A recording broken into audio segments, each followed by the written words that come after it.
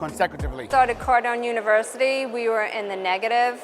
Now after 6 months, we are at 1.2 million in gross profit. My actual revenue has doubled, and this year I've already doubled my income from that last year, that I'm on target to hit 15 million. We put our sales reps with Cardone U, with our coach, and since we started that new business that I invested in and put our sales team on, that business has gone on to sell over $1 million already in our first 6-7 months in business. We were probably doing about $500,000 to $1 million in revenue. We went from $1 million to $3 million. Year after that, probably about $6 million, $10 million, and then last year we finished with just over $17 million. My sales were at $2.5 million. After Cardone University, the sales jumped up to $6 million a year. My company was making around $800,000 a year. Now we have surpassed 2 million. Before Grant in June 2015, I was making zero. Last year we did 5 million. We ended the year last year at 14.5 million. We're now on track to finish at 20 million for the year. Before Grant, we were only doing maybe about $100,000 a year. After Grant, after making all the changes that we have made over the years, we will hit 3 million next year. From a revenue standpoint, when I first started, it was just me, and we just did 4.8 million last month. So a year ago, my revenue was about maybe 100,000 a year. Now I'm netting about 800,000. I went from making, I think it was like 250K, to now last year I did 1.8 million. I started my business back in September. I had $400 in my bank account. Last month, we just closed out 125K. 5 years ago, broke, in debt, and moving, fast forwarding a little bit after following Grant advices and signing for the 90-day challenge. Guess what? I own a company that is worth more than $5 million today. We've already doubled the revenue that we did last year, and we're on track to do $1 million at the end of this year. We've grown now from 1 million in revenue to we'll do about 2.5 million this year in revenue. In the year since adding Cardone U, we were able to do 1.8, 1.9, 2.2, and as of this year, we're aiming to cross $2.6 million in revenue. In the first 6 months of business, we've done roughly $3 million. We're on track to doing over 4 mil for the first year. Last year, we did roughly around 3 million. We're on track this year for 11 million in gross revenue. Yeah, so I think for me, we started even under 6 figures, and we've now surpassed 7 figures in the last 3 years consecutively. Started Cardone University, we were in the negative. Now after 6 months, we are at 1.2 million in gross profit. My actual revenue has doubled, and this year I've already doubled my income from that last year, that I'm on target to hit 15 million. We put our sales reps with Cardone U, with our coach, and since we started that new business that I invested in and put our sales team on, that business has gone on to sell over $1 million already in our first 6-7 months in business. We were probably doing about $500,000 to $1 million in revenue. We went from $1 million to $3 million. Year after that, probably about $6 million, $10 million, and then last year we finished with just over $17 million. My sales were at 2.5 million. After Cardone University, the sales jumped up to $6 million a year. My company was making around 800,000 a year. Now we have surpassed 2 million. Before Grant in June 2015, I was making zero. Last year we did 5 million. We ended the year last year at 14.5 million. We're now on track to finish at 20 million for the year. Before Grant, we were only doing maybe about $100,000 a year. After Grant, after making all the changes that we have made over the years, we will hit 3 million next year. From a revenue standpoint, when I first started, it was just me, and we just did 4.8 million last month. So a year ago, my revenue was about maybe 100,000 a year. Now I'm netting about 800,000. I went from making, I think it was like 250K, to now last year I did 1.8 million. I started my business back in September. I had $400 in my bank account. Last month, we just closed out 125K. 5 years ago, broke, in debt, and moving, fast forwarding a little bit after following Grant advices and signing for the 90-day challenge. Guess what? I own a company that is worth more than $5 million today. We've already doubled the revenue that we did last year, and we're on track to do $1 million at the end of this year. We've grown now from 1 million in revenue to we'll do about 2.5 million this year in revenue. In the year since adding Cardone U, we were able to do 1.8, 1.9, 2.2, and as of this year, we're aiming to cross $2.6 million in revenue. In the first 6 months of business, we've done roughly $3 million. We're on track to doing over 4 mil for the first year. Last year we did roughly around 3 million. We're on track this year for 11 million in gross revenue. Yeah, so I mean, I think for me, we started even under 6 figures, and we've now surpassed 7 figures in the last 3 years consecutively. Started Cardone University, we were in the negative. Now after 6 months, we are at 1.2 million in gross profit. My actual revenue has doubled, and this year I've already doubled my income from that last year, that I'm on target to hit 15 million. We put our sales reps with Cardone U, with our coach, and since we started that new business that I invested in and put our sales team on, that business has gone on to sell over $1 million already in our first 6-7 months in business. We were probably doing about $500,000 to $1 million in revenue. We went from $1 million to $3 million. The year after that, probably about $6 million, $10 million, and then last year we finished with just over $17 million. My sales were at 2.5 million. After Cardone University, the sales jumped up to 6 million a year. My company was making around 800,000 a year. Now we have surpassed 2 million. Before Grant in June 2015, I was making zero. Last year we did 5 million. We ended the year last year at 14.5 million. We're now on track to finish at 20 million for the year. Before Grant, we were only doing maybe about $100,000 a year. After Grant, after making all the changes that we have made over the years, we will hit 3 million next year. From a revenue standpoint, when I first started, it was just me, and we just did 4.8 million last month. So a year ago, my revenue was about maybe 100,000 a year. Now I'm netting about 800,000. I went from making, I think it was like 250K, to now last year I did 1.8 million. I started my business back in September. I had $400 in my bank account. Last month, we just closed out 125K.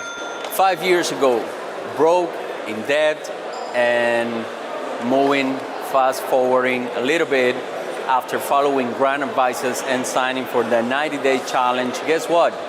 I own a company that is worth more than $5 million today.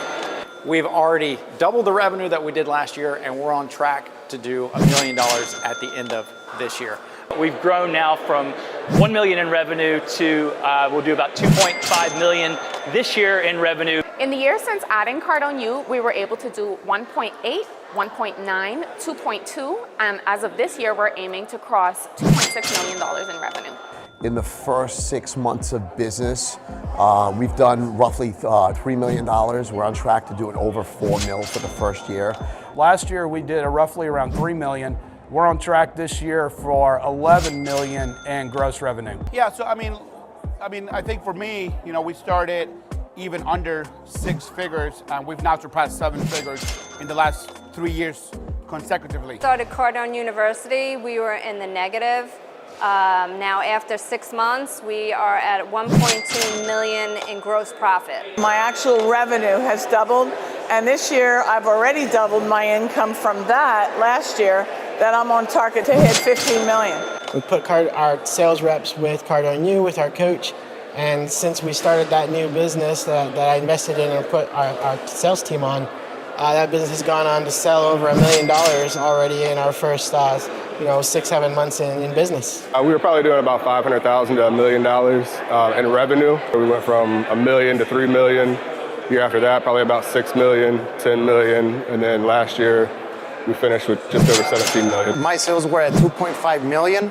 After Cardone University, the sales jumped up to 6 million a year. My company was making around 800,000 a year. Now we have surpassed 2 million. Before Grant in June 2015, I was making zero. Last year we did 5 million. We ended the year last year at 14.5 million. We're now on track to finish at 20 million for the year. Before Grant, we were only doing maybe about $100,000 a year. After Grant, after making all the changes that we have made over the years, we will hit $3 million next year. You know, from a revenue standpoint, when I first started, it was just me, and we just did 4.8 million last month. So a year ago, my revenue was about maybe 100,000 a year. Now I'm netting about 800,000. I went from making, I think it was like 250K, to now I did about, last year I did 1.8 million. I started my business back in September. I had $400 in my bank account. Last month, we just closed out 125K. 5 years ago, broke, in debt, and moving, fast forwarding a little bit. Hey everybody, welcome. Grant Cardone here, and I'm going to be spending the next 4 hours with you at our 10X Wealth and Business System presentation to deliver you what you could do to create wealth and find a business, a brand in who you are to build wealth in your life. So big for all of you loading up from all around the world, put in the chat where you're from right now. I'd love to get a chat box open for me too, Johnny, so I can see it. As you're putting in Texas, New Jersey, Portland, Scottsdale, can I see it on this thing so I don't have to look over here, guys? Michigan, Wisconsin, New Mexico. We got Taiwan in the house. I got a lot of fans in Taiwan, by the way. I want to come to Taiwan sometime at the end of this year. Would love to come there and meet my friends in Taiwan. We got Central Florida. Calgary's in the house. Man, 51 is in the house. Ecuador, North Carolina, Montana, Santa Clarita, California, Canada, Utah. Look, what I'm going to be sharing with you guys, whether you're from Canada, you're from Singapore, you're from Southern California, Springfield, Missouri, New York, wherever you're from, what I'm going to share with you, number one, will work for you no matter where you're from. It will work for you no matter how old you are. It will work for you regardless of the business you're in, the industry you're in. It will work for you no matter what your IQ is, so you don't even have to be smart doing this. The only people this will not work for, so just to get anybody out that doesn't want to really be here, the only people this will not work for are people that are not committed to wealth.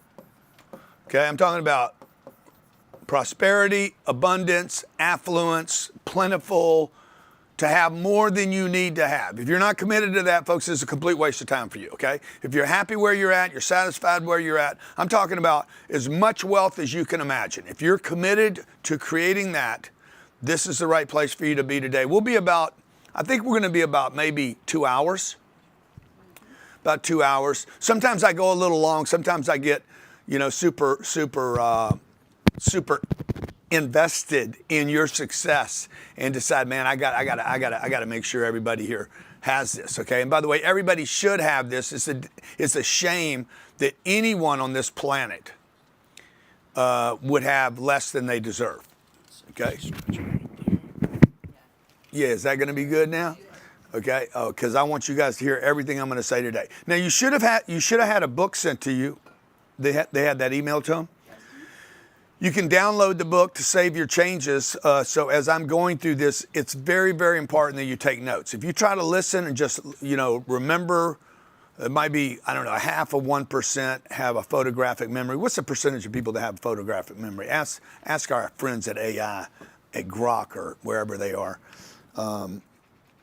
What percentage of people have photographic memory? See, the first thing about AI is you got to learn how to ask questions fast, okay?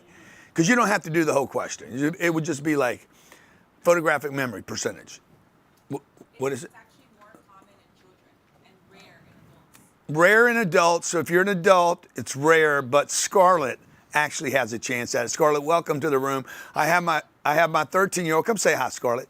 I have my 13-year-old in the room. She's learning about wealth at 13. Bring your kids in, folks. Bring your kids in. Come on up here and just say hi, Scarlett, because you're so beautiful. My buddy right here. We've been hanging out together. Hi, everyone. Yep. Where's the camera? Where am I looking? Right here. You're looking right here. Yeah. You're Hi. looking. Yeah. And so what do you hope to learn today? I hope to learn the tricks of the trade. Dude, that's awesome, man. Do you think there are tricks to creating wealth? Of course. Yeah, and then what would you be most interested? What trick would you be most interested in? What's the best trick? Oh, dude, you want Follow the up best? question. Dude, that's good. The best trick. Okay, so you guys, thank you, Scarlett. Yep. Okay, you guys look for the tricks. She's here with intention to find a trick, a hack. And there are tricks and there are hacks, and I can prove it to you, and I will prove it to you today. There's things the wealthy do that different than every other class of people. Every other class of people. If you look at a pyramid of people on this planet, no matter where you live, this pyramid crosses all boundaries. Yeah, there you go.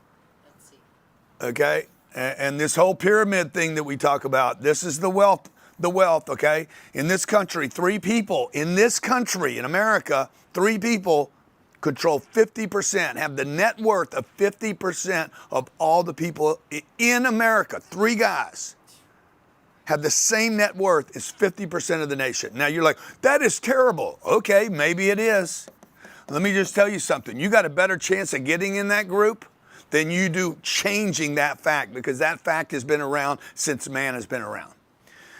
So as long as you've had people, okay, there's hustlers, there's people that are satisfied. As you go down this list, okay, these people are miserable down here, miserable. Johnny, I'm a little bit too fat on the font. What do I do? Let me see. Maybe I know how to do this. It's been a second since I've been on this, okay? Yeah, okay? So these people are miserable, by the way, and got used to it. Miserable and got used to it. These people are comfortable, okay? These people are shocked because they thought they were good, and then everything got taken away from them, okay? And then the wealthy are the only protected group of people. I mean, unless they're doing something criminal and they end up going to jail, these people are protected for generations. They can literally pass on for the next 3 or 4 generations. Their kids, their grandkids, and their kids, grandkids. Like, you can just keep passing on. So that's what we're talking about today. How do you create immense amounts of wealth? Now, I said there's only one reason you can't do this, that you're not qualified to be here. Put in the chat, what is the only reason this would not work for you? Yeah, commitment. You have no commitment to wealth, okay? So if you have a commitment, you're in the right room. If you are committed, put a 10X in the chat, and I want you to put 10X, and then I want you to put what that wealth number is. I want you to define a number. What is the number? What is a number for you? Because we're going to think big, we're going to go big, and I'm going to lay a plan out for you today. I'm going to show you calculators and tools that we use with our business owners and when we're coaching and consulting companies and individuals. Exact and precise tools I've used in my own life and have used with other people that can actually calculate not just when, how much, how, but exactly when you would get this, okay? So, yeah, look at the numbers in here, man. We got Aileen wants to do $1 billion. No problem. You can do that. I'm serious, okay? And I don't even know what she does for a living. It doesn't even matter. We got John. John wants to do, going too fast now. Well, got Lola wants to do $5 billion. You can, okay? Margaret, $5 billion. Got away from me again. Yeah, $5 billion. Let me see. Lola, $5 billion. There you go. Margaret, $5 million in 3 years. Great to have the women here, okay? Ladies, let me just tell you something, ladies, okay? This is a crazy stat. There's a crazy stat. 83%, these are women in America. I bet this would translate. 83% of all women's assets are sitting in cash in a bank, not invested, okay? Now, the U.S. dollar, we're going to be talking about money a lot today. The U.S. dollar in my lifetime has lost 91% of its value. So money that you're saving at a bank, okay, I don't know why women aren't investing. You either don't trust men, because most of the finance world is controlled by men. True or not true, I don't mean, fortunately or not unfortunately, but it is true that most of the people in Wall Street are men. That's changing, but not fast enough. So I don't know whether you guys think saving is a plan. It's not. Or you don't trust men, or 3, you don't trust yourself with money. But let me just tell you this. You guys are about to inherit. There's going to be, look at the wealth transition. the wealth transfer. It's called a wealth transfer. It's going to be like, I don't know, it's trillions of dollars, 75. 24 trillion is expected to change hands. So, am I on? $124 trillion. Good. Am I off right now? $124 trillion. Where, Jared? Worldwide? Good. Okay. Worldwide, yeah. or so the great wealth transfer, largest generational wealth transfer in history, 124 trillion is expected to change hands by 2048. A large portion will be horizontal wealth transfer to surviving spouses, 95% of whom are women. 95%, $124 trillion. Ladies, you're like, oh yeah, we're gonna party. Ladies. Okay, boom, I'm gonna drop $124 trillion on you, and then what are you gonna do?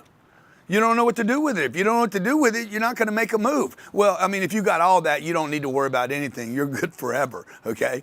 But you're gonna have to figure out, like if I give you a loaded gun and you don't know how to shoot it, you can't protect yourself. Right? What are you going to do with this money? Okay? How do you invest the money? It's coming to you. I'll be talking to you about the 5 ways to earn money today.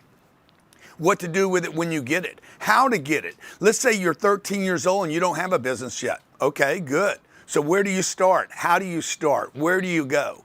All right? Now, warning, this training is only for those looking to create immense amounts of wealth. You gotta want to, you know, let me see, what do I do here? I do this, I do this, right? Clear strokes. Huh?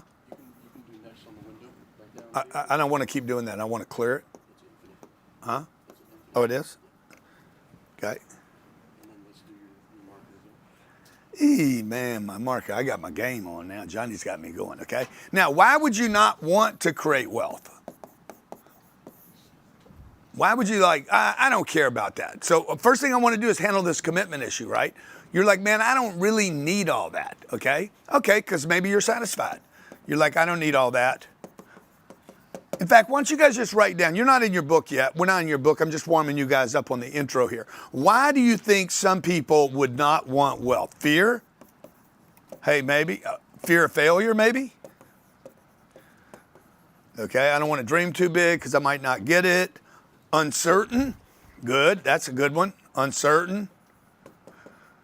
Okay, comfort, I'm comfortable. This is a big one right here. Why do I need wealth if I'm satisfied with what I have? Okay, let's see what else we got. Fear of money changing you. Oh my God, it's gonna change me as a person. It's gonna change me. Yeah, I hope so.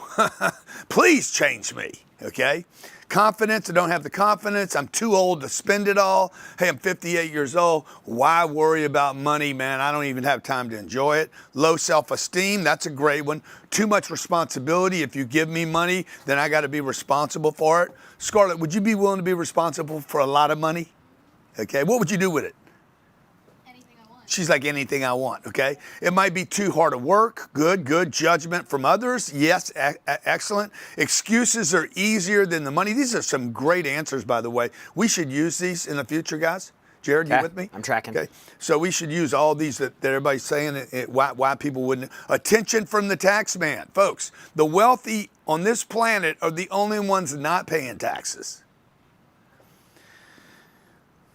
Okay, you understand? The wealthy, the top 1% are the ones not paying taxes. So I understand you become a target of the tax man, but the truth is you're going to have enough bankers to protect you from the tax man. Stephen says, I don't think God wants me, or maybe people don't think God wants you to be rich. Maybe you got doubt.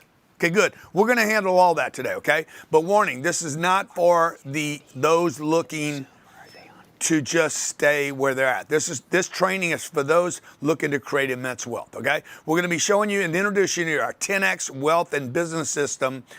This is gonna be a fantastic run with you today. We're gonna spend a couple hours here and I'll be showing you how to create a system. Part 1 is the plan itself. What is your plan for creating wealth? What is the plan? That is 1. And then 2 plus, what is the business? What is the busyness? What is your bus to the wealth? Okay, so the plan plus the bus. The bus is the vehicle. the brand, you, what you're going to do, the lane you're going to run in, or lanes, okay?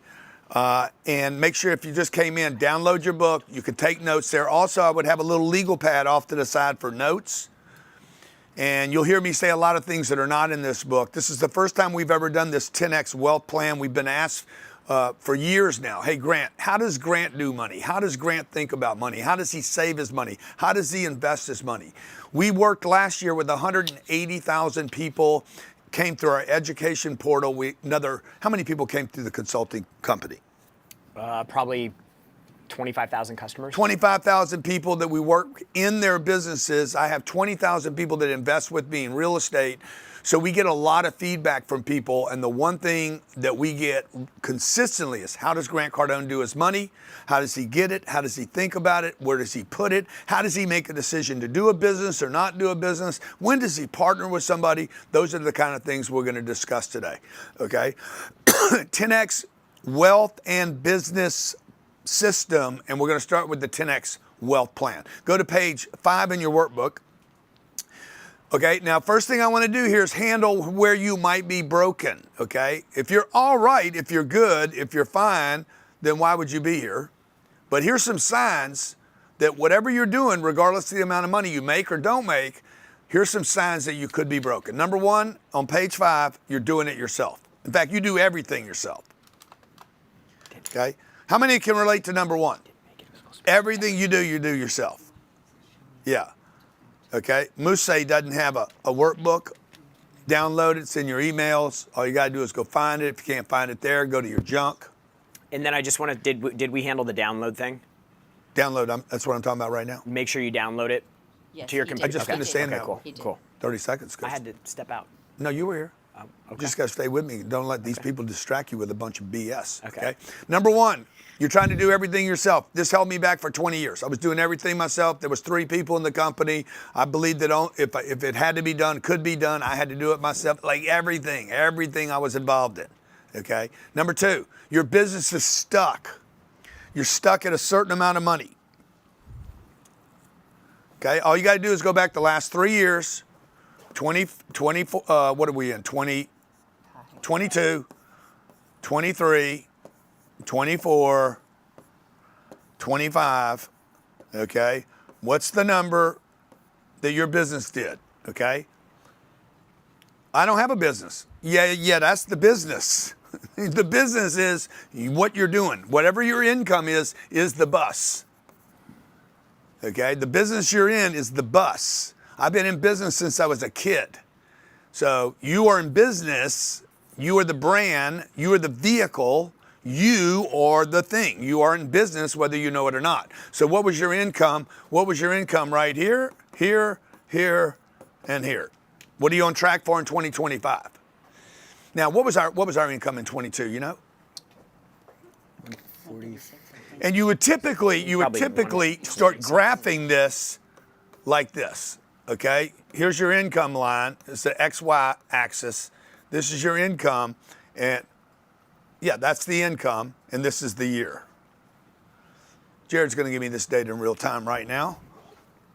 117. 117 in this year? And what you want 23? Huh? You want 23 now? Yeah, let's go do 22, 23, 24.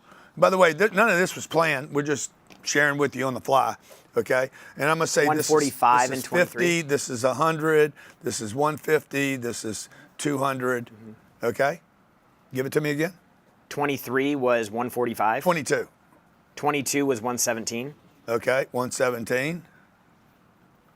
145. 145. 149. 149. Okay, I don't know what we're on track for this year. Now that's one company. If I take them all, I'm going to see a different thing happening. So what do I have? I have nice gradual growth, okay? If your income is flat like this, your business is stuck, okay? Your business could be doing this. Okay, these are all indicators of a problem. Now, I might be doing this, and if I'm a really bright bus driver, get it? Business, bus.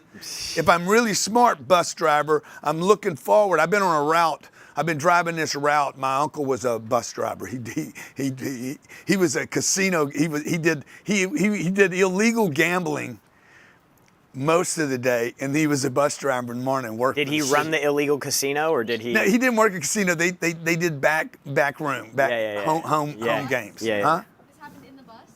Well, no, he didn't have the kids gambling. Okay, but he would bus drive during the day for the city, and then at night he'd hustle the casinos, not a casino, but the houses. Right? They would do poker games and etc. So anyway. As a bus driver, you're looking forward. You're like, okay, today I've been going down this one road, the 405 or wherever you live. You're taking this one route to where you're going. Your business might be doing this. Like our business is doing this right now, but I can see into the future that there's headwinds ahead, okay? And that's when I got to start coming up with different plans so that I can grow. So your business could actually be stuck and going up. You understand? Now, let's say your income, you're 19 years old and your income is 20 grand a year. And you made 20 grand the year before that, and before that you made 12,000. You're stuck. Okay, now you're going to go to college and actually lose money. So the kid, you're going to be a kid. It doesn't matter who you are, by the way, okay?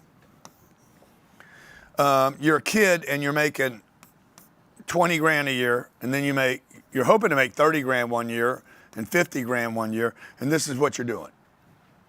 And now you're going to go down because somebody's going to talk you into going to college. So you get derailed. Not only do you go down, you actually go down here because you took on debt to do it. This is why so many people are behind in this country. If you look at a kid, 20 years old, okay, this is what he's going to do. He made 20 grand summer job, maybe not even that much, okay? Then he made 20 grand again, and then he makes no money, and he goes into debt to do it. And does this now for the next 4 years. And then you wonder why there's millions of kids and their families with $1.8 trillion worth of college debt. Then the guy pops out over here. He pops out. This is going to be your 2030. He pops out here. And he's like, I'm going to go get a job. And he gets a job for 60 grand. Okay, look what happened here. 20, 20, 0.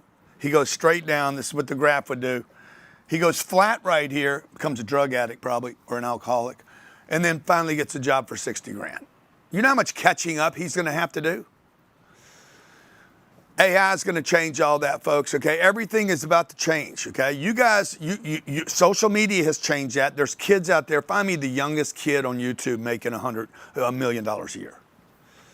Okay, all this is changing, okay? These are signs your business is broke. Number three. I'm stuck, guys. I can't delegate. I can't delegate. Oh, my God. Who is it? Ryan's World. Ryan's World? He became the youngest millionaire on YouTube at 6 years old. By 2021, his brand was valued at $500 million. Yeah, Scarlett, you need to find Ryan. Ryan's cracking, okay? Okay, number three, you can't delegate. You do everything yourself. Number four, you can't scale. Meaning you can't scale the income. You're the bus driver, and you have to drive the bus. You're the only one that can drive the bus. You'll never have 10 buses or 100 buses. And they can only pay so much to pay for somebody to drive a bus. Yeah, no matter how good you are, no matter how good Tom Brady is, he's still just one Tom Brady, okay? And New England can only pay Tom Brady so much money, so he goes to CBS. Was it CBS, or who did he do that deal with? CBS. Fox? No, he did the deal with Fox. He did the deal with Fox. Boom, he can distribute Tom Brady's voice. He only has to play once a week, okay? He doesn't have to practice. He literally can go on TV. He gets mass distribution, and he'll make more money with Fox on one deal than he made it his entire football career. Okay, number six, and we brought this up earlier, signs you're broken, fear and anxiety. If you have fear and anxiety, oh, by the way, this guy right here, this graph could be going just like into affluence. This guy could be in fear and anxiety, okay? You could have a graph going straight up and you'd be terrified every day. That's a sign that you're actually broken and you don't have the support, the calculators, the tools, the confidence, the certainty tools that you need to make sure you can continue this. Number six, frustrated. We're going to make a whole list, and I want you guys to write down the one or two that relate to you. Number six, frustrated. You're constantly frustrated. I am constantly Why are you laughing, Jared? Because you're Okay, take a shot at Jared laughing frustrated. at me. Dude, I am so frustrated all the time. Now, the frustration you could be experiencing, frustration you could be experiencing could be that you're doing this, but you should be doing that. Like, there's a potential to go like to the moon. You're seeing other people go to the moon. You're doing right here. Your family grew up down here, okay? You're here right now, and they're like, oh, wow, you're amazing, okay? You're the most amazing person in our family. And you're like, bro, this is where I should be. What are you talking about? Yeah. So you're frustrated because you're like, I know what my potential is, but something's happening. Maybe your team doesn't have the tools. You have them. You have the confidence. You have the certainty. You see the vision, but nobody around you sees the vision, okay? Because they're just locked in maybe to a poverty mindset. They just can't see the way. So you're frustrated. Number 7, no time for family. Like your family's ragging on you because like you're always working. This guy right here, always working. Down here at this level, the 3 levels, there's 5 levels of wealth. The lower 3, they're always working. No time for family, no time for homeschooling, no time to get involved with the kids, no time. And even if you make the time, you're freaked out, you're frustrated. You're like, I got to go here to go there to get this done. Single moms out there, you guys get crushed. Single dads get crushed. Don't have the time, don't have the money, don't have the resources, don't have the help. Right? You want to say something? No. Okay. Number 8, that results in being burnout. I lose my purpose, my sense of mission. It's not worth it. Why do all this? I'm not happy. I'm miserable. I thought money was going to make me happy, and no, it just made me do this. And then you end up doing this. Up, down, up, down, up, down, up, down, up, down, called the roller coaster, okay? I'm up, I get excited about doing something, I push forward, I get a little bit of the bag, and then I dive down because I'm not happy and the family's ragging on me, and I'm like, okay, I got to give more time to family. I give the time to work, I get some money, and then the family rags on me. I go back down here, and then I get started again because I realize I need money. And you go up and down and up and down and up and down, and the graph never really moves forward. Okay? All right. 6 things wealthy. Oh, let me just do this. I want you guys, which one of these, 1, 2, 3, 4, 5, 6, 7, 8, 9, which one are you suffering from? Put it in the chat. Which one of these are you suffering from? Could be 3 or 4 of them. Could be all of them. 3. Number 3. Number 3 is can't delegate. Yeah, which ones, for you guys that are saying all, now let's get down to the 2 or 3 that are busting you up. Don't say all of them. Ronnie said all of them. Which ones are killing you though? Which are the ones that because this is where we can start fixing things for you, figuring out what tools you need, what support you need, where you need to be held accountable, not scaling. Delegation and scaling. Number 8. Number 5. Leslie says 1, 5, and 6. 1, 5, and 6. Yeah, that's doing everything yourself. Number 5, fear and anxiety and frustrated. Yeah, those all relate, right? Dr. Jennifer Wong says 1, 2, 5, and 6. Doing everything, business is stuck, fear and frustrated. Makes total sense, okay? Cassie says 2 and 4. Business is stuck and she can't scale. Good, we can fix that. Steven says 1, 3, and 5. I'm sorry, Steven says 1, 3, 4. Doing everything themselves, can't delegate, and can't scale. Man, I'd love to get some percentages on this. This should be a survey question. We should do a survey on this, send it out, and see where people are getting hammered. I was listening to a book this morning, and I'm always learning. I'm always interested in learning. I try to do at least an hour to an hour and a half a day. 42% of business success is based on timing. Am I in the right place at the right time? Okay, it's not people, it's not funding. I think funding was like 14%. Bill Gross did this study of companies, and he said 42% of companies that make it, it's because of timing. I was in the right place at the right time, and I could pull the trigger. Now, today what we're going to do, guys, is put you in a position where you can pull the trigger, but you can't see an opportunity if you're not looking for one. This is where you're taking notes, okay? You can't see what you're not looking for. You have to look first, okay? I gotta have big eyes. I gotta be looking in order to see. If you're looking for a $50,000 a year job, you're gonna find something just short of that. You're going to get, you know the song, hey, who did this? Rolling Stones. You don't Get what you want. You can't always get what you want, but you always get what you need, okay? Well, the reality is you get almost there. Most of the time you just get almost there. You don't actually get it, okay? And there's this other saying, be careful what you wish for, right? I need a job. I need a job. Good, you get one, okay? You get a job. It pays you just enough money to pay the bills. They're paying you 80 grand. Your bills are 80 grand. You liked your job the first 3 days. 3 months later, you don't like it anymore because guess what? You're realizing, hey, there's no money here. Okay, you're getting money, but there's no money left over at the end of the deal. So that's that roller coaster, okay? Now, I noticed a lot of people, nobody put number 9 in here as the roller coaster. You guys are not, if you're not roller coastering, or you don't know that you're roller coastering, make a note here. It's because you're not graphing your stats. Oh, I'm sorry. Raymond said I did. Christian said I did. Contessa said I did. Okay. Patricia, man, a lot of women here today. Dishon. Okay, yeah. So guys, if you don't see the roller coasters, because you're not graphing your stats, okay? You're either gonna flat line, your lines are gonna go up, or you're gonna see that roller coaster. Now, 6 things on page 6 things that wealthy people always have. Number 1 is financial intelligence.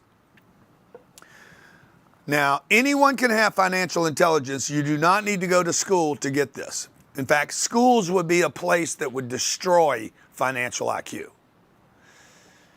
And you probably wouldn't go to traditional platforms in order to get this. We're talking about wealth today. I'm not talking about a savings account, okay?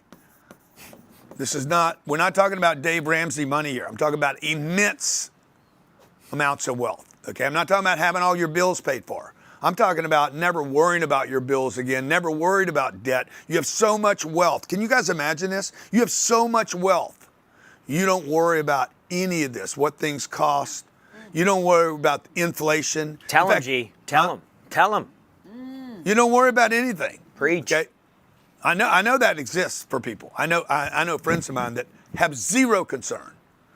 I watched a guy lose, what did Bob lose? $6 billion. $6 billion in 1 week. It was like, not a thing, man. Okay, he made 14 the week before that. He's like, yeah, come and go. Okay. Number 2, crystallize massive targets. Number 2 on page 6, crystallize massive targets. Number 3, a defined plan for wealth. What is the plan? Okay. Now, if you guys, on a scale from 1 to 10, okay, the 10 is the perfect plan. How many of you have a defined plan, an exact plan? Income, expenses, liabilities, investments. Rate your plan on a scale from 1 to 10. What number would you 7, 1, 8, 3, 0, 3, 5, 8, 4, 5, 4, 3, 1, 0, 0, 1, 5, Royce 3, has 4. an 8. God damn, Royce. Oh, somebody's put 10 in here. Who was that? Royce. So Royce, if you have an 8, bro, you're rocking the world, bro. Okay. Now you're like, why are you talking about wealth? I came here to talk about business. Okay, good. So if your wealth is broken, if your wealth plan is broken, how are you going to find the right business to take you where you're going? Let's say you want to be a billionaire and you're a teacher. Okay, I want to be a billionaire, or let's say this, you don't want to be a billionaire. You're like, I just want to be a teacher. And then you're a teacher, you've been a teacher for 10 years, and you're like, man, I don't make any money. The parents don't like me, the kids don't like me. I don't like my job anymore. I can't make a difference. They got me teaching stuff I don't even want to teach. I'm barely making enough money to pay the bills. Okay, my husband just lost his job. So we got 2 people trying to live off of 60 grand in Miami. It's not working, okay? Your plan is not working. And so you're like, okay, what should I be doing? Well, let's fix that. I'm going to go into business for myself. I'm going to be in business. I'm going to start a side business. Okay, good. You're going to start a side business. Now you're a teacher and you got a side hustle. You need a plan first, folks. You need a defined plan first, and then we pick the business. The plan should come first, then we pick the business. Let's see what some numbers we got. 6, 4. I need a plan. Everybody should have a financial plan, okay? Unfortunately, Wall Street and the banks don't actually provide financial planning for you until you're at the top of the food chain, okay? This is who the banks support, that group of people right there. These groups, completely ignored. I've been with the banks. I was with 3 banks in the last 2 weeks, and I said, you guys ignore all these people. And they said, you're right, we do, okay? Because they make so much money off the top 1%. 1% of the planet is, how many people is that? 80 million? Probably. Yeah, it's 80 million people. They control all the wealth on the planet. Mm-hmm. Just what are the top 80 million control? Top 1% control. Total in trillions of dollars. There's $900 trillion of assets on planet Earth. Gold, okay, so crypto, the top 1% money markets, controls banks. 30% of total net worth. Say again? In 2023, the top 1% owned 43 trillion of the 143 trillion of total net worth. Okay, $43 trillion is controlled by 1% of the people. The banks are like, all we need is those people. JP Morgan, Morgan Stanley, UBS, you name it, dude. They're like, dude, we don't need to pay attention to everybody with a checking account. We just need to pay attention to these freaking people right here because they got all the dough. What's 1% of 43 trillion? It's math, folks. 430 billion. $430 billion. So 10 banks could split $430 billion. They've done the math. We do not need 99% of the population. Okay, we need 1%. And we'll talk about all the great things we do for everybody, but we're only focused on the 1%, maybe the top 5%. So you guys are never going to have a financial plan until somebody like me creates a financial plan for you and says, hey, we have a defined plan for your wealth now. How many of you would like to have the Grant Cardone financial plan customized for yourself? Okay? And you should. You should have that. Okay, we're basically this year opening up a division in our company where we're going to start servicing those people that are committed to creating wealth but are being ignored by the banks, and providing people with financial planning, exact specific plans, so that, number 4, we can use your urgency and patience to grow money. So the 4th thing you need that wealthy people have is an urgency to create wealth and a patience to do it at the same time. That needs a plan, okay? Number 5, accountability. Who are you being held accountable to? Okay? Who's giving you a report about what your investments are doing, about what your money's doing, what your cash depreciated in at the bank? Number 6, you need confidence in your system. And if you grew up the way I grew up, okay, how would you have confidence in a system where you looked around and everybody around you is broke? I grew up in a refinery town in Lake Charles, Louisiana. It was hard work all the time, have 2 or 3 kids, and hopefully you go on vacation once a year and wait for the unions to give you a pay raise. There was no confidence in the system, my own system, to create wealth. Every once in a while, 1 or 2 people would pop out of the system and create wealth, and everybody would be like, oh, wow, what did he do? Billy Navarra, he was a car dealer. Okay, he owned 3 or 4 car dealerships. He didn't create immense amounts of wealth, but for the town that I grew up in, he did. It wasn't until I left the town that I met somebody that owned 40 car dealerships, and I'm like, oh wow, he did what Billy did 10x. And then I met another guy, the Auto Nation, the Wayne Huizinga, and I met the Hendricks. Huh? Oh yeah, Maroney, Hendricks. Yeah. Hendricks, they own what, 240 stores? It's a multi-billion, $100 billion business. You know, now I don't have confidence in my system, but I had confidence in theirs, and I sought these people out to say, hey, show me how you did this. I met people along the way in my 37 years that created immense wealth in real estate. I have a friend of mine that I spend an hour with every week. He sold $70 billion worth of real estate in one city. So I can tap into that guy. He also has access to other people, okay? I don't have to have confidence in my system. I could actually have confidence in somebody else's system that has done it already, okay? Now look, ideally what we're doing today would happen, we've been here 40 minutes. Ideally, what we would do today would happen over 90 days, and we would kind of drip this information out, support you, come up with plans, sit and discuss it. You'd have a one-on-one meeting with somebody to develop your wealth plan. 2, you would have a business and income plan, different than a wealth plan. 3, we had personal coaching, specific, customized for you. Number 4, there'd be an accountability or a coach advisor holding you accountable. Number 5, we would master our finance plan. You would become a master at what exactly the plan is. Where's the money? Who's going to give me the money? What's the path to the money? How am I going to invest the money? Okay? And number 6, income and growth strategy. This would take place over 90 days. We don't have 90 days, so I'm going to spend a couple hours with you today, couple hours tomorrow. What time do we start tomorrow? 11 o'clock. 11 a.m., okay? So make sure you have this time carved out. Maybe bring your spouse in. If you want to share the link, with other people and say, dude, Grant Cardone's doing a live event right now. Am I on X right now? X, Instagram? Good. Yeah. Rumble? Okay, great. Great to have you guys here. We want to help everybody create the massive amounts of wealth that you deserve to have in your life for you, for your family, for your church, your community, whoever it is you want to help. Okay? Forget that money helps people. Examples help people. When you pop out of the poverty cycle, okay, of individuals being punished on this planet because they never have enough, when you pop out of that, you become an example, a guiding light, a beacon for other people, and like Billy Navarro was for me, and then Rick Hendricks was, and then Robert Gibbons. These people have pulled me up by the things they've done, not by what they said, but by the things that they've accomplished, okay? So where do you start? Okay, well, the first place to start, you got to start with your money, okay?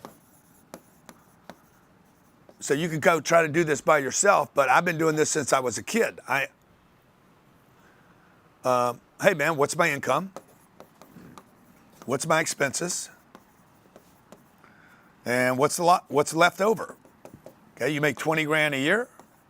You spend 20 grand a year. There's nothing left over. Assets, liabilities. Okay. That's income, okay? Then you got your assets. Am I collecting anything? No asset. Yeah, I got assets. I got a bicycle. I got a skateboard. I got T-shirts. I got clothes. I got junk, basically. Then I got debt. Okay, I owe money on these things. You guys have to look at this. If you can't look, you won't see, okay? How can I fix what I don't know about? So the first thing to start, and where you would start, is with your expenses. What are you spending, okay? What are you spending? Like, do you even know where your money's going right now? Assets, what are your assets? Okay, is a house an asset? Can you pull up my X? Can you guys pull up X? Let me just see if I can find it here. I might be able to pull it up, okay? Now, I posted this yesterday on X.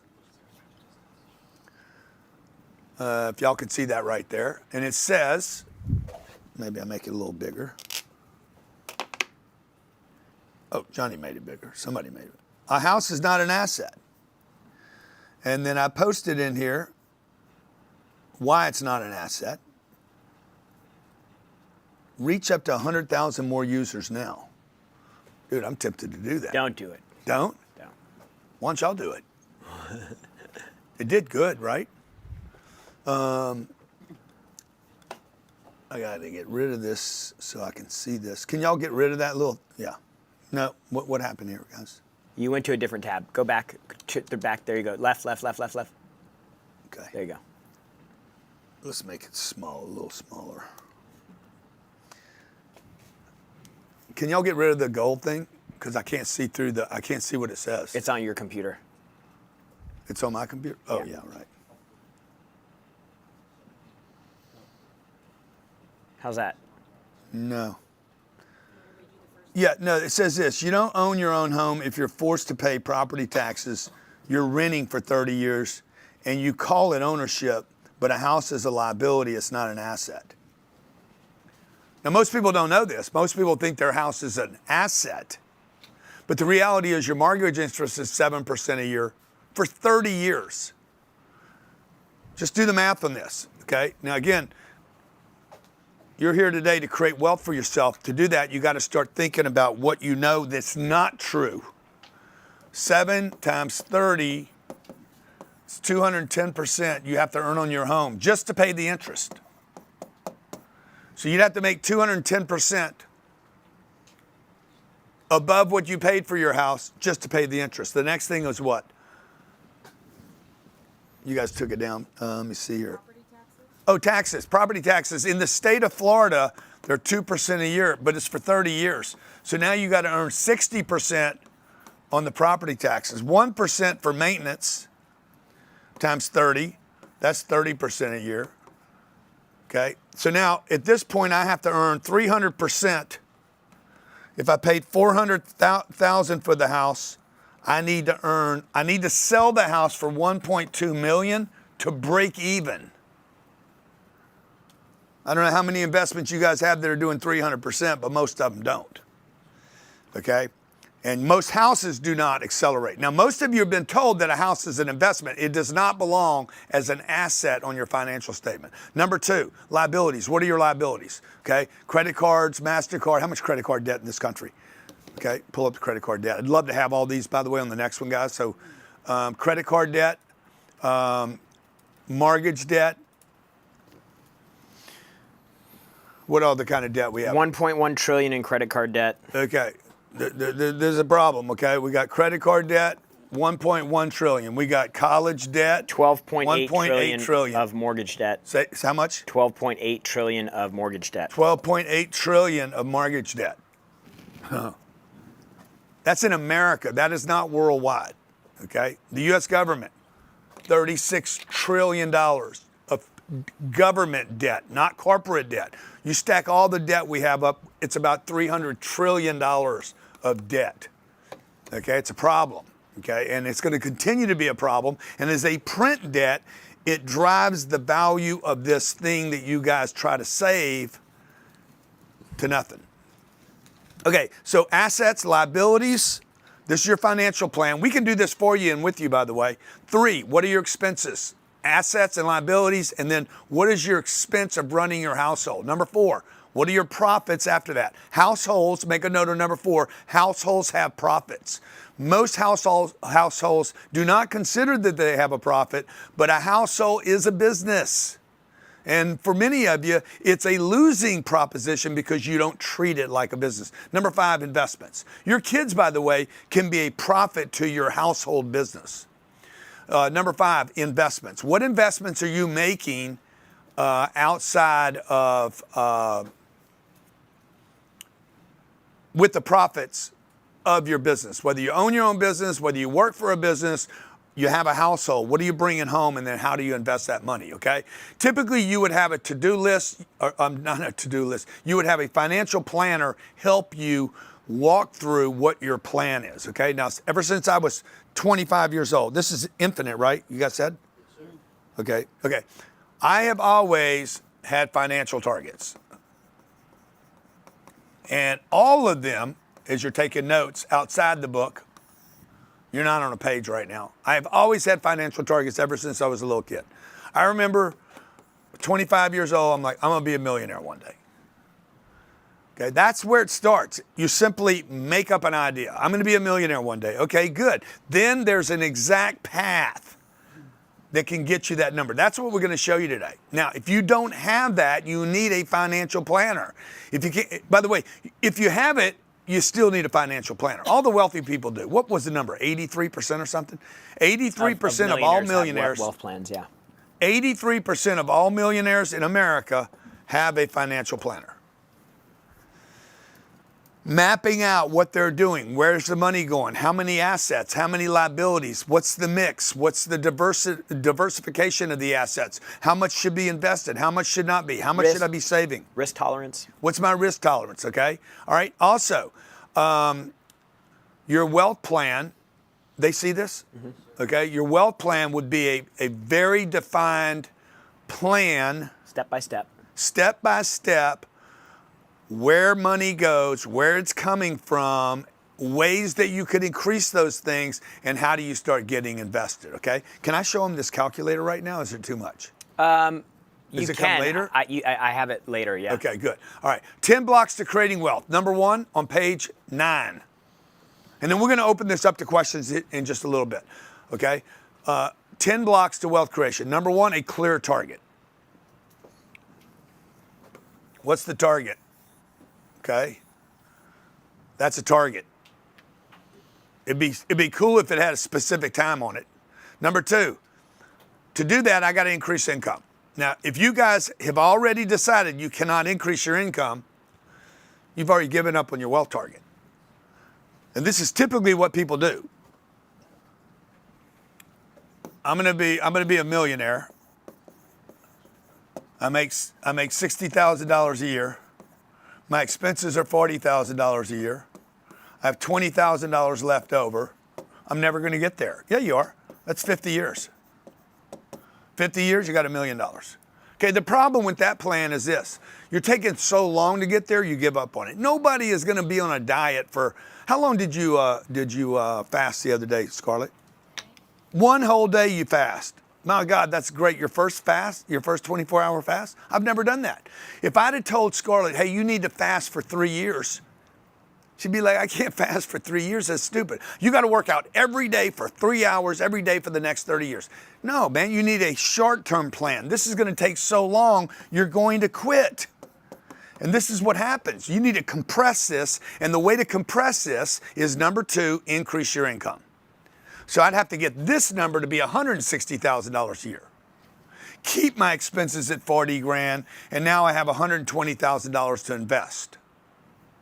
Okay, I'm gonna show you how to put your financial plan on steroids. I'm gonna show you how I did a plan. Me and Jared were sitting around playing. I've been doing this for years, by the way. I work through these calculators. I have these little tools that I put numbers in.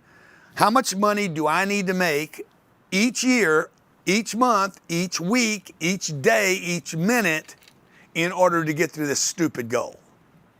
Okay, number 3, reinvest in marketing. We'll be talking about later today how to get more income and how to get more attention, because money follows attention. Number 4, investing in other people. How do I actually start scaling myself through other people and getting other people to start doing some of the stuff I need to get done? Number 5, where's my financial intelligence coming from? Also, do the people around me have a similar financial intelligence, or am I the only person with any financial intelligence? Number 6, prioritizing activities. What is most important? Saving money may not be the most important thing. In fact, I'll prove it to you that it's not, okay? Let's say we have income. No matter where you are, you're in Taiwan or Tokyo, or you're in Teterboro, New York, okay? It's income, expenses, profit. Anywhere in the world, okay? Huh? Tallahassee, okay? How high or low can you get each one of these things?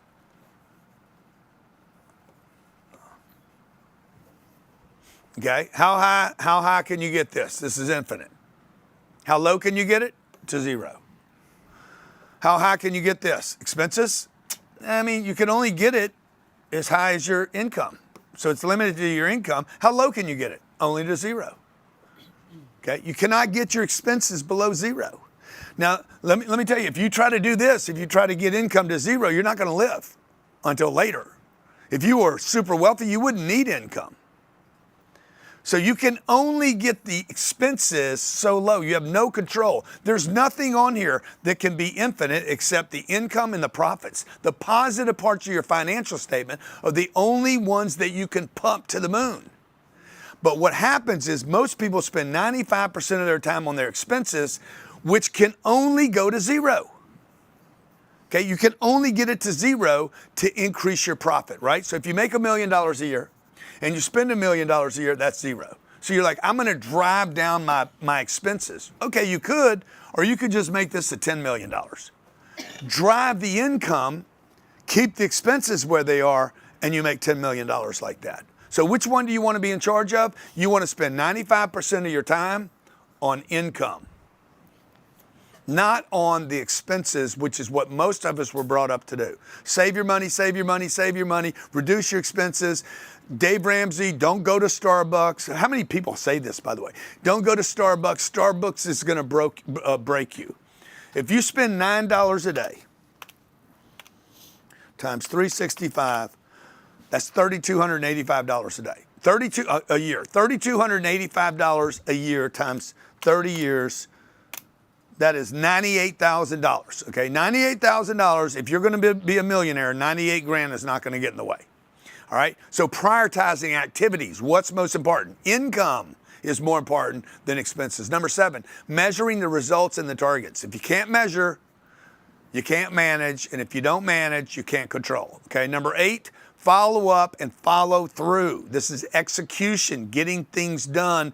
It's not just a thing that we do on Saturday and Sunday. Grant Cardone comes in here and gets me excited, and then I don't follow up on Monday. Number 9, accountability. Who are you being held accountable by? Your kids will hold you accountable. Hey, why are you doing that? Don't do that. That's not good for you. Boom, you're like, okay, I got to change what I'm doing. Number 10, people you're surrounded by. Okay?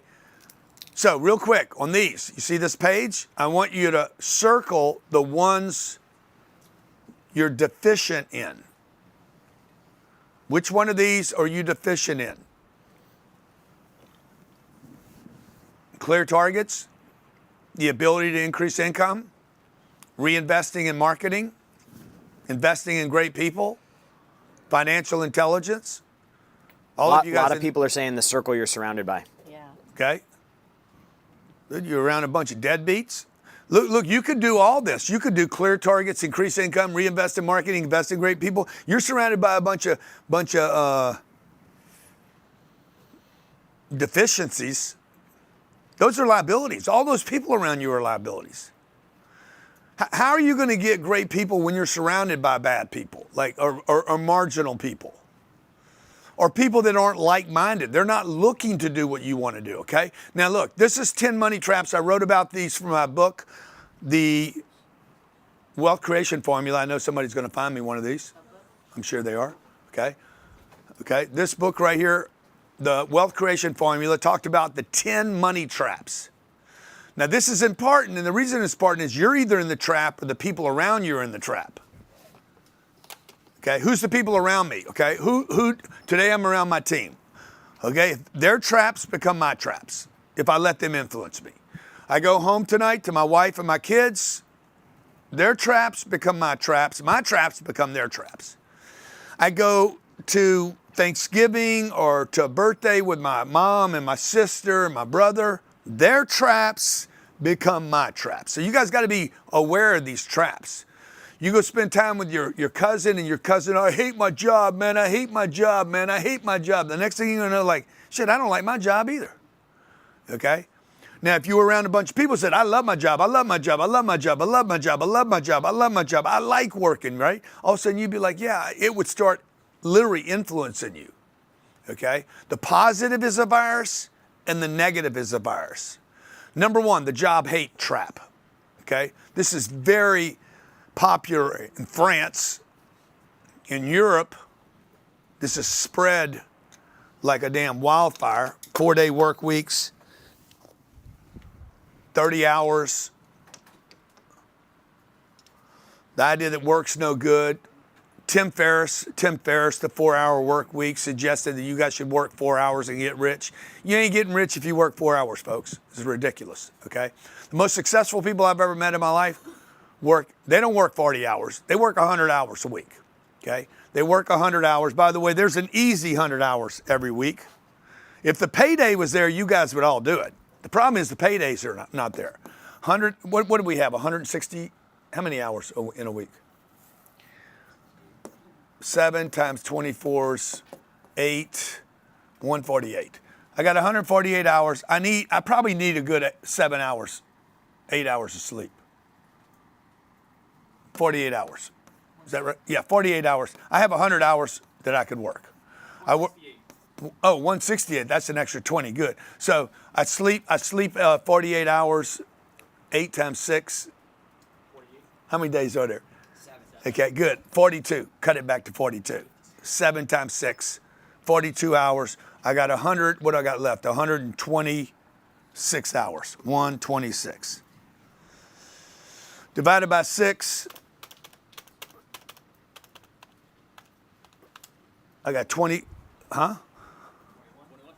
That can't be right. You guys give me some bad information. Times 24, 168. I'm gonna sleep 8 hours a day times 7. Oh, 168. I'm gonna sleep 168 That's less 40, 56. less 42 is 126 hours divided by 6. 21 hours a day? It's impossible, bro. That only gives me 3 hours of sleep. Something's wrong. It's 56. 168 in a week. Yeah. Minus 56 for sleeping. Okay. That's 112 hours. Okay. Divided by 6 days. What would be 7 days? 7 days. 16 hours. Yeah, so I got 16-hour days. You're like, man, I can't work for 16 hours a day. Sure you could. If you were going to be a billionaire, how many of you, to be a billionaire, you'd work 16-hour days? Let me just see a hand in this room. Have $1 billion put away. Do whatever you want, when you want, how you want, as long as you want. Scarlett, would you work 16-hour days? She's like, yeah, but I probably just hang around you and see if I can inherit it. Okay? Not a bad way, by the way. Okay? Number one, the job trap, the job hate trap. You guys hate work because it's not going to get you any place because you don't have a plan. There's no plan. For it to get you, your work's not going to get you where you want to, so you hate on your work. It's the wrong thing to hate on.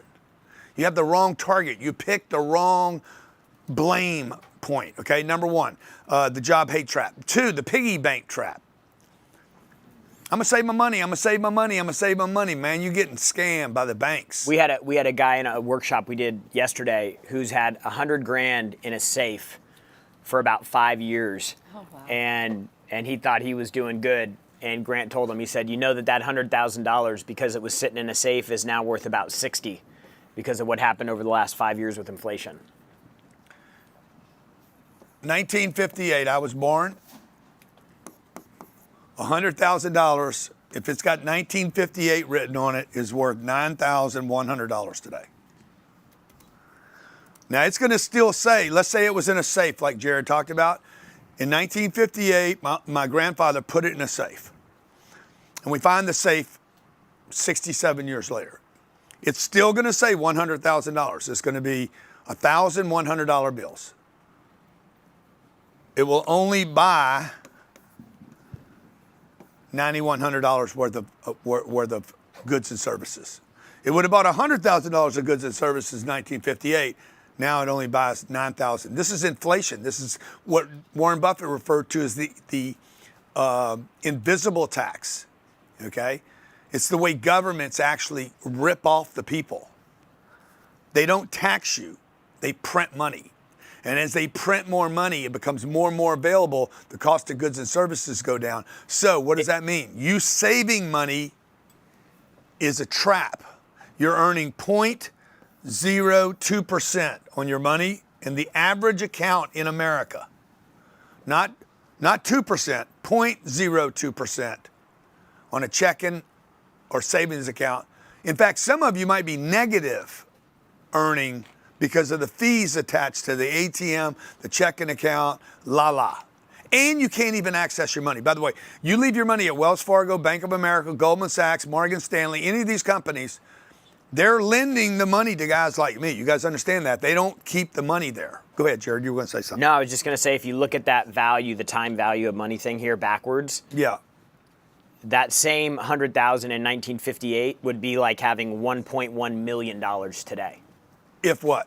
It's just the inverse, basically. Yeah. It's the inverse of this. So it's like $100,000 in 1958 would buy the same amount of products and services that 1.1 million would do today. Yeah. Now, just imagine. Let me see. Is my deck up here where I can? Let me just show you guys what money can actually do.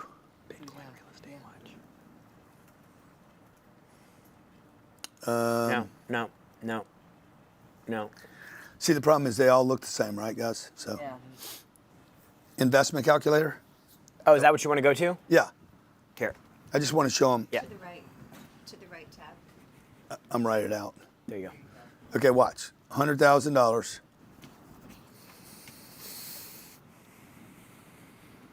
57 years. Show his screen. 57 years. Let's say I earned a 12% return on that. And every year I added $1,000. That's each month. Change it to each year. Each year? Oh, that's fine. That's fine, each month. Okay? If I would have invested that, can you make it bigger? Or is that it? Or they can see it all right? Rather than this money, by the way, this money became $9,100. I now need $1.1 million to replace the 100. Had I invested this money at 12% for 67 years, or did I say 57? You got to hit calculate. Hit calculate. Oh, I didn't calculate? Yeah. Yeah, I hit it 3 times. I mean, $131 million isn't enough. You need to be worth more than that. Am I doing something wrong? 100,000, 57 years. Oh, 67 years. I'm sorry. $409 million. Look what look what the extra 10 years did. Ding. Okay, now you're like, okay, cool, bro. You impressed me. This is what you guys should be doing. You should be putting data into a calculator of where you want to get to. Okay. Now, how many of you that are watching right now, is it right? Is there something wrong? Yeah, I'm looking at it right now. Throws off my certainty, bro. Throwing off my vibe. We talked about this grandfather, this guy, huh? Right. Yeah, of course it is. Each month. Yeah. Each month what? Yeah, no, you're right. Okay, like I added $1,000 a month. How many of you, 100 grand, you're like, I'm gonna find 100 grand. I'm gonna find 100 grand. You're not gonna make 100 grand, you're gonna find 100 grand, and every month for the next 67 years, you're gonna put together $1,000 a month, and then you're gonna find somewhere where you can invest it where it earns 25%. Now watch this, okay? I'm gonna show you, I have investments that have done 35% a year every year since 1998. Okay, now what does that number do? Ooh, baby, we're getting juicy now. Let's say if I change this from 12%, Jared knows deals that I have that do 35%. Because he's in them, okay? That 100 grand that I put in there, 67 years later, can y'all see this number? $75 billion. I'm not even running a company. I'm just making decisions about how to make an investment. So you guys are just working every day. You're working without planning your money. Now, I don't know what you could do with $75 billion. Is that number right? No, that number's wrong, guys. That's... Do you have an extra zero in there? No, 35%. That's what I was doing wrong. The deal is it's so many years. Let me go 35 years. It's just so many years. Yeah, because I wouldn't have been doing this since for 67 years, okay? Here, I'm going to take this back down to 35 years. I'm 22 years old. No, I'm 32 years old. I got serious about money at 32 years old, okay? I found 100 grand. I went and hustled somebody for 100. I took the 100. I'm like, okay, I'm going to learn how to invest 100 grand and earn 35% a year. That would be $5 billion by the time you retire. Now I got something to pass on. You pulling for me, Scarlett? Go to work, Papa. Go to work, okay? Get out of the house. Go to work, Papa, okay? All right? So how long would I work? Let me see. Depends on how long would the work. If I have to work 16 hours for more than 35% of my current lifespan, I would not want the $1 billion. Bro, let me tell you something. Great point. Okay? I'm 67 years old. I have spent 22 years sleeping.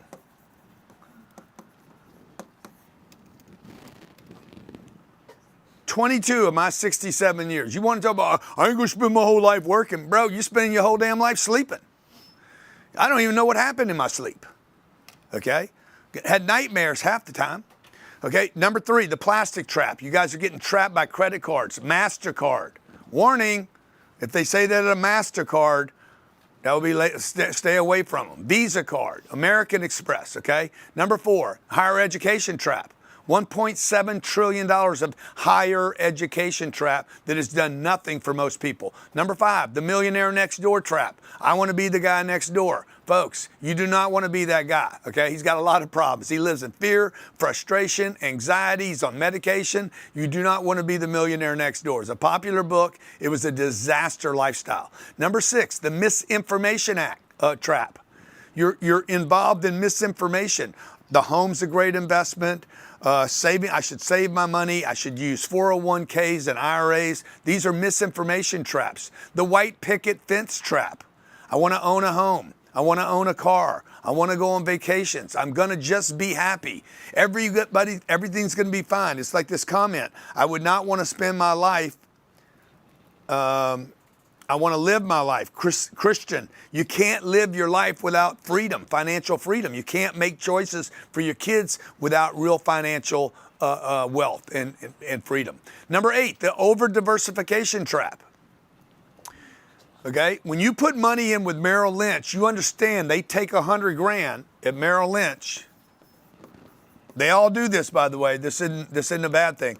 I mean, it's not that they're bad. I'm just saying they take and they diversify the $100,000, so no investment will have more than about $1,000 in it.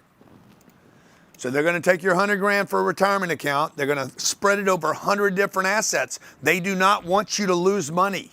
They want that account to stay even, so you never see a drop, so you don't remove the money. That's the only intention. They want a fee for 30 or 40 or 50 years on that money, and they don't want you taking the money out and diversify into one solid investment. Now, for me to get a 35% return like I showed you right here, dude, you got to know something about this investment. You're not going to get that over 100 different bets. Okay, and number 9, the golden years trap. You guys think, oh my God, I'm going to get to the end of my life. Pull up seniors.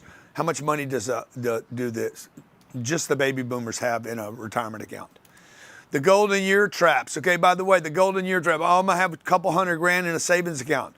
It's going to cost you $9,000 to stay in the I forgot where I live house. I forgot my name. What's your name anyway? Do I recognize you? Which one of my daughters are you? I know you, okay? Baby boomers held more than 53 trillion out of the 431 trillion in privately held assets globally. Yeah, the average 200,000. The average boomer, I'm a boomer. Boom. Boom, boom, boom, boom, boom. The average person in America has $200,000. What age would that be? 60? Let's say they're 60 years old. Let's say the guy 61 to 79 right now. Good. Let's say it's 61 years old, okay? I have 31 years left to live. Can you guys divide? The average baby boomer has $200,000. Scarlett, tell me what that number is. $200,000 divided by 31 years. This is what you guys can live on. What's that number? $6,400 a year. That's what you can live on. That Social Security better work. Get a Medicare, to Medicaid, whatever you're getting, that better work, okay? If you've ever had a parent lose their memory and have to go to a home for, what's that called? Dementia. Alzheimer's. Alzheimer's, dementia, $9,000 a month.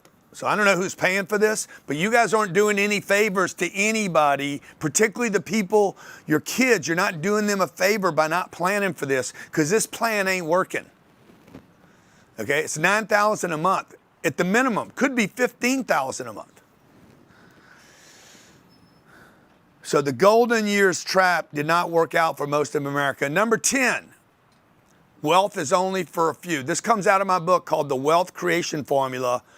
It shows you what these traps are, and it shows you exactly how to get out of the traps. First, I want to make you aware of them, okay? Circle, which one of these do you suffer from?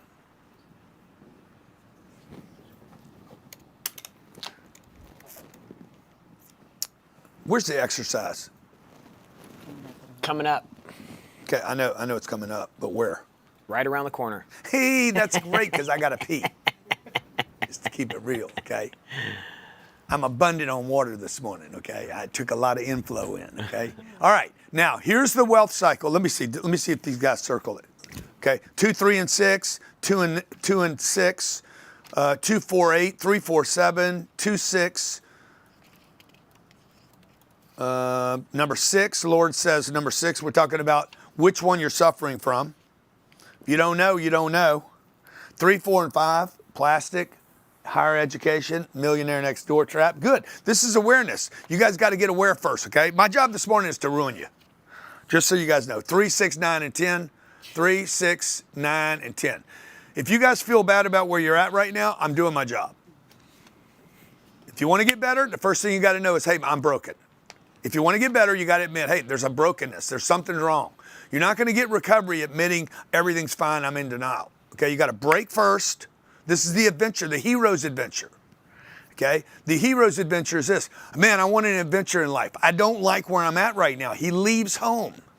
Okay, so you got to be willing to take this adventure. You have to have the awareness that you're not okay in order to say, hey, I want to get out of this. Jessica says, or John Nessa says, I suffer from overthinking, no action, and being seen, which is that. You suffer from overthinking, well, maybe misinformation. Yeah. You probably have a bunch of misinformation. Look, if you're not making a move, Janessa, let's say I'm in the car, I'm driving, and I'm not sure where to go. Okay, I think I should turn left. My wife's with me, and I'm like, baby, I'm gonna turn left. No, you need to turn right. Okay, now what's the first thing you do when you're driving a car? You think you should go left, she thinks you should go right. What's the first thing you do? Nothing. Slow down. You slow down. Yeah. First thing you do is slow down. You procrastinate. You overthink. Oh, thank you, Johnny. Thank you, Johnny. You overthink, you stop, you slow down, okay? If you knew where you were going, you wouldn't ask your wife, you'd turn left. So the reason people overthink is because they have too much information or misinformation, all right? This is why you guys need somebody to work with you. Everyone needs a coach, folks. Everybody needs support. Everybody needs accountability. Everybody needs another set of eyes to look in and say, what are you doing? Okay, the wealth cycle. This is called the wealth cycle. I know we're covering a lot of information today. I'll apologize about this more than once. We're at 1 hour and 17 minutes. I said I was going to be a couple hours, so I'm trying to get through as much information. Ideally, this information would be delivered over like 90 days, okay? The wealth cycle. The first part of the cycle is to commit. I can't do that. Only you can do that. Okay? Now, I don't know what you're going to commit to, but it should be juicy. It should be giant. It should be massive because it's the same price. Okay? It's the same price. To commit to $1 billion costs the same as committing to any other number. Number 2, you need a plan. What's the plan to get to that? Number 3, I would have to grow the income. Now, these are separate steps. You need to think about this sequence because the sequence of this activity is what throws people off, okay? The sequence, and I talk about this in our real estate finding deals. The sequence for most people that we work with, whether they're starting a business or they're going into real estate or they're making investments, the sequence is broken. You guys want to grow your income before you figured out what you were committed to. So it goes like this: commit, then a wealth plan, and then I work on income, okay? The income, you don't make money. You basically attach yourself to income. I don't have to make money. You don't have to get a job to make money. You don't have to learn a skill to make money. You need to just attach yourself to money. Most of you have money all around you and you don't even know it, okay? So if you knew your assets and your liabilities, some of you would go get money by getting rid of some of your liabilities. You would grow income. Number 4, reduce taxes. This is the biggest bill you have. Your biggest bill in a household today is the federal government. If you live in France, you live in Canada, you guys in Canada pay 60%. I mean, you pay 60% on your income with GST, PST. Your last, what is his name? Trudeau, raised capital gains to 67%, and you guys voted for it. Like, I'd like my taxes to be zero. There's ways to do that, by the way, okay? The wealthy know how to do that. Number 5, invest. How do I invest my money?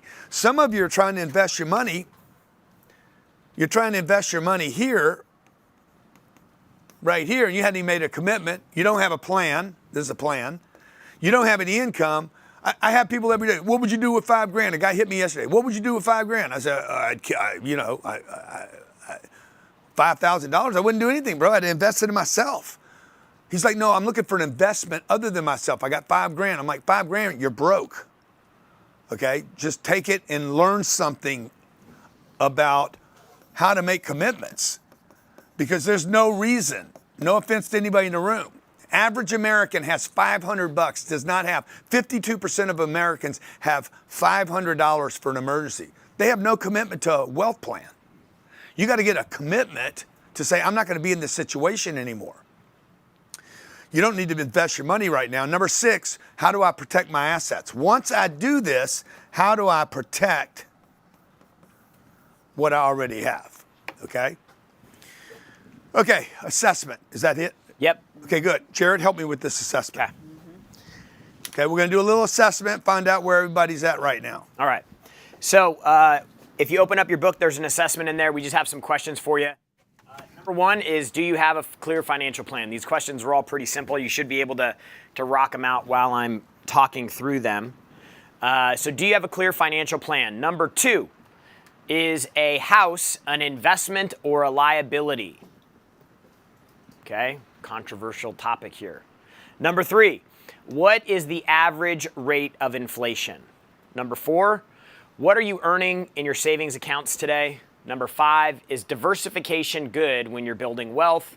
Number 6, what vehicles, cars, are tax deductible? How much interest can you write off on your home? What is your current tax bracket for federal and state taxes? What did you pay in taxes last year exactly?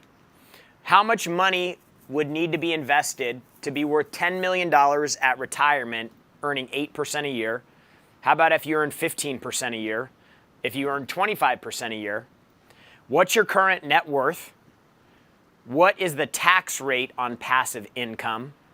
And how certain are you on these answers? We're going to give you guys a few minutes to run through these. We're going to turn some music on, fill these out. When we come back, we're probably going to do some Q&A to get you guys engaged here. So we'll see you back here in a few minutes. Dominate, don't compete. Champion came to win. What you say, Uncle G? Can we ask him again? I say, who got my money? Who got it? Who got it? Who got my money? Who got it? Who got it? Who got my money? Who got it? Who got it? Who got it? Who got it? Who got it? Who got it? Yeah. So that's what you got it. So I got what you gonna do about it? Who got my money? Say, who got my money? Who got my money? Say, who got my money? So that money's calling.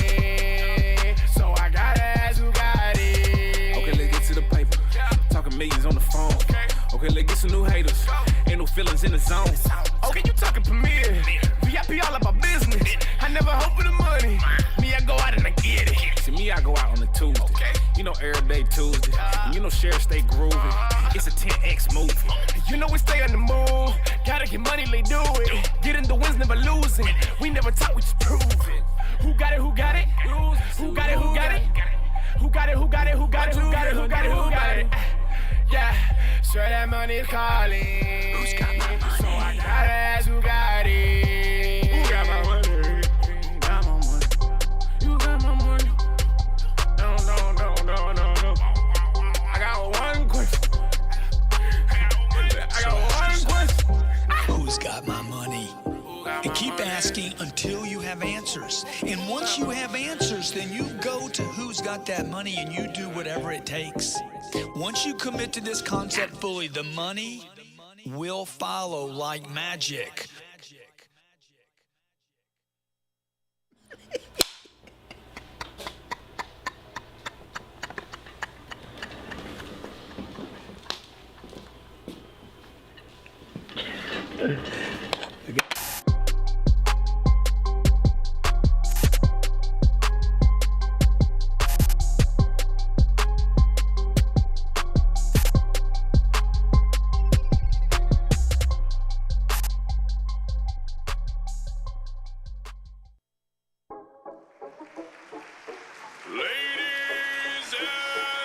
gentlemen, please direct your attention to the center of the ring as we introduce the formidable boxer, Cardone. Standing tall at an impressive 5'9". This powerhouse of strength and determination is about to grace us with their extraordinary 10x skill. 10x badass, yeah, I'm after what I want. Money that I'm getting for investing, not to flaunt. 10x badass, I'ma give you what you need. Chopper in the air, on the ground, I got a team. 10x badass, yeah, I'm after what I want. Money that I'm getting for investing, not to flaunt. 10x badass, I'ma give you what you need. Chopper in the air, on the ground, I got a team. 10x badass. After what I want. Investing, not to flaunt. Give you what you need. Family, you know I got the team up. Got my soldiers with me, Scarlett and Sabrina. Real estate, so you know we in the deal up. Room full of women, room full of big thinkers. Clydesdales pulling all the way together. Family forever, getting bigger, getting better. Gulfstream got us in the air with no feathers. ELE elevate with every letter. 10x everything, nothing's gonna stay the same. A boss and mama, wife, those the biggest roles to play. 10x women, and they here to change the game. Empower with my women, with my fiery flame. 10x badass. Investing not to flaunt. Give you what you need. Building empires, breaking chains, taking over, leaving trails of fire, no restraints. With every step I'm rising higher, no one can detain. I'm a force to be reckoned with, my legacy remains. Lady E on the beat. Oh, that's a banger. To be an amazing mommy and create your own economy. Now that's gangster. Walking in the chase every day like I'm a banker. When you see a boss babe, maybe you should thank her. The family is the fortune miscellaneous, no brainer, more than an entertainer. I'm a world changer, so remember my name. Engraved in the stars. No boundary can hold me. I'm shattering these bars. Building empires, the ruler of the charts. You know that I'm the queen of this game, you're the queen of hearts, and I'm a Badass, yeah, I'm after what I want. Money that I'm getting for investing, not to flaunt. 10x badass, I'ma give you what you need. Chopper in the air, on the ground, I got a team. 10x badass, yeah, I'm after what I want. Money that I'm getting for investing, not to flaunt. 10x badass, I'ma give you what you need. Chopper in the air, on the ground, I got a team. 10x. Let's do it. Okay, welcome back. Great to have you guys here. You just finished the financial literacy test. If you're just coming into the room, we've been talking about a wealth plan. We've been talking about a wealth plan this morning, okay? We're getting you ready for a wealth plan. Then we're going to talk about income. We're going to talk about marketing. We're going to talk about the business plan. We're going to put these two together and get you out of where you're at and get you to where you're going. You just did a financial literacy test. Okay, what I want to do is bring some people into the room. No. And I'll tell you what, just throw in the chat right now, what did you become aware of as a result of doing the financial literacy test?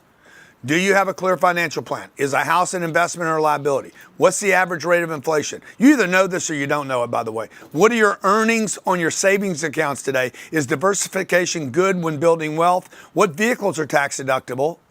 How much interest can you write off on your home? What is your current tax bracket for federal and state? What did you pay in taxes last year? How much money invested to be worth $10 million at retirement at 8%?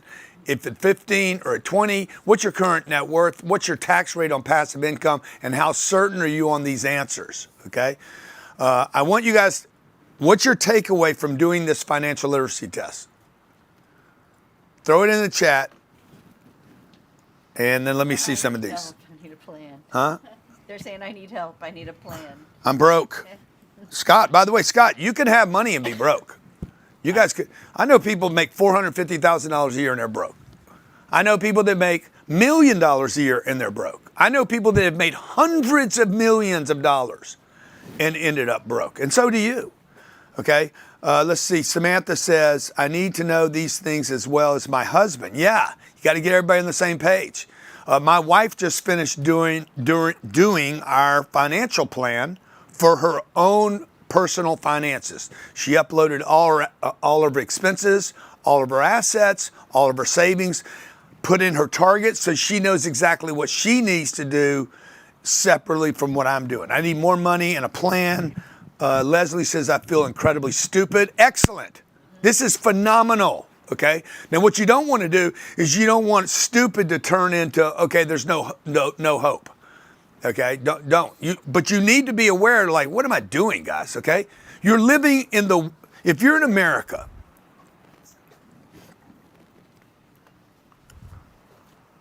you are living, I mean, if you're America, regardless of whatever your situation is right now, you should have money. There's no reason. I don't care who you are, what your situation is. I can show you 10 people with a worse situation than you that created 1,000x what you've done. You can give me any excuse you have, handicap, can't read, can't write, I'm black, I'm brown, I'm white, I'm young, I'm old, I'm ugly, I'm fat, I'm skinny, I'm too young, I'm too... Foster child abused. I'm a drug addict, I was abused, blah, blah, blah, blah, okay? When you're done with the excuses and you're ready to create a wealth plan, you will. Because I can show you at least 10 people for every excuse you have that made it to the top of the food chain. 80% of all new wealth this year will be created as a first generation. Much of it is going to be immigrants from another country. The amount of hustle that comes into this country, they look around and be like, man, not only is there opportunity in America, the other thing there is there's a bunch of lazy ass people. This is probably the greatest asset in our country, is how many lazy people take everything we have in this country for granted. The opportunity is massive. You go to Russia, you cannot decide to be a taxi driver. You can be like, I'm not be a taxi driver. Not if the government decides you're going to be an accountant. So that happens here. Now, other countries have opportunities too. So you got to have a clear financial plan. And you're not fixed to where you live. You could move if you needed to in order to get that opportunity. Okay, let's see. Reg Hart says, I'm broke because I'm from South Africa. No, man, pull up South Africa. Where's the money in South Africa? There's plenty of wealth in South Africa. Stop it. You guys got to stop with the excuses. Okay? Now, how do you leave South Africa? Let's say you're in the Gaza Strip. Where would you rather be, South Africa or the Gaza Strip today? Oh yeah, I'd rather be in South Africa. Okay, good. Well, hey, maybe you need to leave. Maybe you need to leave. I was in Lake Charles, Louisiana. I had to leave Lake Charles. I went Lake Charles, Houston, San Diego, Los Angeles, Miami. If I got to leave to Dubai, I got to go to Dubai or Ecuador or what's the number? Argentina. 461 billion in 651 billion in South Africa. 651 billion what? Is the wealth in South Africa. Yeah. Okay. GDP. Okay. So there's plenty of money in South Africa. Now, not where you are. Oh, wow. Not where I am. So what needs to happen? You need to go someplace where there's money. Where does the lion go in Africa during the summer? Where do all the animals gather? You have that picture, Johnny? Show me all the one little pond in the middle of the desert in Africa. Why do all the gazelles and the giraffes, the elephants, the hippos, all of them, all of Scarlett's friends all gather where? At the watering pond, man. Okay? What are you going to do? Sit in the middle of the desert? I'm so thirsty. Bruh, move to where the water is. But it's so dangerous there. That's right. It's going to be dangerous there because there's going to be competition for that water. Now, you can either die in the desert by yourself or you can go move toward the water, the little pond. And what are you going to show me something, Johnny?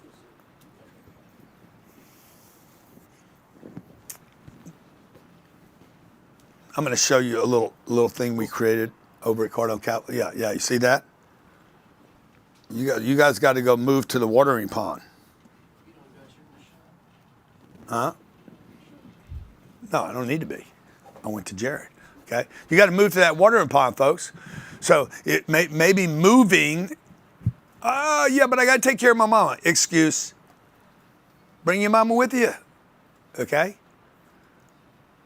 But mama, my kids, I got my kids. My kids are in school.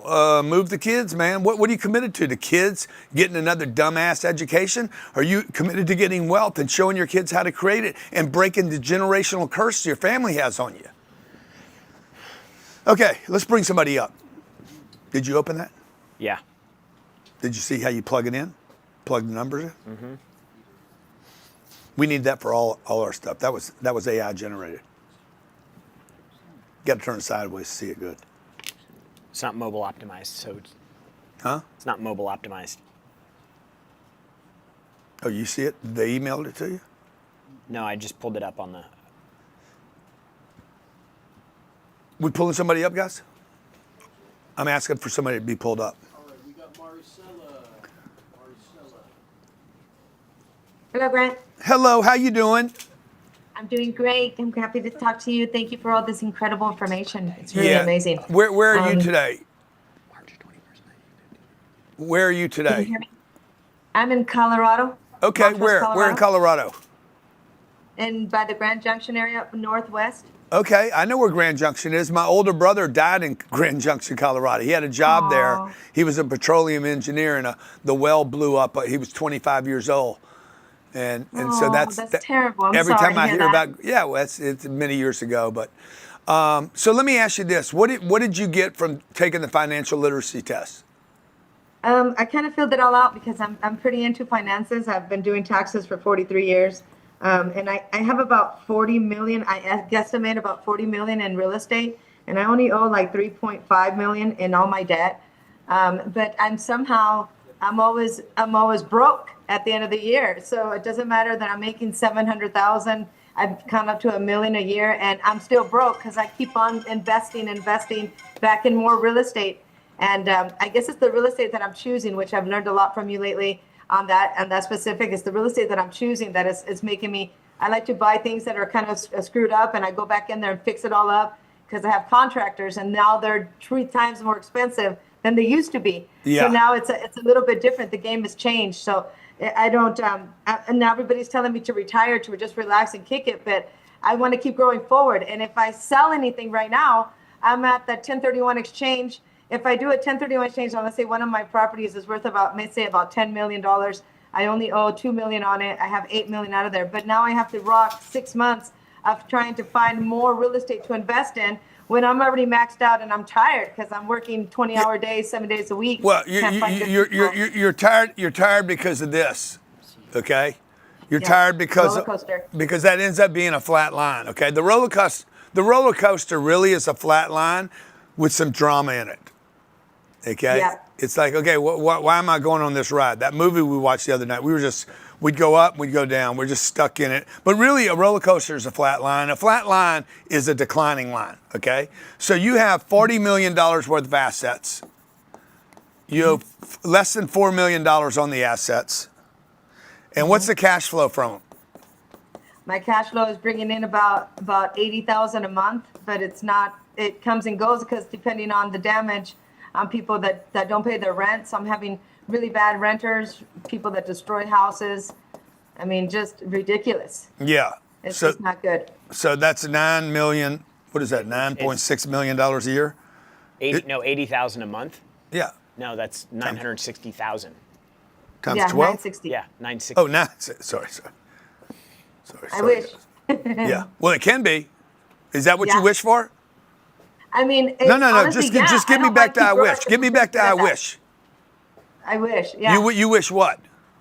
I wish I could grow it to that level, but not with me doing all the work. Good. So look, what you're saying is you want to get to $800,000 a month. Yeah. In income. Yes, I do. Good. Now, to do that, would you be willing to sell everything you have right now? Yes. Yes. Okay, because what happened was you have a system, and she is telling you everything I've told you guys so far. She has a system that got her here.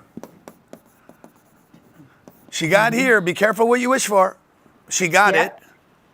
She found out, hey, it's broken. It's broken. This is what we were saying earlier. You have to admit that your plan to get you to the next place is broken. If you're satisfied, it's not going to work. Your friends are trying to talk you out of it. This one person has literally reiterated everything I told you would happen. Her friends are like, why don't you just stop, man? You're good. Everything's fine. You're like, no, dude, how old are you? I'm 53, just turned 53. Yeah, man, you're in the best years of your life. You're more creative, you're more intelligent, you have more wisdom, you know more about people now. Like God's got this funny trick. You have all this energy when you're young, but you don't know anything. And then when you finally know everything and you're like, dang, I can really freaking slay now, you don't have the energy. That's right. And you're surrounded by a bunch of people, so you just need to enjoy life, okay? You can't enjoy life right now because it's a roller coaster. One month you have money, the next month you're getting ripped off, okay? So now my question to you, we want to turn this into 400 million. That's a 10X. Yes, like most of my properties have 10X because I bought properties when I was younger in 2020. Yeah, so all my properties have 10X. Okay, good. They 10X'd already, but you're still stuck. Yes, I am. Okay, so now the thing to do would be like, we're going to come up with a new plan. And you're a financial planner, you know taxes, you know that. But now we got to think bigger, okay? So we got to create a new target. It always starts with a target, okay? And then we got to look at, okay, where are we going? Not how, it's where first. Yep. Where am I going? Okay, now who can help me get there? It's not what to do first. Who can help me get to this target? Now, in between, this morning we said assets, liabilities, and profits, right? So you have some assets that might have become liabilities to you now. Yep. They're not assets anymore. Why? Because of the new target. See, the new target, the $40 million is keeping you from $400 million. It is. It is. It's driving me crazy because, and then selling my property, they're telling me within 6 months I have to buy a $10 million worth of property. Well, if I made this all with $100,000 a year, I know that if I had 10 million in my pocket, or let's say 8 million, whatever is left from my estate, which I was planning on just selling, if I sold the $10 million property, paid off the entire debt off of the escrow, then I would have 6.5 million. I know that I can easily reach 10 million with the 6.5 million left. In fact, I figured I can do up to another 40 million with that amount. So I'm not really scared to jump. I just, I'm tired. Yeah. So, hey, first of all, congratulations for being here. You're in such a good, you're in such a good place. I mean, it's good and bad, right? Because I'll bet you half the room wishes they could trade places with you, and you're just thinking, how can I trade places with Grant? So, like it's all relative, right? Some of you are like, I wish I had her problems. I can't relate to the bad tenant game. I can relate to the bad tenant game, but I'll bet some of you wish you had her problems, but. Maybe not, right? So what I would tell you to do, I mean, without knowing anything more about your situation, I would put, what kind of properties are these? So I own in Cortez, Colorado. When I got there in my 20s, I said I'm going to own that town. And now they call me the queen because I have the biggest tax bill there is. It's like a 2-inch tax bill from all the properties I own there. So I bought, I have like about 15 different single family residences and some commercial locations, but I bought a massive 80-acre parcel that has 123 units, but I want to build a subdivision. There's a subdivision. I'm right by the lake. I got $1 million views, and I got the most gorgeous location in Cortez that's growing. It's expanding. City's coming in with a 4-way highway right, and I own Empire, which is one of the main streets there. But the state is on top of me for my septic. I have a pond system, so now I run a utility company, a water utility company. I also run a pond system company soon, and I got 80 acres there. There only 10 acres are developed. So the other part of the subdivision is broken down, but really small thinkers in that town, they don't want to let you expand. They don't want you to grow. With a bunch of old people that just want to keep it small and trying to expand that. So that property is worth 10 million. I'm entitling it right now. So they're telling me it could be worth about 20 million after I'm done entitlements on it. And that's what I'm pushing on entitlements to. But I need to find the person and go in there and rock this place because I know that I'm not strong enough. Yeah, that's 10 million. What's the other 30 million in? The other 30 million, I have another mobile home park in New Mexico. That's another 4-acre parcel with 30 units that are all mine now. I bought it with that. It wasn't, I didn't have one home when I bought it, but now the homes are mine. I have another location in Rocky Ford, which is another small location. Have another 12-unit apartment complex with a car so look, wash. let me just tell you, so before you go on with another small deal, you need to get rid of all this garbage. This is all garbage real estate. Okay, you need to consolidate it, put it on one profit and loss statement, sell it all. Okay, All you of might, it? yes, sell it all as one deal. Okay, you're going to go out and hunt for one investor, and you're not going to 1031. Okay, the 1031 is a terrible idea for you because it's going to get you stuck in a bunch of other junk. Yes. Now you don't know this because you're surrounded. This is your surroundings. You got other people telling you to do a 1031. Yep. What do you think your tax gain on the 40 million is? It's probably going to be 40 million, huh? Well, if I do a 1031 exchange, I doubt that I would get 40 million. I'd probably get like 32 out of all of it. After all the BS of selling, all the bills, everything, I would say 32. Okay, but whatever. You that's probably your cost basis, which means you're going to pay taxes on $32 million. Now I'll probably pay taxes. No, yeah. At least I would say on taxes, I would probably pay about 22. 10 million would be mine. No, that's not true. You're a tax person. You're going to pay $6 million on this sale. You're going to have $26 million to invest. Okay. Okay. Now you could 1031 and avoid the $6 million, but I wouldn't worry about it. Okay. I would get the $26 million and let's go 10x this 26 million. So you have $260 million. Don't worry about it. Like you got to be encouraged now to cut bait on this garbage stuff. Cortez may grow, it may not grow. I don't know where Cortez is on a Colorado map. I know Colorado's got all kinds of regulation problems, tax problems. Yeah. It's going to continue to go purple, probably blue. They're going to continue to overregulate there. Real estate will become more and more expensive, more and more difficult to build. I'm just telling you what I would do. I would probably cut bait, put all those assets together, pay your taxes. This is just, I'm giving you financial advice right now. This is personally what I would do if that was my portfolio. Mm-hmm. And I'd sink the entire 26 million. I'd make one bet on the $26 million. We're doing projects right now that we think will do for our investors 28% a year.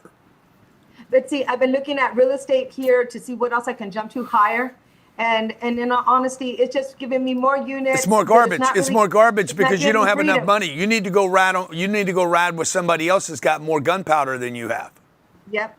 You're trying to go into the middle of town at 12 noon with a gunfight where you just taking on one other person. You need to go in with an army and take over a giant asset. Can you pull up the Boca deal? They're trying Just to pull make up the me become Boca a deal real developer. quick. I don't really want to develop. I'd rather just let it go. It's too much now. It's just over my head. It doesn't give me freedom to give me time. Just would you? No, not that deal. The new one. You're working and going sideways. The 101 Meisner. 101 Meisner, yeah. See. Let me just show you what we're doing right now. And this is what you become privy to when you're in other networks. We're going to take this deal, if they're going to pull it up for me. Like this deal. Now you're not going to sell you. No, that's not it. You guys don't have the data. You got to just ask Ryan for it. Okay.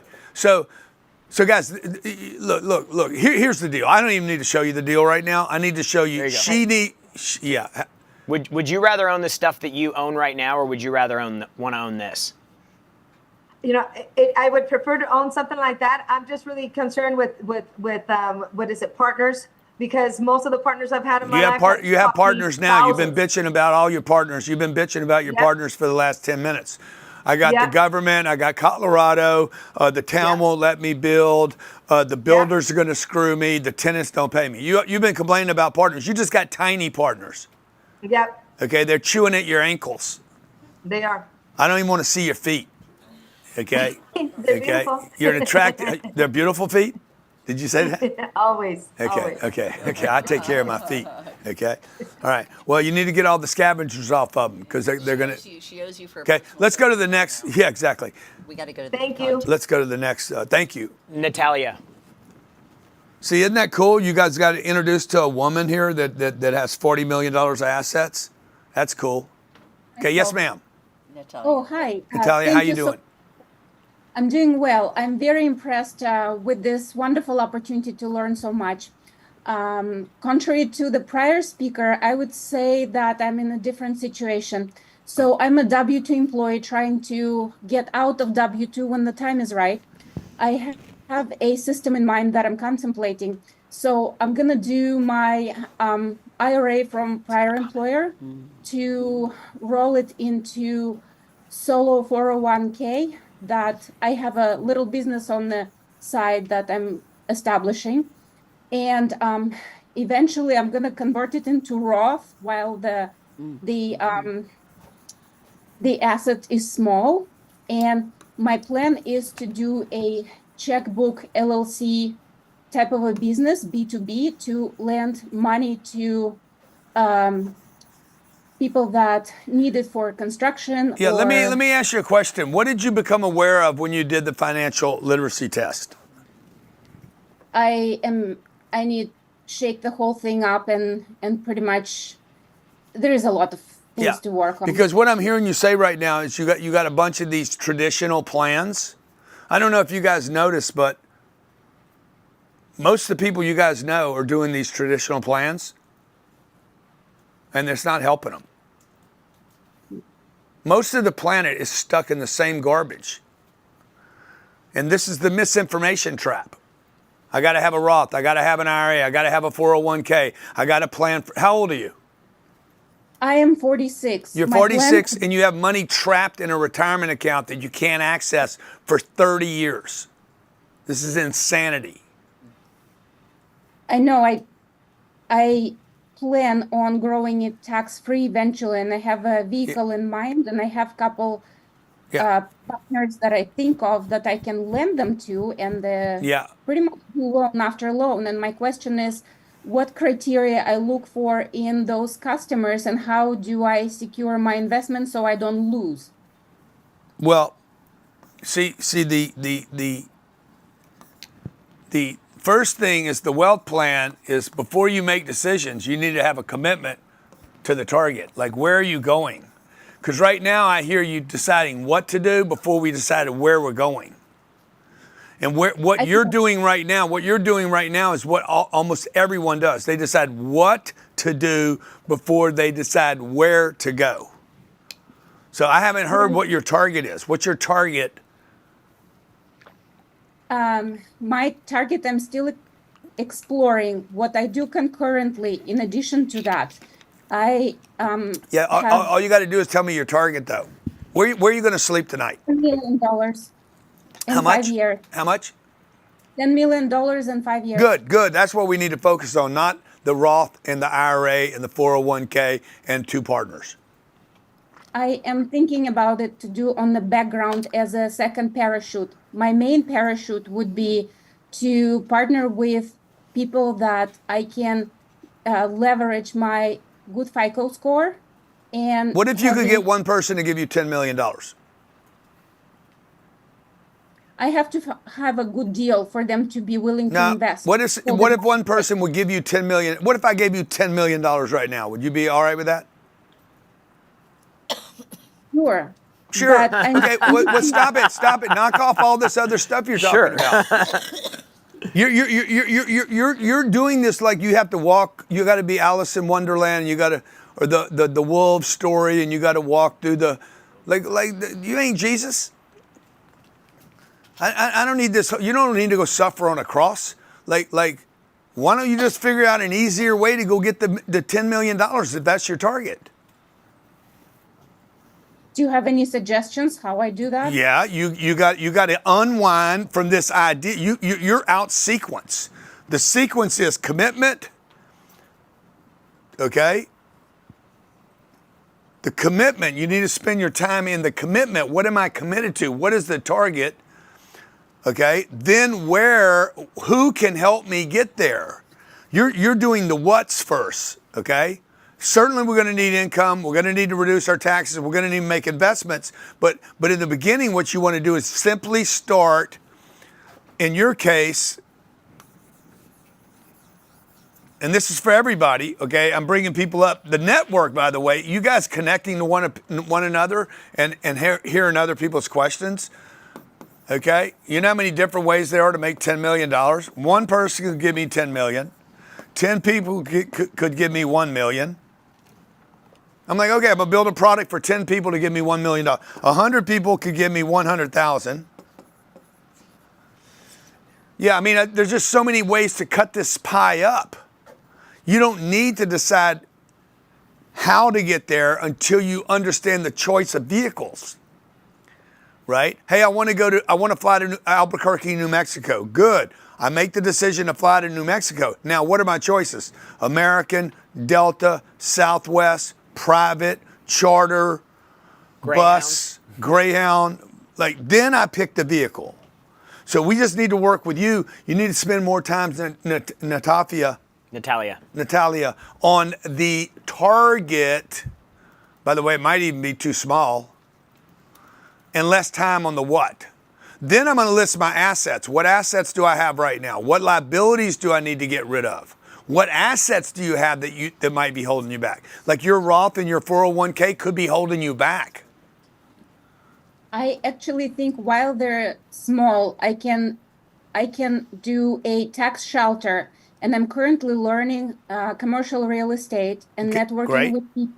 I also have spent last 3 months learning about fix and flip business and made some connections. I'm going to a July event in Tempe, Arizona to network and learn more. It's fantastic. I'm contemplating a 1031 exchange on the single family residence that is not cash flowing because it's in the wrong state. And I'm looking into probably a smaller multifamily somewhere in Midwest or fantastic.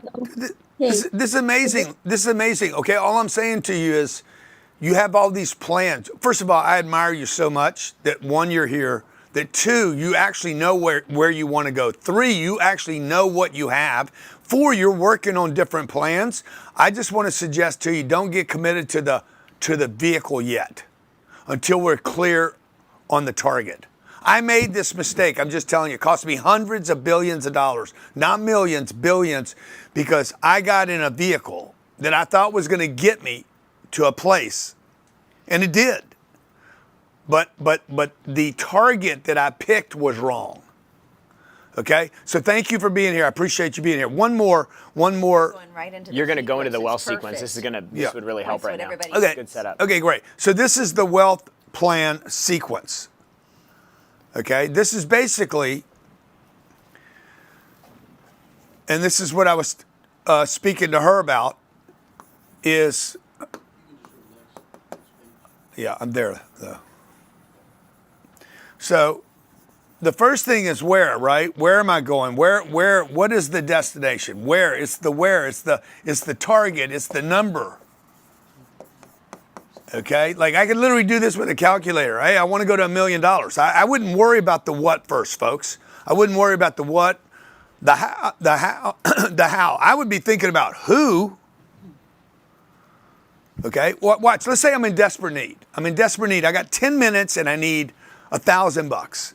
I don't think about building a business or building something. I'm like, I need $10,000 in 10 minutes. I ain't got time to build nothing. Who's got my money? Number 1 is where. Number 2 is always who. You guys always go to what first. And I did too, by the way. I did it. That's how they got me to go to college. Dude, if I knew what I knew today, I wouldn't even go to high school. I'd be like, shit, bounce at 8, 9, 10, whatever. I've been over there. I can read, count, math. I got English, whatever. Wherever you live, you should speak the language. And now I'm just going to go out and hustle. Who? If you knew how to simply one skill, how to communicate to people, you would end up with all the money in the universe. If that's all you learn, one skill, you could literally you could become super wealthy on one skill set. Who, how you doing, what's going on, learn how to smile, have a good attitude. Then at some point I need a vehicle for them to drop into or to believe in, okay? Which is the what. Then I move to what. This is probably 90% of the game right here, the target. This is probably 8% of the game, who. Got to have somebody to help you get there. Is it a bank? Is it a lender? Is it a partner? You're not going to do planet Earth without partners. You got 8 billion of them. Half of them you're not going to get along with. Okay, so big deal. Get along with the other half and see how big you can get. Number 4 is how. How do I pull this off? And when, okay? When do I start executing on these ideas? Okay? This is a puzzle. It's a puzzle. Same thing with real estate. Same thing with any business. Same thing with like anything I'm trying to do, okay? Hey, what is it I want to accomplish? What's my target? I want it to look like this. I don't know what it costs yet. Who can help me make it look like this? So I had an idea. Let me see if I can pull this up. It probably won't mean anything to you guys, but let me see. What are you looking for? Oh, I got it. So I went to my team. First of all, I'm a real estate guy. Some of you probably know that I invested a lot of real estate. And I'm trying to figure out how to get my real estate to have bigger returns. Okay? So my target, you're solving problems, right? You're trying to, basically money is solving a problem. What's the problem I'm solving? If I want to be wealthy, what problem am I solving?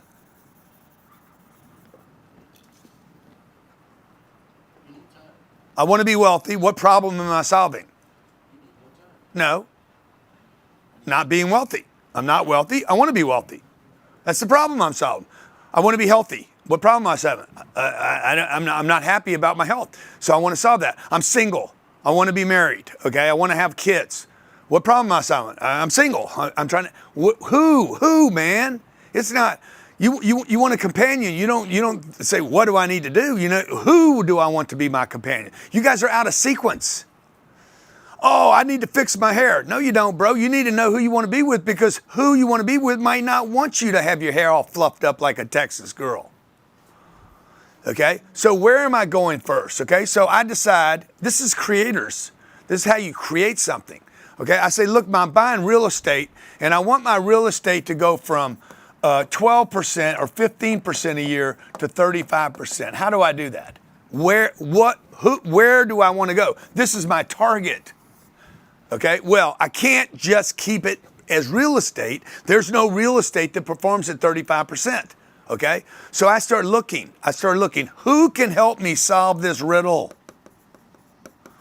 Okay, what do I need to learn? Oh, I need to learn about other asset classes. Okay, so same thing I did last night. Hey, I finally figured out the solution. Now I need to, how do I tell this story? So I told my guy, Andres, I said, I need you to build a calculator that shows the audience, okay, how we're going to do this and when we're going to do it. Okay, now I'm going to show you this calculator right here. This was built last night. Okay, we take a piece of real estate. That's the blue line down here. I don't know if that makes sense to you guys. I said I want to show the blue line as the real estate, and then I'm going to add Bitcoin to the purchase. Watch this. I'm going to change this to 175,000. I'm going to change year 2 to 275. Year 3, I'm going to say it collapses, and it goes down to 80,000. And then it blows up in the next year to 800, and then 600,000. And I'm going to take a purple line in here and say my purple line, I'm going to sell the assets, the real estate, in 28, and I'm going to sell it for $1.5 million a door. And I want this graph to tell a story for me. Okay, yeah, that's what it looks like. You see year 3, it looks weird, doesn't it? See, you're like, what happened here? Okay, well, I have 3 investments here. I don't have one investment anymore. I wanted my real estate to do what? I want it to hit 35% a year, not 8 or 12. If I stay in one vehicle, I can only get it to do 8 or 12. But if I came up with multiple exits, okay, so we put this package together. Okay, this isn't even all the package, okay? The bottom blue line is $235 million of real estate that gradually grows like it does. It underperforms, but it's very stable. It's not getting me the performance I want. That's my stable line, okay? See that purple line? If I sold the units as condos in the third year, year 1, year 2, third year in 27, and sold them, okay, by the 4th year, I would get... The 28 is with the exit year. They're crashing a little bit, right? The numbers are crashing, but it basically says I could get... Change the exit year to 27. Yeah, okay. I could get, I could get $549 million for the real estate. And what do I still own? I still own that orange line. The orange line is what I bought with the purchase, which is my Bitcoin, and it's moving back and forth throughout the years with volatility, okay?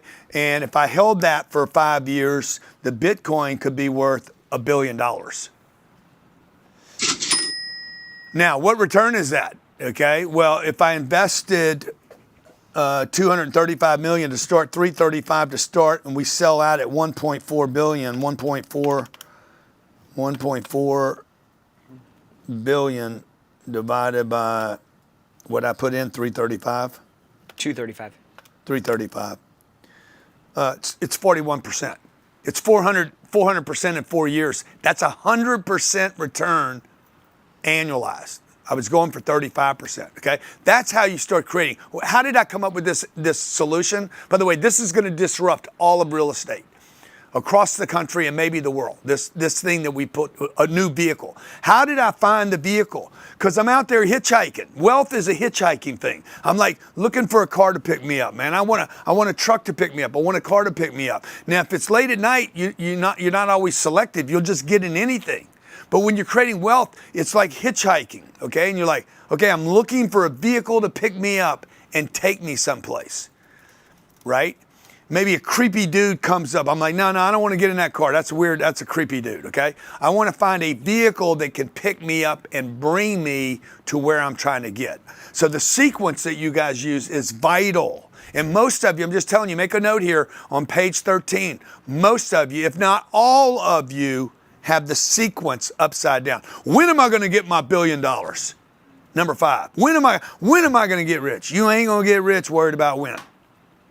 You're going to get broke because you're going to look for some gimmick. Hey man, what can I do with $5,000 right now to flip it? That's the problem. I'm going to flip a house. You're going to regret flipping that house. This is how people get broken. I need to turn $1,000 into $10,000 a day, and you go buy some dumb stock that goes to zero. See, you guys have it flipped. Or you do number 4 first. What job do I need to learn? The job you're going to learn won't even be around in 4 years.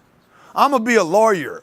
AI is going to replace 90% of all the lawyers on planet Earth. It'll replace doctors. Robotics will replace surgeons in the future.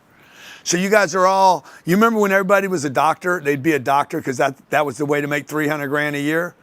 Okay? There's no doctors that make what I make. I don't think there's a doctor on the planet. Not even a lawyer. I had a lawyer in here the other day. He makes $12 million a year. And that's at the top of the food chain. But guess what? He flew here to meet me about what? That thing I just showed you. How to take that to Wall Street. And the vehicle, the plan, the where am I going can actually attract the right people. Okay, you guys want better friends? How many of you would like to have a better network of friends?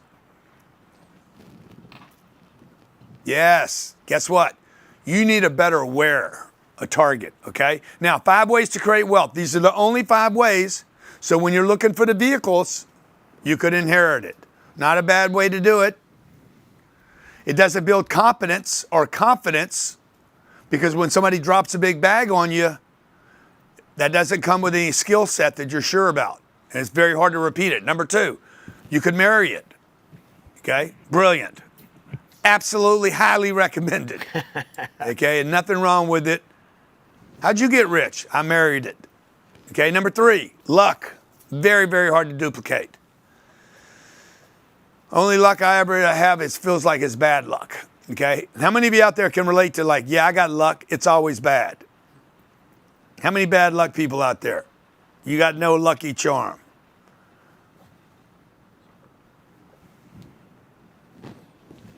Number 4, invest.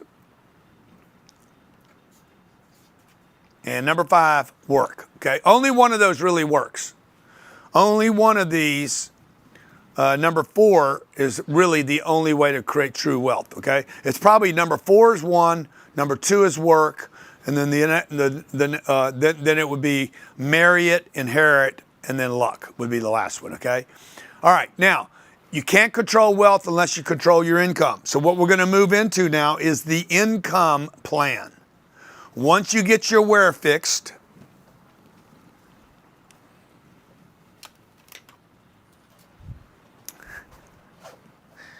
once I get my target locked down, right? Okay, I want $1 billion, whatever the number is. I want $1 million. Doesn't really matter, okay? The actor, I want to win an Oscar. Okay, good. That you should keep that target in place. I want this. Okay, now I need income. Income. What does income mean? Income means not always money, by the way. Income could be whose. Who do I need to meet? Who do I need to start getting rid? If you're looking to raise $1 billion, you're going to have to leave your neighborhood. Somebody want to see the quote again. You can't control wealth unless you control your income. Income does not have to be products sold. It could be money in. It could be investors. What did Netflix raise? Netflix or and then NVIDIA. Okay, most of these companies today are 21 or any of them. Most of these companies today are not selling products first. They're not getting actual income. They're getting investors first. They raised 82 million in their IPO. And what were their sales? A share, yeah. Look, him and hers. You could do Hims, because I think Hims their first year.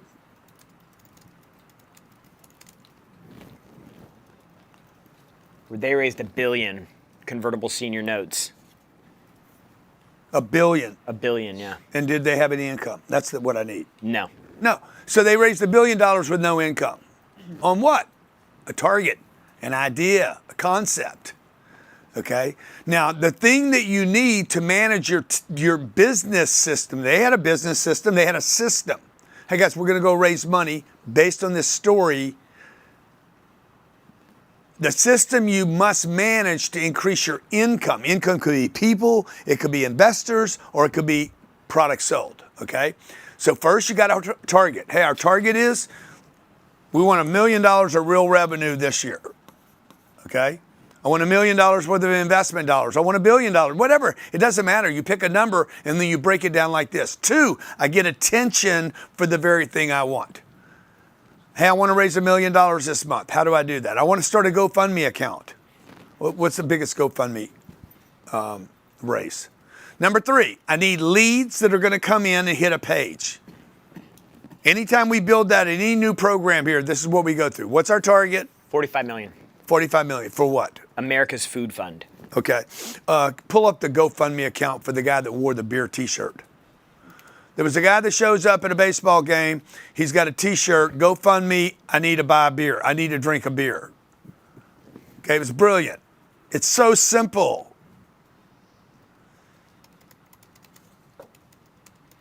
Rocco, RO company raised $138 million on just online weight loss concept with 0 revenue.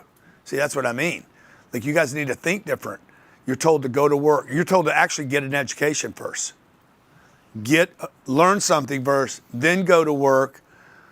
And everybody's bypassing this system now that's getting super rich. You don't find it? No. Okay, there's some kid wore a t-shirt at a baseball game and said, hey, here's a QR code for GoFundMe for I need a beer or 6-pack.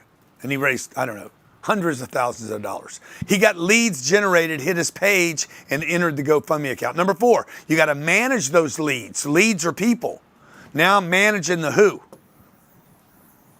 Okay, it's not what you know, it's who you know. Yeah, dude, it kind of matters who you know. And more importantly, who knows you. Number 5, now I'm going to transact. I'm going to convert this guy to revenue. Okay, number 5, his sales, make a note here, revenue. Money in.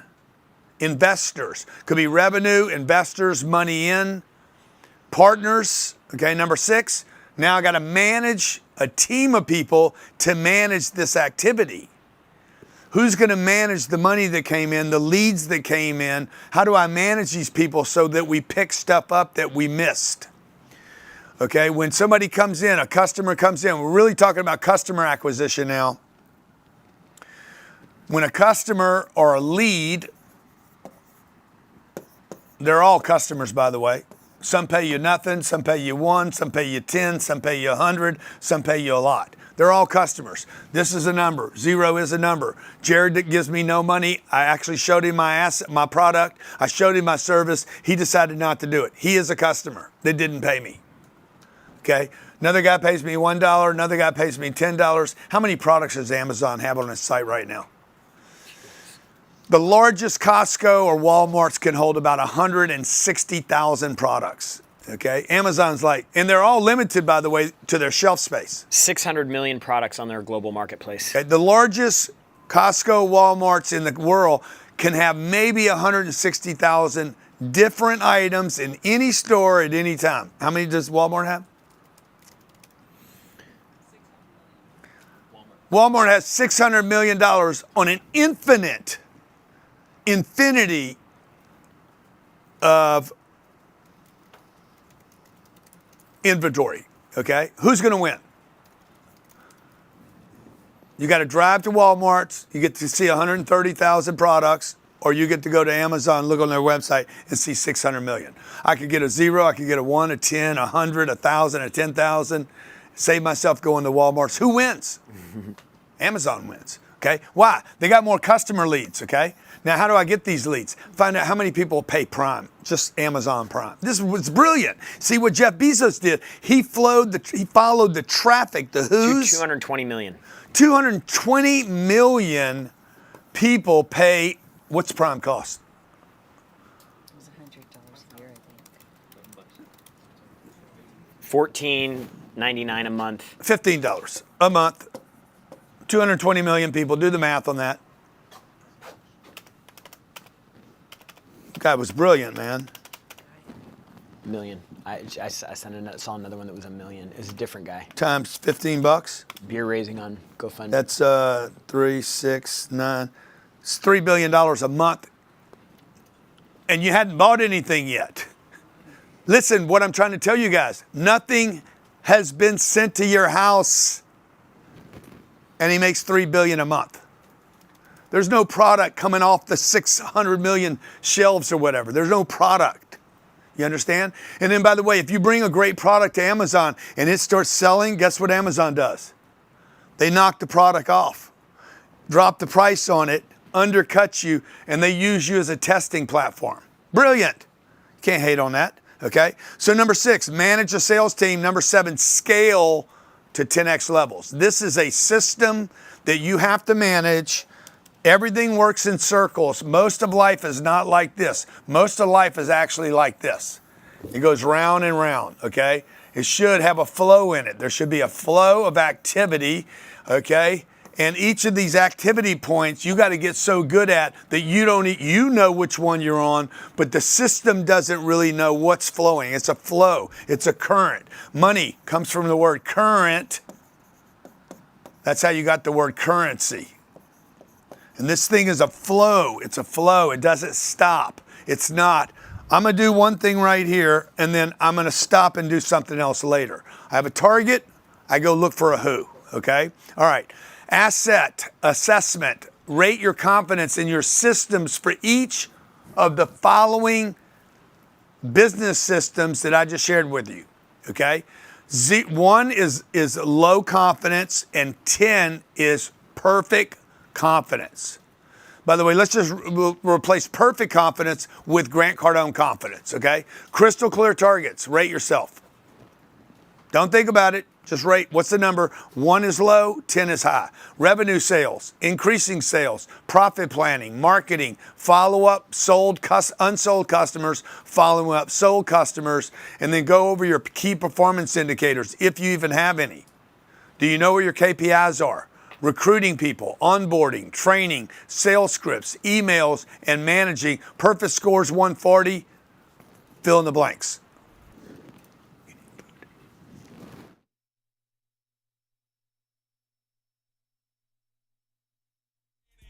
I still got more to show you. In Vegas, we ain't bowling. I'm worldwide, I'm global. I'm so TREM, trim, the real estate mogul.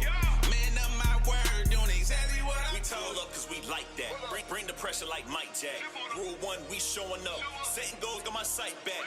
Big faces on big stages. You gon' see it. Whooping cases like Tyson. I'm gon' beat it. We at MGM and it's packed out. 10X squad throwing stacks out. Grand finale gon' crash out. Getting cash flow till we pass out. It's Cardone. You know my name cause I made it known. From Lake Charles to across the globe. MGM. Ain't no grand, I'ma give me some M's. All these haters, they envy him. Cause they did what they did times 10. I pull up to the MGM. Ain't no grand, I'ma give me some M's. Took a loss, I'ma give me some wins. Multiplying my money by 10. Call me the boss, call me the Dons. I come in Mr. Cardone. Closing the deal, 1,000 apartments, doing it over the phone. Who got my money? I got a target, gotta hit all of my goals. I got a team, we do it big, no, we don't do it alone. Everybody say they wanna get, oh, you really want it? Well, then get obsessive. Dominated, man, I'm omnipresent. I hit stacking buildings like a Lego collection. Savages going after it by the building off like a bag of chips. Like private, 40,000 feet, I can't hear the noise when you're talking. Cash right, hustle through the night. Taking massive action so that I 10X my life. I swipe, my amex to the right. Stupid as my cash flow, had to do it. I pull up to the MGM. Ain't no grand, I'ma give me some M's. All these haters, they envy him. Cause I did what they did times 10. I pull up to the MGM. Ain't no grand, I'ma give me some. Okay, great. The perfect score was a 140, okay? What are we talking about here? What's your clear target? Do you even know what that is? Now, the people that we talked to earlier that came up, I feel like I got a little, they were all into, oh, I got to do this and I got to do that and I got to do a 1031 and I got to do an IRA. Bro, you're stuck in what? You're stuck in what? You cannot find where in what? Where am I going? Not, hey, I got to fix a tire right here. Now you're into the grind. That's why you guys get worn out. You're going to burn because you're like, oh, I got to fix the tire. I'm on my trip. No, you don't. You don't have to fix the tire. You need to get out of the car and freaking get in another car. Leave the damn car right there. You might just want to just boom, exhaust the car. Okay? Who can get me there? We do this all the time here. We overwork. Our staff overworks. Anytime we want a project. I needed a project done last week that was running out of time, the plane. We're looking everywhere. We're calling all these people. What do I need to do? I went online and posted, I need this. Boom. Same day, we get somebody called us up. Hey, big fan of Grant Cardone. Who, man? Where's the target? Who can help me? Not what do I have to do first. Okay? So rate your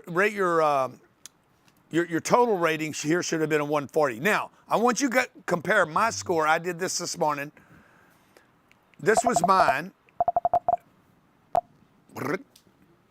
Okay, yeah, post your score here. 20 out of 140, 31 out of 140, Joe Evans, 22. Mine was a 94. I want to see if we got anybody higher than me. James a 58. Let's bring somebody up. Johnny, you want to grab somebody? 17. Oh, this is a good room, guys. This is a good room. You guys, I just want to congratulate you guys. Sometimes we do this and we have people like, oh, I'm 120. You guys are honest, man. You guys are being honest, okay? Hey, Frank. Hey, what's going on, Grant? How you doing, man? Where are you today? Nashville, Tennessee. Oh, good. My wife was, she just left there this morning. Oh, really? Yeah, her and Sabrina were over in Nashville, beautiful Nashville. So, Frank, hey, what did you learn by doing this assessment? What are you weakest in? I'm weak in a lot of areas because I'm still a W-2 employee. But some of the things that I do on a daily basis at my job, I guess 5s are my strongest. I guess items on clear targets, onboarding and training, because I have a team of 4 people in Mexico. So I have to set those on a daily basis. But I'm not perfect by any means, and I have a lot of room to learn. Yeah, that's good, man. That's good. Now, guys, I've got to tell you something, man. I am a consummate student, okay? Like, I am so confident about what I'm doing, but behind the scenes, I always know what I don't know. I'm confident about doing one thing, but I know that you got to switch off. You got to be like, I know I'm doing the right thing here, and then, hey, what don't I know? Always asking, what don't I know? What am I curious about? I was on a call with a big bank yesterday, and they were telling us about what they like. Tell me what you like. Good. Now, tell me what you didn't like so I can fix it in the next presentation. So you guys can be confident and certain, and then all of a sudden say unwind it and say, hey, what do I need to learn about? So I just want to give you your flowers for being honest about that. Let's go to somebody else, Johnny. Steven. Steven DeShazo. Steven DeShazo. Hey, how you doing? Steven, where are you today? I'm in Alabama, up towards Huntsville, Portland, Alabama. Okay, yeah, I know it. I know Huntsville. So what do you do for work? The last 8 years, I've been doing removing all the 2 and 3 door coolers out of the Dollar Generals, cleaning them, reselling them, and I work for the family that's over the Dollar Tree project, so I buy those from them and flip them. So commercial appliances. It's good people. And I've invented some stuff and doing some apps and stuff like that. Yeah, and then why did you come here today? What was your motivation by being with us today? I'm good at getting the money, and the last 12 years I've seen everything I've done wrong, and so I'm trying to take everything I've got that's good and get organized, marketing, all the back end stuff. Yeah. What's your big takeaway up to this part with the assessment? I'm ignorant. Yeah, dude. Look, most of us, hey, welcome to the club, bro. There's no reason a guy like you shouldn't be. What did you make last year? $500,000. Yeah. It's a good room. Listen, we had a lady come in here. She's got $40 million of real estate. We got Steven here making $500,000 a year and calling himself ignorant. I love you, man. See, I can trust this dude. Okay? Like, the guy that I don't trust? Hey, man, I made $500,000 and I know everything. Like, I hate that stuff. Like people that know everything, they got it all on lock, and they always spend time talking about what they did and how they did it. I'm like, yeah, well, what's that got to do with right now? So appreciate you being here, okay? What'd you score yourself, Steven? Man, I'm in the 20s, man. Yeah. Love you. Thank you. Okay. All right. Yeah. There's a guy making $500,000 a year, folks. Okay. You guys that are making $50,000, you're like, I wish I was making a half. You guys that don't own any property, you heard from somebody that owns $40 million of property, and she is looking for how to get out of that. That's why I'm telling you, when I tell people, probably the biggest favor I've ever done for anybody on my YouTube channel is tell them, if you make $400,000 a year, you should be ashamed of yourself. I got so much heat for that. I got so many haters for that. That's probably a favor I did to planet Earth. Because here's the problem, and this is for my staff too. If you're making $400,000 a year and you work at this company, you are not paying attention to where the money's at in this company. There's so many opportunities here. You just don't want it. Don't make me wrong. You don't want the bag, okay? You don't want the bag. You don't want the money. You don't want the responsibility. You don't want the work. You don't want to work. You don't want it. Don't hate on me. So, what about the guy in the military? Of course, he cannot make $400,000 a year working in the Navy. But guess what? You ain't gonna be there forever. So when you get out, come make $400,000 a year. Because without $400,000 a year, you ain't gonna have any money left over to take care of your wife and your kids. So, and there's plenty of people coming out of the military making $400,000 a month. I know these guys. They're making $400,000 every single month after coming out of the military, but they were committed to the bag. So this top 1% right here, these are the income levels. This is the upper middle class. This is rich. Okay. This is the upper middle class. This is the middle class, and this is poverty. Okay. And if you're down here, you're screwed in this country. If you're here, you're just at risk all the time. This is the only safe group of people on this planet. I don't know what to tell you. I can tell you how to get there. You marry it, you inherit it, you work for it, you invest for it, or you get lucky. And luck ain't gonna work for most people. So the best way is to work and to invest. I work, I earn some money, boom, I lock it. So how do these people do that? How do these people keep doing that? Steven makes $500,000 a year. He talked about, he's like, his investing platform is broken. $500,000 a year. This is, if I had him on my financial plan, the most aggressive, hardest, nastiest, freaking gut-wrenching plan there is, you live off of you invest 80% of your money, $400,000 a year. okay, for the next 30 years. You live off of 100 grand, okay, and you invest 400,000 a year. Go back to my little calculator over here. Which one did y'all say it was? To the right of those two, G. Keep going right. I'm to the right. Yeah. Okay. Start with 400,000 bucks. He looked like he was like 40 years old. How old was he? Okay, I'm going to take 35 years. I'm going to invest in something that earns me 25% a year. Whoa, man, I can't find that. You can't find it because you ain't looking for it. You guys give Vanguard your money and you're happy with 7, which is never a 7, by the way. It's probably a 4 or 5. And then you wonder why you didn't get 25. You didn't get it because you didn't look for it. $54 million, that's what he'd have. $54 million. Is that right? No, more than that. It's 400 and he adds 400 grand. Oh, that was every month, sorry. Beginning, end of every year. He's worth $4 billion if he did that. Thank you, Johnny. Now, let's say he can't do that because he comes up short year after year. And he had a bunch of problems, and he only does half that.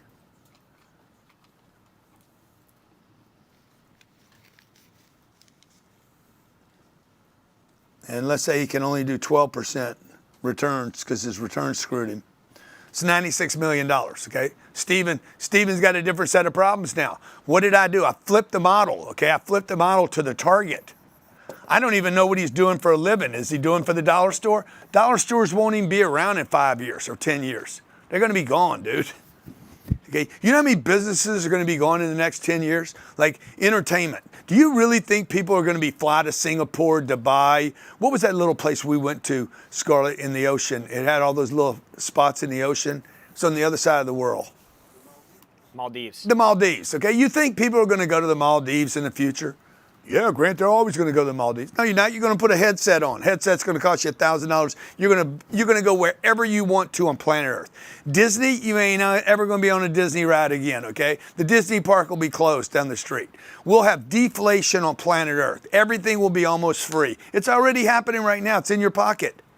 I can watch a movie on my phone, okay? I have AI on my phone. I can talk to people on my phone. I can store video on my phone. I can do Zoom videos. Like all this stuff costs nothing. Just 20 years ago, it was impossible, okay? The target, what is your target?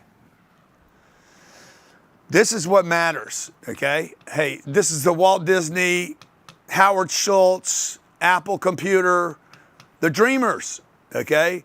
The Steve Jobs, I'm going to create a phone. Nobody wanted that phone. If I would have told you 25 years ago you'd pay $1,000 for a phone in your pocket and pay nothing to use it, you'd be like, that's impossible. Guys, I remember when this phone, where's my phone at? Okay, I remember when this phone was this big. Okay, you paid $3 grand to buy the phone, at least $3 grand, maybe 5,000. It was this big, it was this thick, okay? Like you literally are holding a freaking brick case, okay? In a box. Huh? We had a little suitcase. Yeah. Okay, bruh. Okay, and I remember coming to Florida. I was 32 years old. I lived in Houston. Came down to Miami. I had my box with me. That box cost me $3,000 in calls that month. It's cost me $36,000. It was the price of a house to own a home, to be able to talk to somebody on the phone. What's it cost me now? Anything? Yeah, a couple hundred a month. Yeah, a couple $100 a month. I remember when text messages to another country would cost you freaking $6 for one message. What's it cost you now? Nothing. Okay. So now you play games. Okay. What do you pay for Candy Crush? Nothing. Watch an ad. You'll pay nothing. Okay. When I was growing up, if you wanted a board, you had to go to the store and buy it. Everything had to be a wait. Okay. The store was closed, so I got to wait till it's open. Now, I can have food delivered to me in 30 minutes. Where are you going to be, bruh? The world is evolving. There's tremendous amounts of paper on planet Earth, okay? I just showed Steven how he could go from making $500 grand a year to investing, doing nothing new. Now, Why don't we speed this up and get him to make $5 million a year? If you can make 500 grand, Stephen, 500,000 bucks a year, you can make 500,000 bucks a month. All you got to do is compress time and get around the right people. Okay? Folks, this is a target game and a who game. If you want to change the people that you're hanging with, you have to increase the target that you're looking for by 10x. If you want to change the who's, you got to change the target. A guy named Ivan Kaufman called Ivan up one day. I said, Ivan, Grant Cardone, I need some help. Okay, man, what can I come to your office? I need a favor. I need 3 things from you. The first one, you're the only person in the world that can show me how to do this. What's that, Grant? I want you to show me how to go public. Okay, and I said, I'd like to discuss number 2 and number 3 when I get there. Okay, good. I went to Ivan. Why did Ivan want to see me? Because my target got big enough for him to take a call from me. Right? The target needs to be big enough to interest this guy. This guy took a company public when he was 28 years old. He's done like 5 or 6 of them. So I go meet him. And then the second, the third one, okay, hey, I need a credit line. And I have an idea. Okay, I showed him all 3 of these. This is a true story. I've never said this in public. At the meetings, like, I can do number 1 for you. I'll give you $500 million credit line. True story. This just happened 6 or 8 weeks ago. And this is the first time I've ever been to a meeting where he wanted to do all 3 of them. I shared the idea. I'm not going to share it with you right now. Okay? All right. Now, where do we go? Every business starts with an idea. Every business starts with an idea. They see the one on the there you go. Okay. How would I know that? They see the one on the left. You're looking at the one on the right. Okay. The one on the right's with. Every business starts with an idea, but it needs to start with a system. You need to know, okay, I got it, because everybody's got ideas. They're a dime a dozen, right? Oh God, I'm gonna get rich. Oh, I'm gonna do this. Oh my God, I got this idea for this song. I got this idea for this movie. I got this idea for this business. But what you need is a system, okay? Why do most people fail? There are ideas everywhere. Number 1, the targets weren't big enough. You can't get to the who because you got tiny targets. Big people do not want tiny targets. Number 2. Tiny problems. Huh? Or tiny problems. Or tiny problems. Or they don't want all this little talk either. How you doing, Ivan? What's happening? Man, business sucks, man. The economy sucks. They don't want all that. They don't want to hear all that. They want to hear positive, possibility, potential. Number 3, okay? Targets not big enough. 2, you don't get attention for your targets that are not big enough. 3, you don't have sales, you don't have training, you don't have KPIs.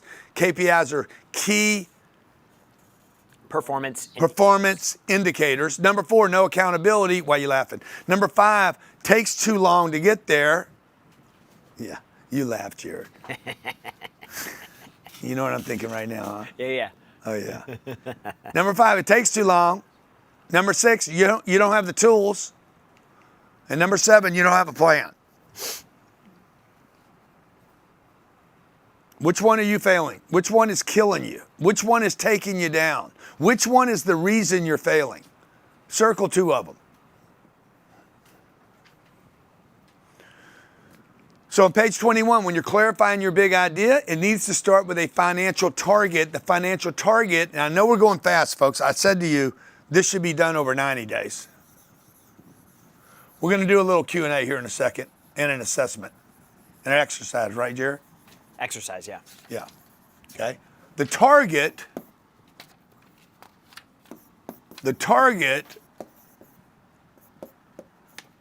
needs to be converted to a number because I can measure numbers, okay?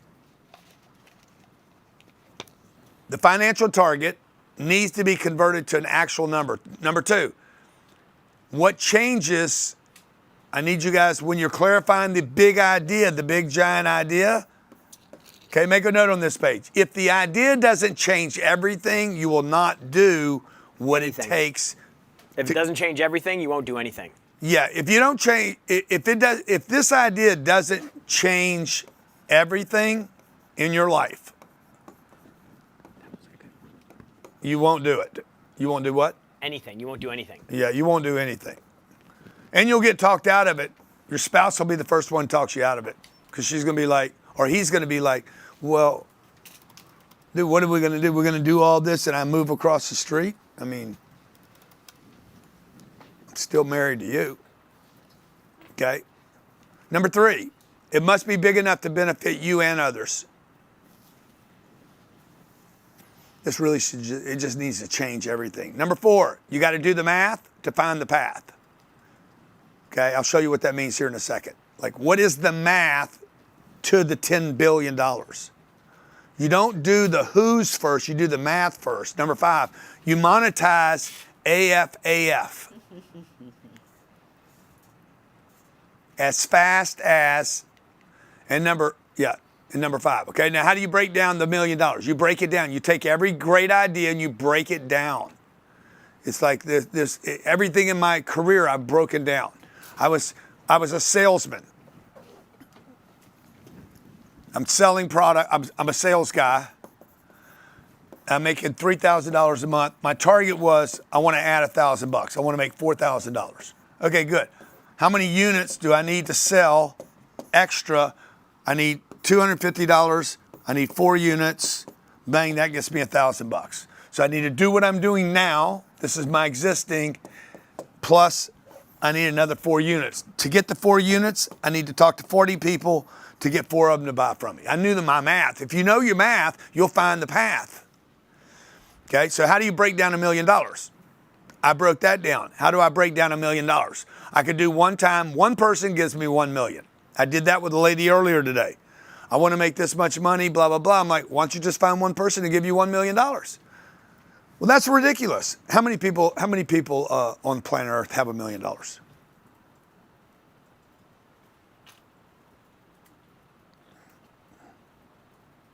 $32 million millionaire families in America. How many people in the world have $1 million? 58 million. Yeah, there's 58 million people in the world that have $1 million. Okay, 58 million. So, when Donald Trump came out and did the Trump pass, the gold card, he said, guys, by the way, that was my idea, just so y'all know. I'm the one that proposed the gold card, the $1 million card. I said, man, why don't you guys just do this? Get 5 million people to give you $1 million. It's math, guys. It's math. It's so simple. It's unbelievable. But what has to happen is you have to see the abundancy of the universe, okay? If 1 million people gave me, if 5 million people,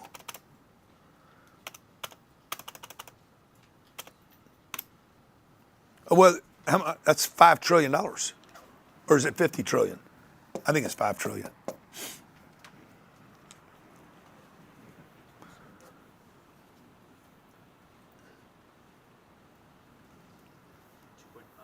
Huh? 5 million times 500? Yeah. 2.5 million. No, times 1 million. 5 million times 1 million. How much are we selling the card for? 5 million. Yeah, it's $5 trillion. It's 5 trillion, right? 1 million people.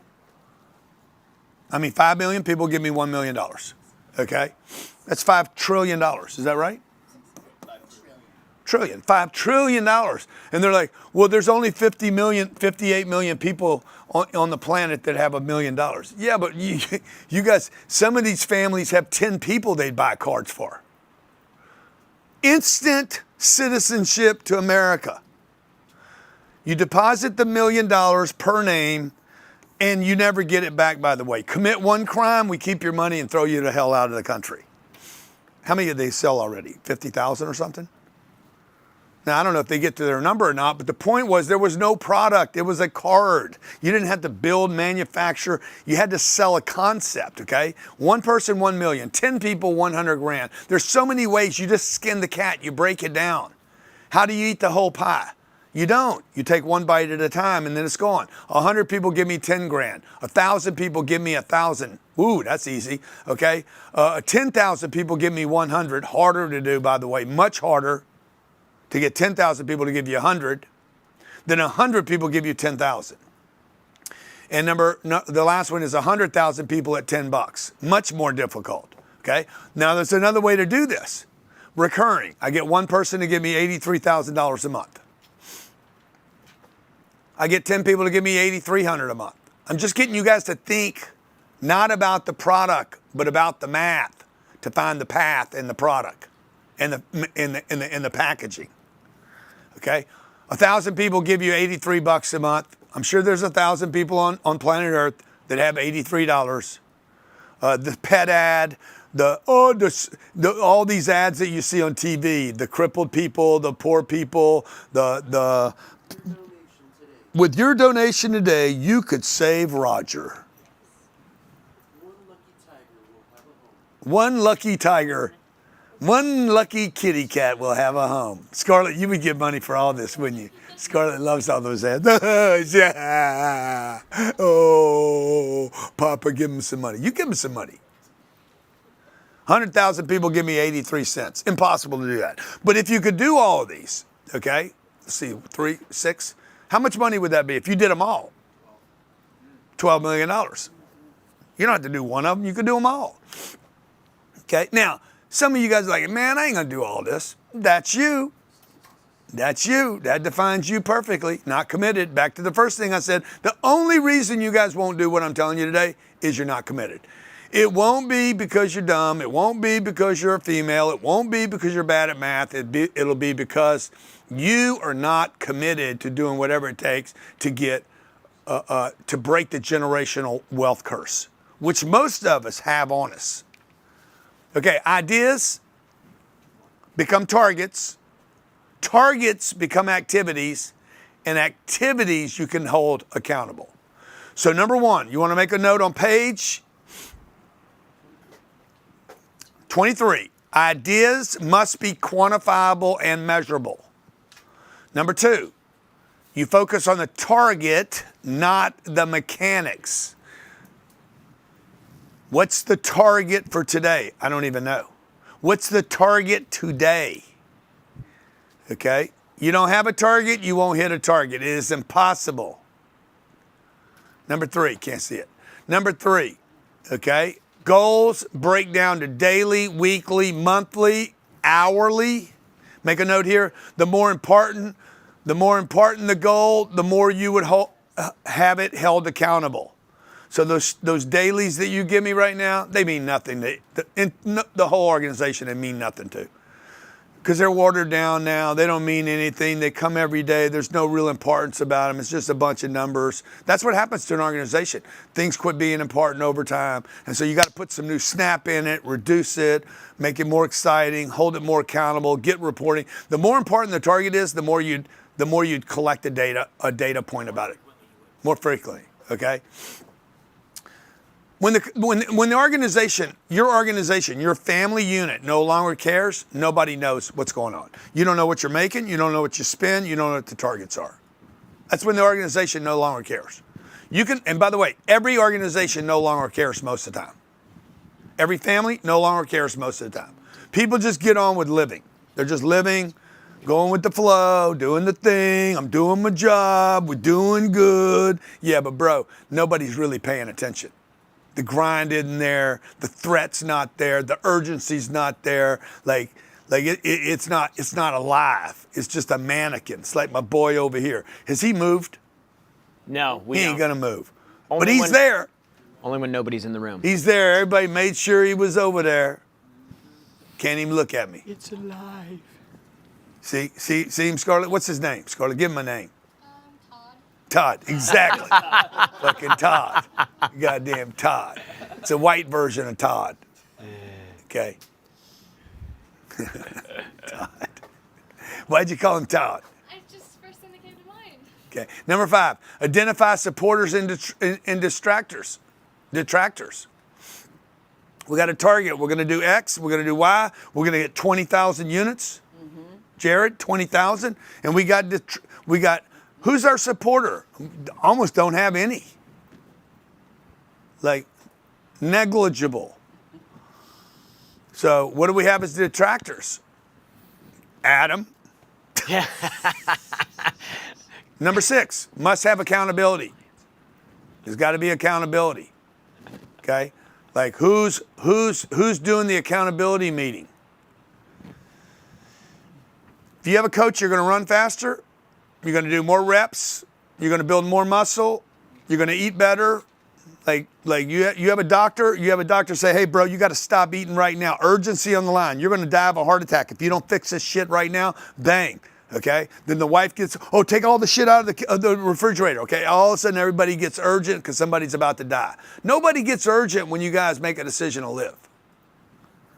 live big. You just get urgent when you're going to die. It's a shame, man.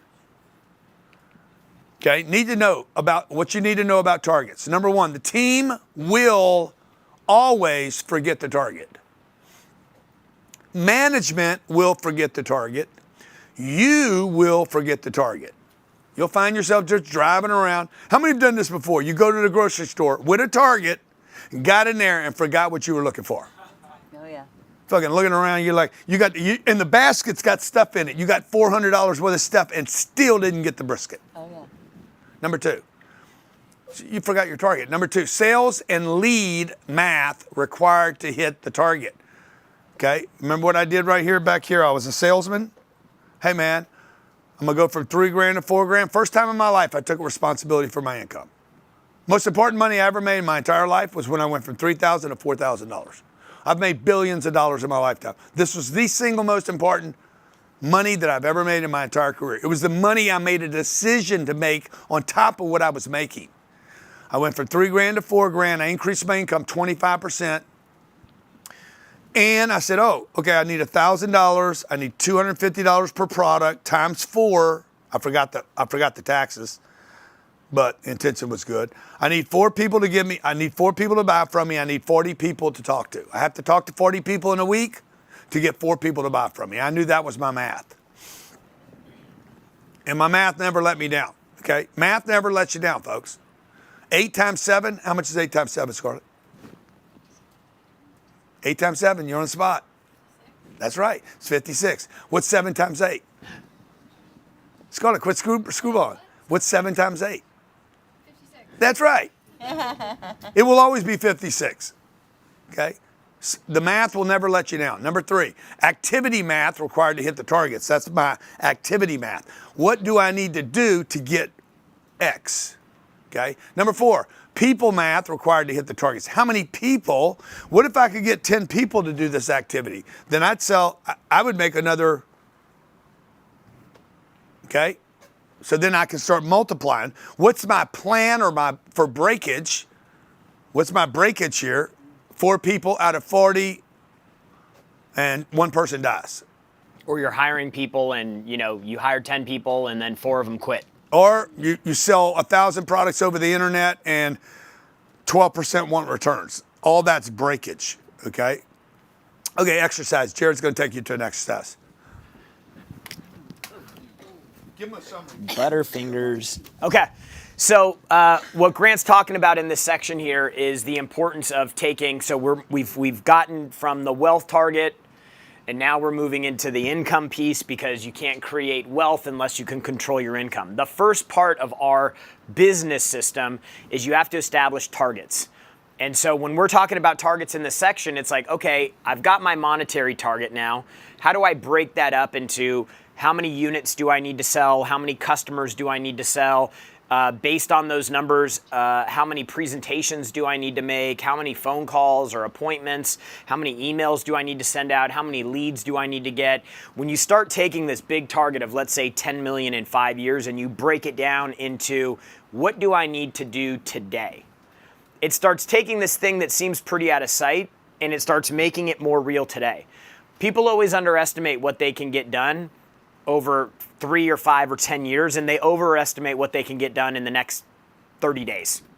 They think that everything's going to change and they're going to make this big, massive shift, and they're going to come out swinging and knock their first pitch out of the park with a home run. It doesn't work like that. You have to put a plan in place, you have to have a defined plan, and you have to know everything that you need to do every single day. That's why our business runs the way that it does. That's why the data and the numbers are so important, because they drive the entire business. And so for you guys, what you have to do now is you have to determine what is the target for your business. And if you're a W-2 employee right now, your target could be, I want to find a way to generate X amount of income. For a lot of you that are W-2 employees, one of the easiest ways, because most every business that has W-2 employees has a sales team. If you're a W-2 employee, you need to get to a position where you can actually control your income. So maybe that's your first target, is how do I get into a position where I can go from 80 grand a year to 160, because now I'm on the sales and the revenue line and I can control my income. I get paid based on my performance. If you own a business and you're doing 250 grand a year right now, or you're doing $2.5 million bucks a year, or you're doing 25 million bucks a year, and you want to make your next move, what is the business target that you're trying to get to? Number 2, what's the math? So how much do you need to do if you're at $3 million bucks a year right now and you want to get to 30 million in 5 years? Every year, what does your annual target need to be? How does that target annually break down into a monthly target? How do those monthly targets break down into weekly targets? And how do those weekly targets break down into daily targets? This is the degree of working your plan into targets that you must operate on. Otherwise, you get lost. You have no focus, you have no intention. And that's what happens with a lot of the people that we work with. We work with 185,000 customers a year, all small business owners. One of the biggest problems that they have is they do haphazard work. They show up and they let their week happen to them rather than them planning out exactly what they want to happen for the week and then executing on that. It's the biggest shift you can make to move from being the effect of whatever happens Monday through Friday or Monday through Saturday or however often you're working. You move from the effect of things that happen to you, you shift into cause and you become the creator of it. Number 3, how many people are needed for you to hit your target? So if you have a $3 million business right now, or a $1 million business, or a $250,000 business, and let's say you have, you're doing $250 in revenue, you have yourself, and you have a freelance person, or you pay an assistant to help you out, and you want to go from $250,000 to $2.5 million, how many people do you actually need? This gives you the thing to work into. It gives you the thing to reverse engineer back. Grant mentioned his buddy Bob. He sold his last company for $22 billion. And I said, Bob, I had one of the first times I met him, I said, Bob, when you're building like to 22 million, like how do you plan, like what do you do to get there? And he says, well, you start at the 22 billion and you work your way back to where you're at, and then you just work your plan building into that. I'm like, oh, well, that seems pretty simple. It seems like it makes a lot of sense. But just remember, simple things, guys, the easy things to do are always easy things not to do. Like writing your goals is a very easy thing to do. Most people don't do it. Getting super target focused, easy thing to do. Most people don't do it. And then what are your 3 ways that you are going to pick to get to your 1 million? Include 1 recurring. So let's come up with 3 ways based on your products, just based on that sheet, flip back a few pages in your workbook, and pick the 3 that you think are most real for you to reach 1 million. One of those should be recurring. We'll give you guys about 8 minutes here to go through and do this exercise. 10 minutes. We'll do 10 minutes for this exercise, and then we'll be right back. Grab like a little snack, maybe take a bathroom break, and then we'll see you guys back here. I gotta get it. What you finna do about it? I'm finna get it. Hey, deal estate. I hear the money knocking. Ding dong. Tell me, do you got it? Step inside the office, and you see us ballin'. Cause the every day, you know that we bossin'. Yeah. Said I gotta get that dough. Gotta get it. Said I gotta get that dough. Hold up. Talking meals, yeah, I'm talking hungry. Talking meals, now I'm talking money. Yeah. And I just feel like you got that for me. Yeah. Another deal right before the morning. Yeah. Talking credit or cash, every question they ask, we gon' get to the bag. But they don't believe it, they say, how he achieve it, they say getting rich is a fantasy, Uncle G, what they say, watch where you getting advice, get you $1 million at mine, do you some millionaire math and multiply like chapter 5, then I got 1 question, hold up 2 questions, can you keep it 100, do you want blue blessings, say we got all the answers, that's a scuba lesson, do whatever it takes, like season 2 especially. Mikey B gon' ring the bell and get the 2-stepping. I doubled up and Jay say, homie, quit your 2Xing. Dominate, don't compete. Champion came to win. What you say, Uncle G? Can we ask him again? I say, who got my money? Who got it? Who got it? Who got my money? Who got it? Who got it? Who got my money? Who got it? Who got it? Who got it? Who got it? Who got it? Who got it? Yeah. So I got what you gonna do about it? Who got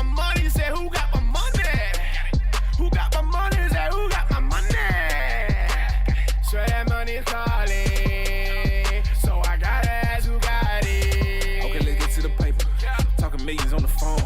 Okay, let's get some new haters. Ain't no feelings in the zone. Okay, you talking Premier. VIP all about business. I never hope for the money. Me, I go out and I get it. See, me, I go out on a Tuesday. You know, every day Tuesday. You know, Sheriff stay groovy. It's a 10X movie. You know, we stay on the move. Gotta get money, they do it. Getting the wins, never losing. We never talk, we just prove it. Who got it? Who got it? Who got it? Who got it? Who got it? Who got it? Who got it? Who got it? Who got it? Who got it? Yeah, sure that money's calling. Who's got my money? So I gotta ask who got it. Who got my money? Got my money. You got my money. No. I got one question. Who's got my money? And keep asking until you have answers. And once you have answers, then you go to who's got that money and you do whatever it takes. Once you commit to this concept fully, the money will follow like magic.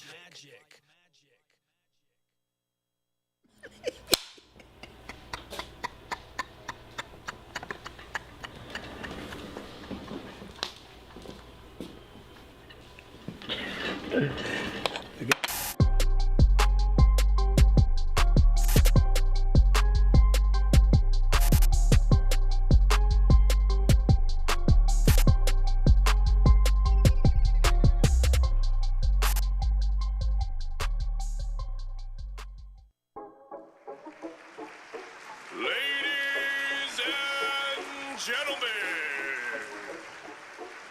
please direct your attention to the center of the ring as we introduce the formidable boxer, Elena Cardone. Standing tall at an impressive 5'9". This powerhouse of strength and determination is about to grace us with her extraordinary 10X skill. 10X badass, yeah, I'm after what I want. Money that I'm getting for investing, not to flaunt. 10X badass, I'ma give you what you need. Chopper in the air, on the ground, I got a team. 10X badass, yeah, I'm after what I want. Money that I'm getting for investing, not to flaunt. 10X badass, I'ma give you what you need. Chopper in the air, on the ground, I got a team. 10X badass. After what I want, investing, not to flaunt. I'ma give you what you need. On the ground, I got a team. Family, you know I got the team up. Got my soldiers with me, Scarlett and Sabrina. Real estate, so you know we in the deal up. Room full of women, room full of big thinkers. Clydesdales pulling all the way together. Family forever, getting bigger, getting better. Gulfstream got us in the air with no feathers. ELENA elevate with every letter. 10X everything, nothing's gonna stay the same. A boss and mama wife, those the biggest roles to play. 10X women, and they here to change the game. Empower with my women, with my fiery flame. 10X badass.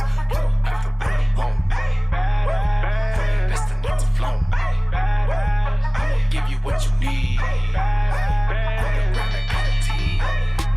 Building empires, breaking chains. Taking over, leaving trails of fire, no restraints. With every step I'm rising higher, no one can detain. I'm a force to be reckoned with, my legacy remains. Lady on the beat. Oh, that's a banger. To be an amazing mommy and create your own economy. Now that's gangster. Walking in the chase every day like I'm a banker. When you see a boss babe, maybe you should thank her. The family is the fortune miscellaneous, no brainer. More than an entertainer, I'm a world changer. So remember my name, engraved in the stars. No boundary can hold me, I'm shattering these bars. Building empires, the ruler of the charts. You know that I'm the queen of this game, yeah, the queen of hearts. And I'm a Badass, yeah, I'm after what I want. Money that I'm getting for investing, not to flaunt. 10X badass, I'ma give you what you need. Chopper in the air, on the ground, I got a team. 10X badass, yeah, I'm after what I want. Money that I'm getting for investing, not to flaunt. 10X badass, I'ma give you what you need. Chopper in the air, on the ground, I got a team. 10X.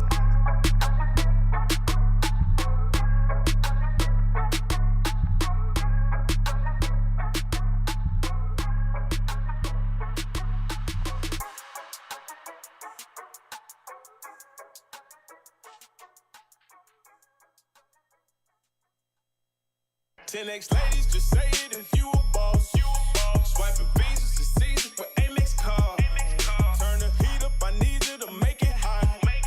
Tell them haters I can't hear from the top. 10X ladies, just say it if you a boss. Swiping visas, it's easy for Amex card. Turn the heat up, I need you to make it hot. Tell them haters I can't hear from the top. The queen. Heels on, lock strap, queen E on that. Billions in the bag, so I got a big bank. No fake, all facts, big check, no tax. Ain't a rich and Millie, this 1,000 unit contract. Saying no to normal is my normal thing to do. Me, I'm building my empire so you could build them too. What you on? I'm too strong, I'm 10X. My ladies rock it best, ladies rock it best. Building empires is in my DNA. Getting this money is in my DNA. This for the family is in my DNA. E-L-E-N-A, E-L-E-N-A. 10X ladies, just say it if you a boss. Swiping visas, it's easy for Amex card.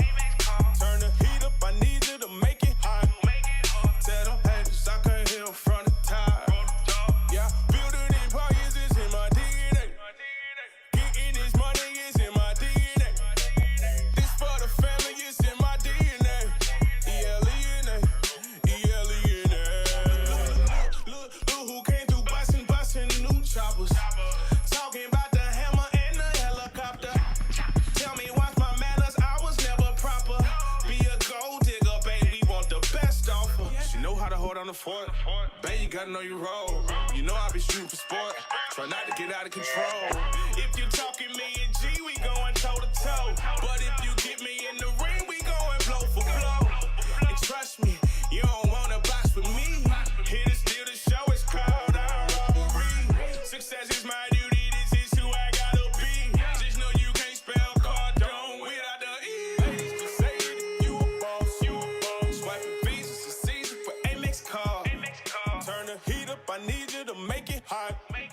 Tell them haters I can't hear from The queen must be the strongest, toughest, smartest, and most disciplined person in the empire.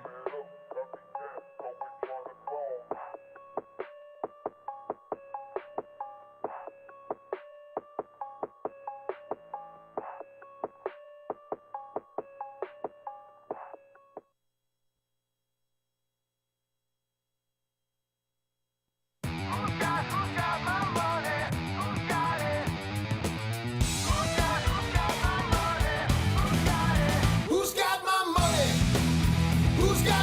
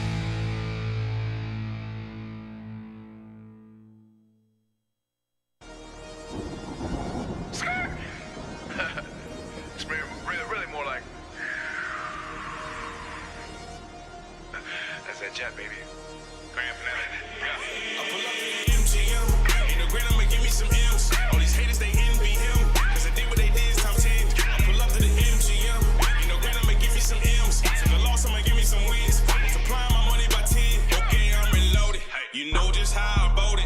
I'm bullying with the POTUS. The mother guys is bogus. I'm sure you probably noticed. They see the money moving, now they asking what's the motion. I told them that's rule number 4. I stay focused. In school I was passing notes and now I'm duly noted. I grew up at the lake about 3 hours out of know you. First my mama was like, wait, I copped the crib out in La Jolla, not a mansion in Malibu and another one in Florida. And guess what? It ain't over. I still got more to show you.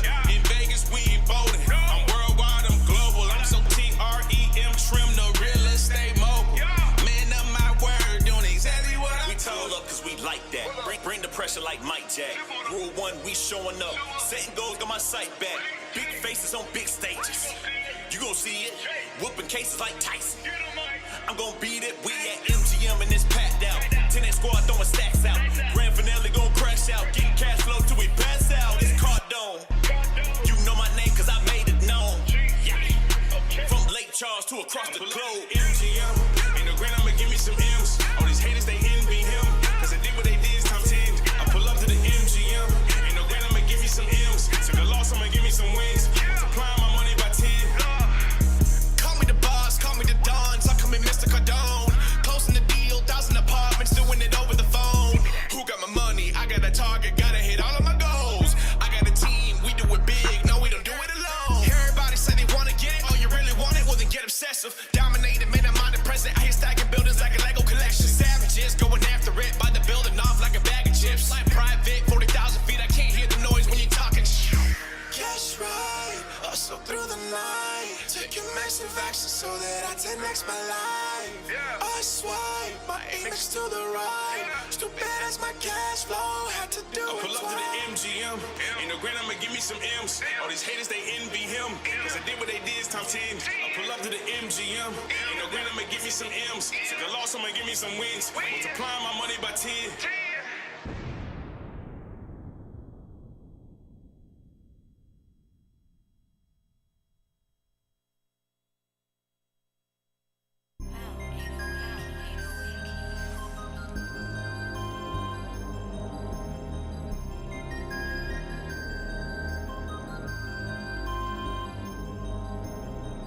When I walk through the door, I'm talking cash flow. And if you know like I know, you getting cash flow. Rule 1, getting money, never losing no. But I'm broke, but now I'm living at it, they just count my zeros and some decimals. And I wish you would try to test me, yo. You should listen to the lesson, no. Masterminds out of Mexico, I invested dough and I let it grow. Benjamins I got a pocket full. Rich income and your taxes low. Spend it right and then invest some more. And if you don't believe me, ask my Dr. Dome. What you mean? You mean Uncle G? Planting seeds for these money trees. Who got my money, please? Everywhere you wanna be like Visa, MasterCard, American Express. I bought the bank and I bought the jet. I buy apartments, I send checks. Yo, billionaire went undercover, help y'all discover who did it best. Just bought 2 choppers, can't wait till they see the face and they see what I do next. When I walk through the door, I'm talking cash flow. And if you know like I know, you getting cash flow. When I walk through the door, I'm talking cash flow. And if you know like I know, you getting cash flow.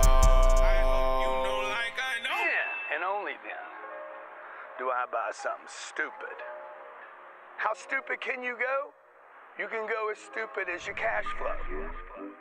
You know what heels on ills, deals. Look who went from meals to bills. It's eat what you kill when you're in the field. In the pipeline overflowing, I don't drip, I spill. We don't seek balance, nah, we want extraordinary. If you really knew my dreams, it'd be more than scary. We got more to spare, ain't no shortage, baby. Winning by the chopper and another for my lady. Talking about the bird in the strap, say the word and she handle that. Fully loaded, put it at the target and you know we letting off every man. Got my money, who got my back? You can never get it if you never ask. Big bags, legendary swag. Only one thing better than cash. When I walk through the door, I'm talking cash flow. And if you know like I know, you getting cash flow.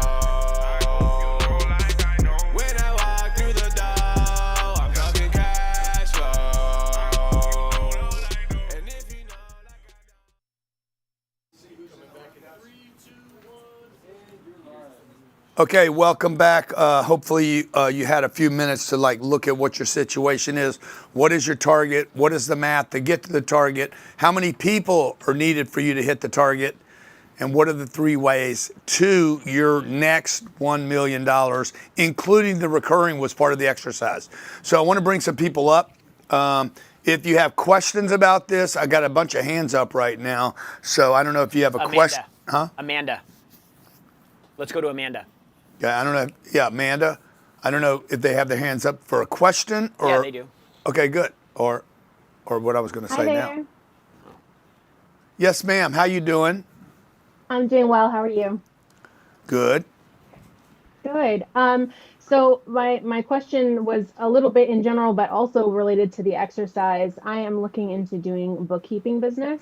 So trying to figure out my math. This is actually a good exercise for me to figure out how many potential clients I would need to get to the targets I'd like to be at in the short term as well as the long term. Great. It's something new that I just started training in. So Great. You want me to help? Would you like my help with your target attainment? Yeah. Okay, good. So it starts with the target, not the how. So what's your target? Target would be to have $1 million profit. Okay, million dollar profit. Okay, so now, how much? What's your margin? That's a great question. I haven't officially started yet. I'm still in the training phase. Assume $3 million in revenue. Training under someone. Okay, so do you think you need to make? Do you think you need to make? Or you? What does your company do now? So I haven't officially started yet. I'm going to be once I finish the training phase. Okay, why don't you look up profit margin on a bookkeeping business, Jared, so we don't have to make it up. We're supposed to be experts here. So, hey, just made $3 million. You sound like 30%. That seems like a pretty good margin. Oh, I'm sorry, 18.4%. Some performers in the industry report profit of 25 to 30%. Okay, good. So we're going to do, you need $3 million. And what's your average? Okay, so the first thing is, let's just talk about your $1 million.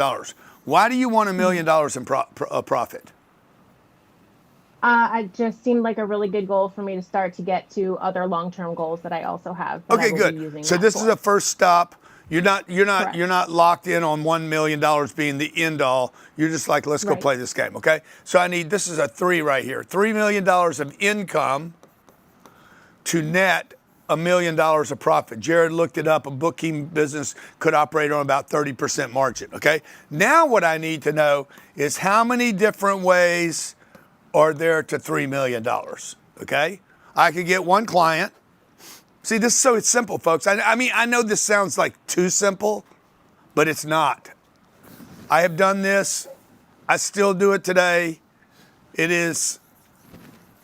It starts making you think about what the products are, okay? So I could get one client to give me $3 million. Now, what's the problem with that? High risk. If you lose the client, you lose Exactly. everything. I lose the client, I'm back to zero. Excellent answer, okay? I could get 10 clients to give me 300 grand. I could get 100 clients to give me $30,000. Okay. Now this is going to be a problem right here because now I'm reaching up into the top of the food chain and I'm competing against Ernst Young. So number 1's probably out. Number 2's probably out for now because you're new to the business. I don't know how you get a premium. Maybe you could. Okay. I mean, you could find a billionaire that will give you $3 million a year. Right. Now, 100 people give you 30 grand a year. That's $2,500 a month. 1,000 clients give you $3,000 a year, $250 a month. See, what I'm doing right here is I start building my product lineup out.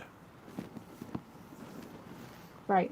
Okay. Now I did this when I was a kid. I was doing this when I didn't know I would actually achieve some of the things I achieved. I did this, and even though I put down, in this example, let's say I won $1 billion. Okay, I'm gonna get one group to give me $1 billion. Or I'm gonna get 10 groups to give me 100 million, right? Well, I'm working on a deal right now where I'm like, one group may give me $1 billion.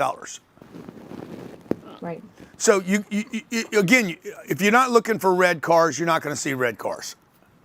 If you're not looking for what you got to look to see. So now I got 10,000 people. Oh, notice this is getting a little harder, actually, not easier. As you lower the price, the volume has to go up. So you're looking for this perfect kind of metric, okay? But when I think about this, I'm like, dude, maybe I don't even want to be a bookkeeper. Right. Maybe I'm going to be an OnlyFans girl and get 10,000 people to... No, don't do it. No, I'm just saying, okay, I came out of bookkeeping, and now I got some bookkeeping. So I'm just saying, the target was what? Was it to be a bookkeeper or the $1 million? $1 million. Bang. Now, another way to get there is to get rid of this $2 million of expenses. So maybe the bookkeeping business sucks. It could be you just picked a vehicle. If you go jump in an Uber and it's a Tesla and it's got 15 minutes of charge left in it and you got a 2-hour drive, you're in the wrong vehicle. So you guys that are picking vehicles first, you shouldn't. She shouldn't have said, hey, I want to be a bookkeeper and make $1 million. She should have just said, I just want to bank $1 million a year. With the least amount of friction, the least amount of effort. I wish I knew this, folks. I'm telling you.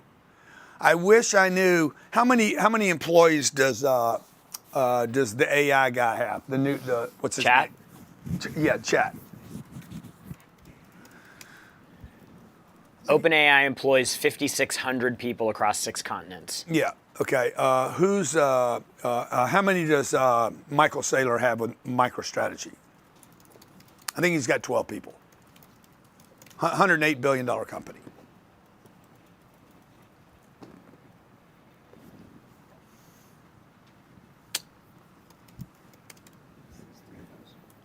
$3,300. No, that's not a strategy. 1934. Okay, that's at the first part of the company, but the software part of the company. But ask how many Michael has to manage his Bitcoin position, because I think that's 12 people, versus the original company, which was, what was the original company called? You remember? Microsystems? Yeah, MicroStrategy. MicroStrategy. It was MicroStrategy.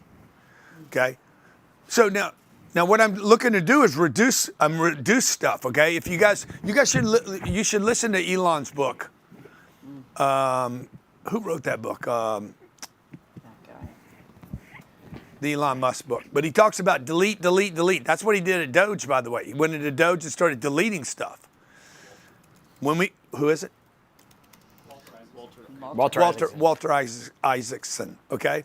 When we go into a real estate complex, we don't add stuff to the real estate. We take stuff away from the real estate first. If you guys have ever heard me talk about that, when we buy a property, we look for stuff to remove because it costs nothing to remove it. To add something new costs something, and it takes time. I can remove trees or bushes or landscaping or something put in the wrong place. I can just remove something. Sometimes it's a better solution than adding something. So in your case, hey, why don't I remove the bookkeeping? I don't know why you want to do bookkeeping for people, but maybe you just want to remove that part. It's just the first step. The plan is to leverage what this makes so that I can start investing. Okay, good. Okay, that's right. That's fine. All I'm saying is you didn't have to pick the vehicle. True. All I wanted was the where, right? The where. Mm-hmm. Do you think you could get 1,000 people on planet Earth to give you $3,000? I don't know. Huh? Probably not. What part of that is a problem? What part of it is most difficult for you? This keeps going in and out, guys. Is it the 1,000 people? Probably getting in touch with that many people. The 1,000 people is more trouble than the $3,000. Right. Okay, it's on now, but it just keeps going in and out. This one. Okay. So now what we know is your problem is your network. It is not the product or the money. Right. Okay. There's infinite amounts of money. This was the most important thing about this morning was to get you guys to understand, hey, you're not thinking about enough money, and there is so much money, it's unbelievable. The very thing that people have a scarcity on is not the problem. Money is not the issue. It's always the who. Which is going to bring me to the next section, which is about marketing and attention and how people can know you. Why don't I know you?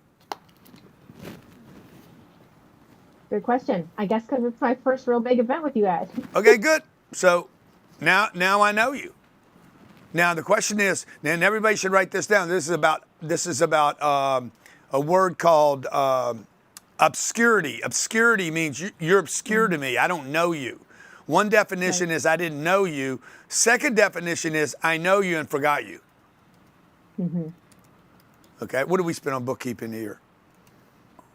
Well, including like auditors and things, or just Everything. our stuff? Yeah, just all bookkeeping, auditors, audits, taxes.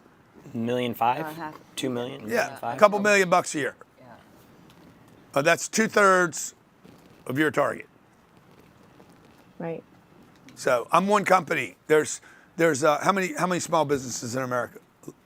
22 million? Yeah, 23 million, I think. 32 million small businesses in America. 32 million. Most of them can't afford $1 million a year, right? But who can? So this is where she starts figuring out her plan. Is it being a bookkeeper? I don't know, bro. I think bookkeepers are probably going to get hammered by AI. Safe Superintelligence was founded by former members of OpenAI. Yeah. There's 20 employees. The company's valued at $32 billion right now. Listen, $32 billion bookkeeping company with AI, and they have how many? 20. This is just an AI company. $32 billion valuation with 20 employees. 20 employees. Okay. Now that brings me to this next thing. Hey, where's the money? Okay. Who's got my money, and where is the money going today? This is what Bezos did. Bezos looked at where the traffic was, okay? If you guys know the story about Jeff Bezos, he was working in New York City. He was a hedge fund trader, or he's managing accounts, and he was doing research. And he's looking at all this traffic move to the internet. This is 25 or 28 or 30 years ago.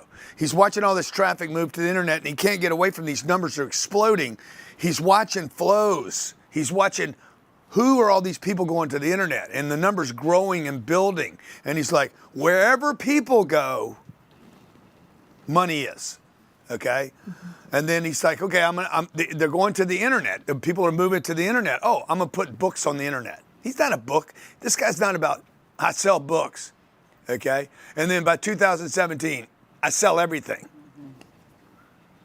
And he's not even selling anything. It should say, I take orders.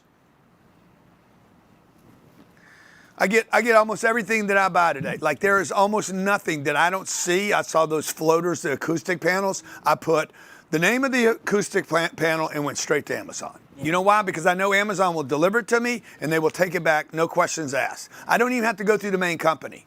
Okay, RH is another company. They do furniture delivery, right? I bought my Malibu house and the Golden Beach house completely furnished with RH. Elena's like, I don't love it. I'm like, baby, if you don't love it, you send it back, and they take it back, okay? I just had $200,000 worth of RH stuff for 2 years, called them up and said, hey guys, this stuff went bad. They took it all back, no questions asked, took it back and brought me new stuff. They said, look, let's just give you the better grade of this so you don't have to go through this again. It's not because it's me, it's their policy. So what I want is the customers, I don't want, they're figuring out how to scale a business. So now we're like, okay, your real goal, you need to start thinking about how do I get 1,000 people to give me $3,000, or how do I get 10,000 people to give me $300? So what you need to do is get a bunch of people to know you, okay? Now later I'm gonna show you guys, that's probably a 1% chance of getting this. We have 156,000 customers last year. Gave us $155 million. Okay, so most, but I probably had 160 million people see my material. So I don't know what that close rate is. What is that, Jared? 0.001%. Yeah. So I have 160 million people see my content. It paid me $155 million. All these people paid me, all of them. Some of them paid me nothing. Remember I said that earlier? Every customer is a lead. Every lead pays you. 0 is a number. 0 is the first number. Okay? There's 3 zeros. There's 3 more zeros. You're just adding zeros. So this is about wealth intelligence and financial intelligence. You're like, oh man, what's the first number in the numerical code? 0. It's not 1, it's 0. The first number is 0. The most important number in numbers is 0. Okay? Hey, just add zeros. And all I'm doing is this is 10x. There's a multiplier. So what is that, 0.001? 0.001. 0.001. That's my closing ratio. So what do I know? If my target, and your closing ratio could be way greater than mine, by the way, because you guys will be much more targeted. I'm just smashing.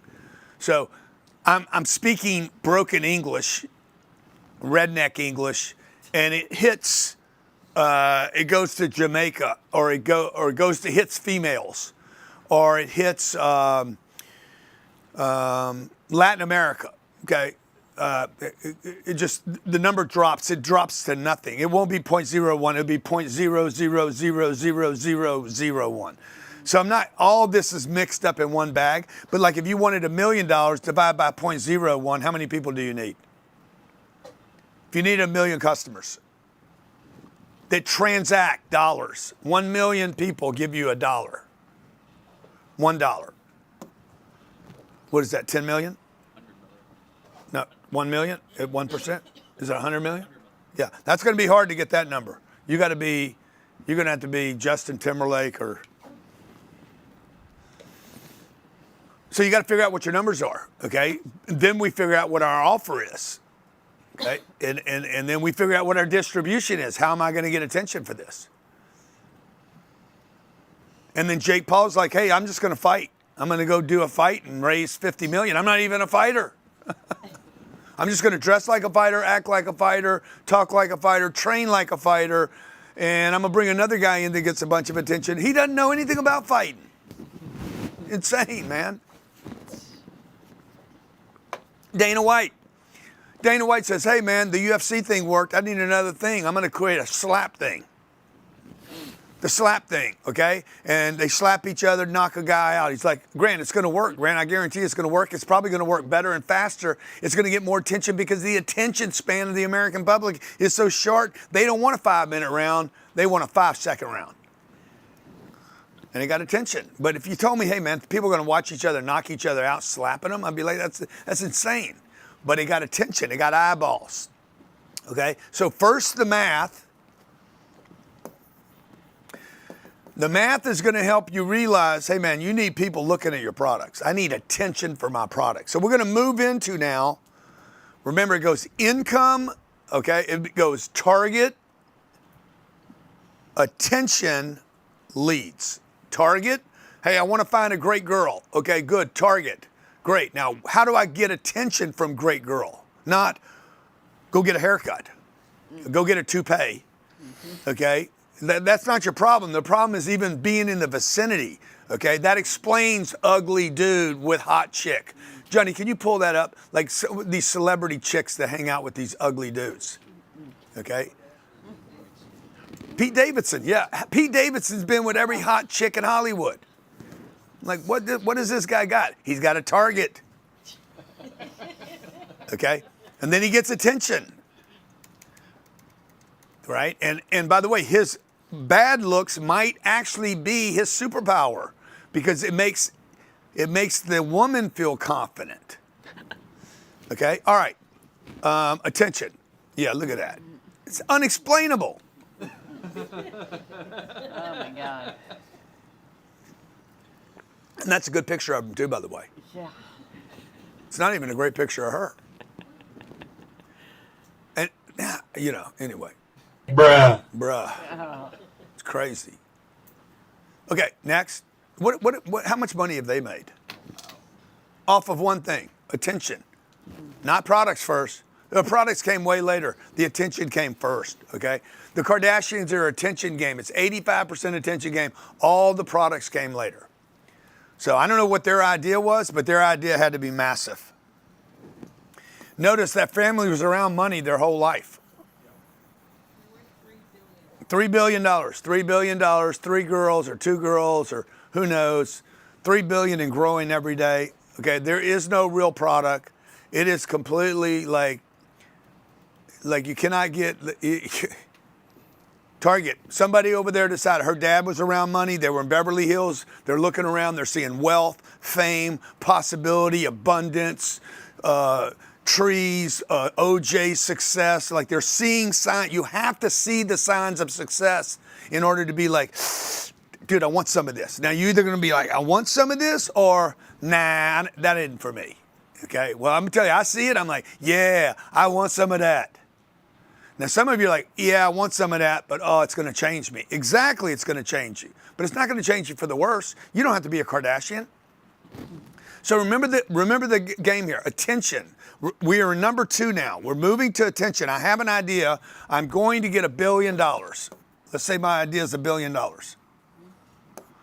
Okay? I got $1 billion. That's my target. I have no clue how to get there. Now I need to get attention. I need to start marketing the concept, whatever my concept is. In my case, I have this real estate Bitcoin concept because it gets me to the financial numbers that I desire. And it allows me to return money to banks and to investors. So I need to start marketing, figuring out my marketing pitch to this audience. Yeah, there you go. That's a marketing piece right there. If you're following me on X, you'll see me do this. We just completed a $125 million acquisition with $15 million of the Bitcoin, and this is one of the images we used. Do you have the other picture of Miami River? The picture of the asset itself? Okay, then get me out of this. Okay, now watch. Marketing, advertising, promotion, relevancy, leadership in the space, recognition, brand, consideration, influence. So what you'll see is you'll see me go hard on some of these spaces. Let me go to X on my computer, and I'm going to show you guys some stuff that I'm doing right now. There's a post right there. Adding BTC to Trophy Real Estate is a game changer for our investors. Full article. Real estate mogul Grant Cardone announces a 1,000 Bitcoin. This is what? Is this marketing or advertising? Or is this promotion? Do you guys know which one this is? You have that video? Promotion. Is this marketing, promotion, or advertising? It's not advertising because I didn't pay anything. Got it. Okay? It is promotion. I am promoting something else. I'm pushing. Promotion means to push something up, okay? Push some idea up. It just so happens I didn't even write this article. Watch this. There's the full article somebody else wrote called The Daily Hodl. 400 million Bitcoin fanatics around the world. I was telling Jared this, I don't know, 2 years ago. Bro, this Bitcoin audience is massive. And they're fanatics, okay? And they're all interested in what? Money. These are my people, bruh. These are my people. 400 million strong around the world. They all have one thing in common, Bitcoin. So I'm like, how do I start talking to that audience? I slide over there and I start talking to this audience probably for the last, I don't know, 3 or 4 years. I start talking to them, listening to them, learning, showing up in their rooms on X. Wherever they are, I go there. I did a couple of meetings this year with them. 35,000 people in Vegas. That's people that want the same thing I want, which is financial freedom. Okay? I write an article, boom, the Daily Hodl picks it up. They're promoting me now, okay, with this article. I take the article that they wrote, post it on X. 16,000 people see the article. 142 people liked it. No big deal, by the way. The numbers aren't even great. It don't matter to me. All right. Now notice all these people below this that are commenting. The Bitcoin Libertarian, strong buy zone. Congratulations, a new age of investing. A percentage of passive income goes to BTC. Add some PP poo-poo to the treasury. Okay?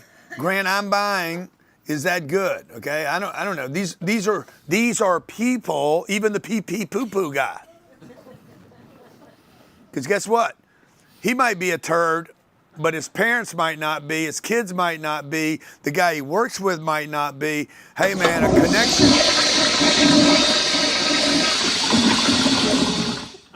The difference between a relationship.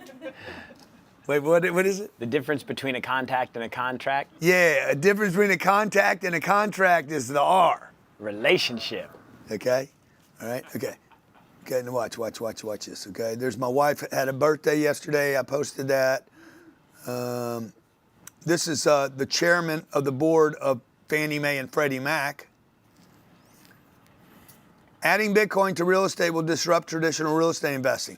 Bill Pulte, who runs Fannie Mae and Freddie Mac, post on it below an agenda that they're doing. The point is, I'm getting into that audience.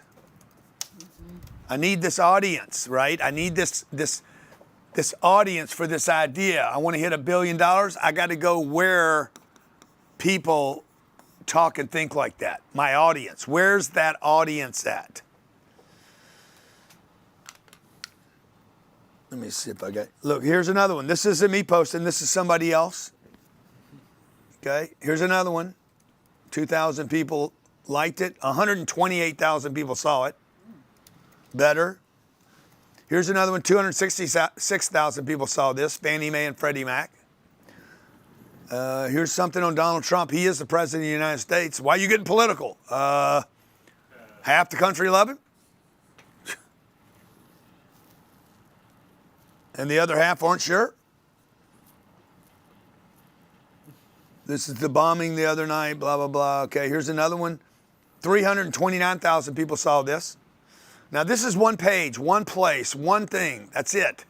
I need something to announce there. This is why you guys, your message is missing because you don't understand marketing, advertising, promotion. You have the video? Yeah. Okay? You got to be relevant talking about what's happening right now. That's why I did the B-2 bomber the other night. Why? Because it was relevant in that moment. It's going to pass and be over with. You have to get on the band of whatever's happening right now. You got to get recognition from your peers and from the space to where they actually brand you as a thought leader that has consideration and influence. Play that video, Johnny. Here's the difference between marketing, sales, promotion, and publicity. Let me explain it like this. If a circus is coming to town and you put a sign up that says circus coming to town, that's advertising. If you put the sign, circus is coming to town, on the back of an elephant and walk into town, that's promotion. And if the elephant walks through the mayor's flower bed and the local newspaper happen to write about it, well, that would be publicity. And of course, if you could get the mayor to either laugh or really get upset about it, well, that would be public relations, and that could have been contrived. And if you tell the community that you're going to have a booth to sell products or services or elephants or whatever, well, that's sales. And if you plan the entire thing, like I'm talking to you about right now, that's marketing. That is the difference between marketing, sales, promotion, and publicity. Hope you enjoy. Yeah, so the marketing fulfills, it's the plan to fulfill how I'm going to get enough eyeballs. Okay, now how do I get to $1 billion? One guy could give me $1 billion. Ooh, wow, there's no one person who could give me $1 billion. Wrong. There's a lot of people that would give me $1 billion. One check, one time, and I wasn't looking for it. If I can't look for it, I cannot see it. And if I can't see it, it'll never happen to me. I guarantee you, I'm going to have more than one person give me $1 billion in one check. Could happen here in the next 60 days. Why? Because once you start looking for something, you will see it. It is manifestation. I get what I look for, okay? I get what I deserve. I get what I negotiate. I get what I ask for, and I get what I market for. So while we can trash the Kardashians, the truth is the Kardashians have done something that most people will never, ever do. And whether they did the right thing or the wrong thing, I don't know. That's not my business. Whether they're ethical or moral, or would I do what they did? Probably not. I'm not going to sleep with somebody to get myself known. I hope my mother would never do that to me. I don't even know if that happened. None of my business, really. I got my hands full of my own life, okay? So what? Point is this, money follows attention. If no one knows you,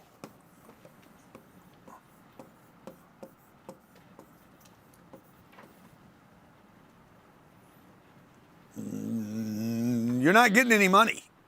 It's impossible. If nobody knows you, nobody's going to help you, nobody's going to flow you, nobody's going to sponsor you, nobody's going to support you, nobody's going to be charitable to you, nobody's going to gift you. You can't even get lucky if no one knows you. It's impossible. Like if you're at home and this is you, that's it. Nothing good is coming to your house. No one's ever gotten rich on their sofa. So, by the way, the lottery ticket. Yeah, but what about the guy that bought the lottery ticket? How many people bought a lottery ticket? Notice that was a marketing game. And it was a big game, okay? The ticket sales go up when the money goes up. When it gets to $1 billion or $2 billion or $3 billion, I'm like, shit, I'm gonna buy one too. All right, now, this is my attention graph. I'm just sharing with you what happened for me over the last, man, we're what are we, 2 hours and 47 minutes right now? No, it's 2:47. Oh, I said I was going to be 2 hours. Yeah. I'm sorry. I apologize, It's his guys. phone. Okay. It's his phone. Is that my phone? On the laptop. Shouldn't be. Okay. All right. I didn't mean to keep you guys here that long. Okay. If you guys need to leave, man, y'all need to leave. Let me know. Okay. I can end it right now. Y'all want me to quit? Okay. No, keep going. Let's go. No. Let's keep going. Okay. Because this is where we got to figure out. Okay. You had your big idea. I'm going to get $1 billion. You can, by the way. Everyone here can. I don't think you can do it bookkeeping. Maybe. I know there's a whole bunch of things where you can't do $1 billion. And the reason I know that is because nobody's ever done $1 billion in some of those spaces.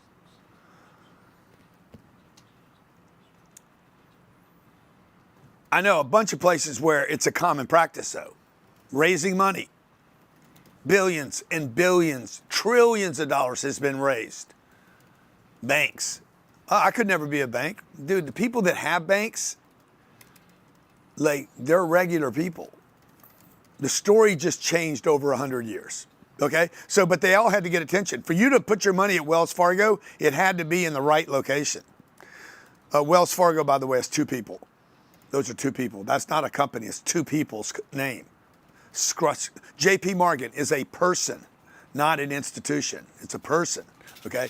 So in 2008, I had no attention. Guess what? My sales were down. Okay? You're going to see these two numbers. As I got more attention, okay, the red graph is the attention graph.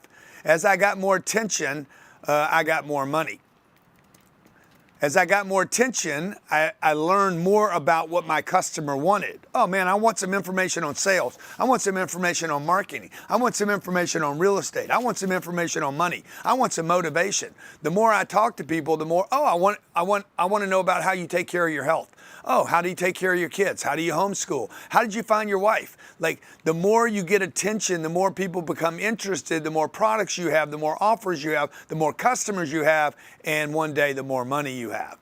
Now, this has only been 12 years. What year is this? I can't see the bottom. 2000? 24. 16 years. 16 years, that went from $3 million to $700 million a year. We could break $1 billion of revenue this year. Privately held, no public assistance, no government assistance, no handouts, just banging. Banging on Facebook, Instagram, Twitter, TV, radio, public marketplace. I'm going to get done here today and I'm going to run to the Hard Rock Casino and do a presentation there for a bunch of Latin Americans about politics. Okay, the best idea in the world needs attention, folks. The best product in the world needs attention. The best person in the world needs attention. The best church in the world needs attention. You cannot grow if you just keep talking to your audience. You got to go to another audience and talk to them, and it's scary. Now, here's some attention management truths. How many of you like to have a graph like that, by the way? You can't even see the setbacks. You don't see the setbacks, the losses, the lawsuits, the betrayals, the people that stole money from me along the way. You can't see it. The attention took care of all of it.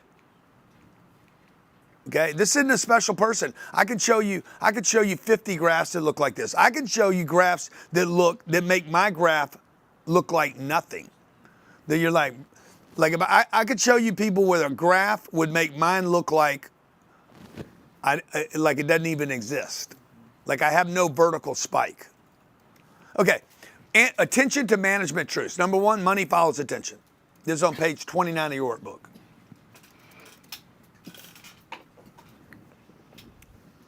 Money follows attention. Number two, best known beats best. What's Rumble worth?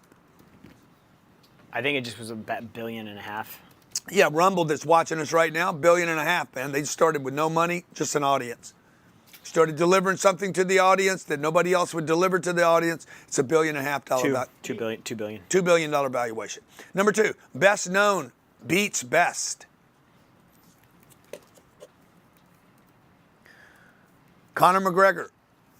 If Conor McGregor went and fought right now in the UFC, he'd probably earn the biggest single check ever in the UFC, and he's not the best fighter. Number three, assume no one saw it. When you push out a message, assume that no one saw it. Now, that means a couple of different things. Number one, it means, let me see, where's my Instagram? Is my Instagram in here?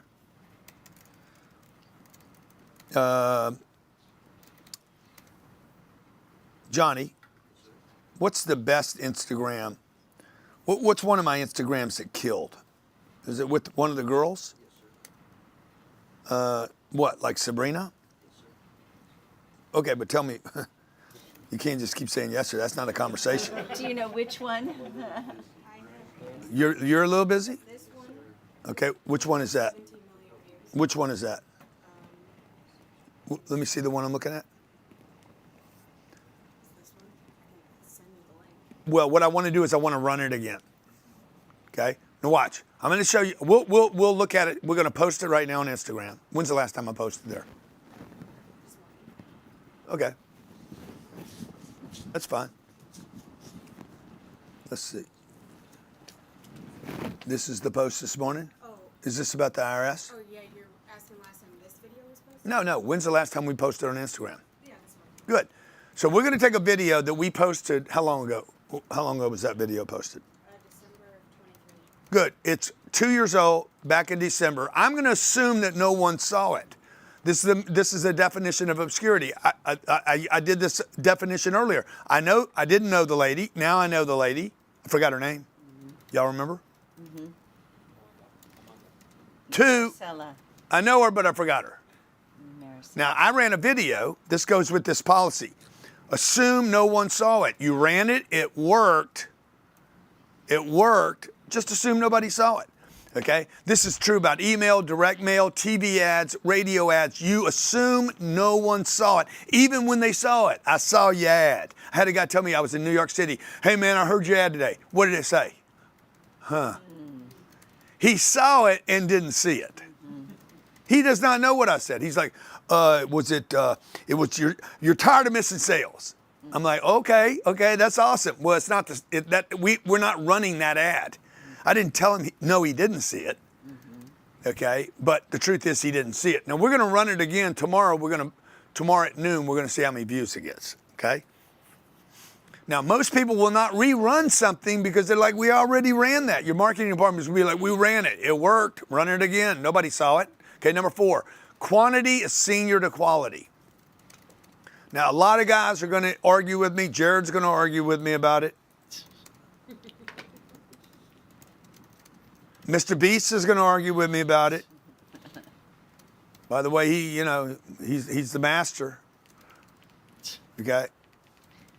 Okay, but I don't have the money to figure that out, what Mr. Beast does. Like, I'm not getting that game. That's not my game. That's not my money. He's got his little lane. He's got his lane that's working for him.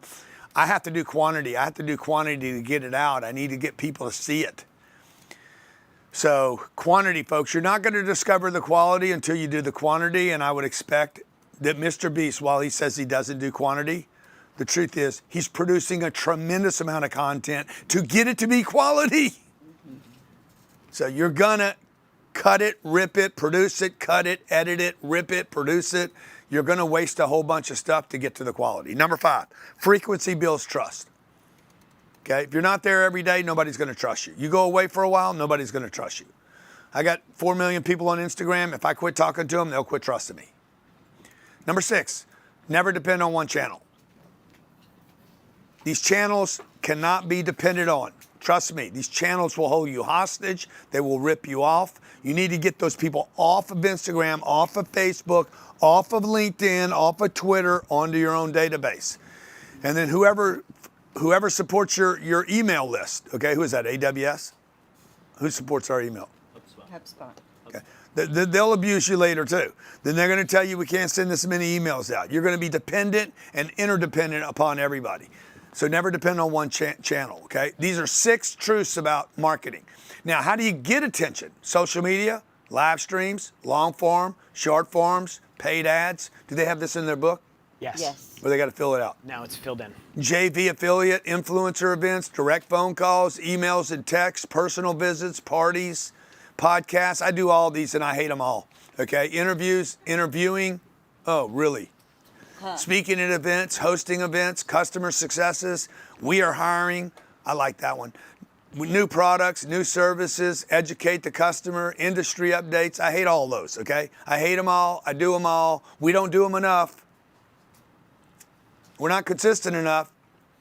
They all work. Our favorite part is when we post for you and you say, I haven't seen it. You yourself on your own channel. Yeah.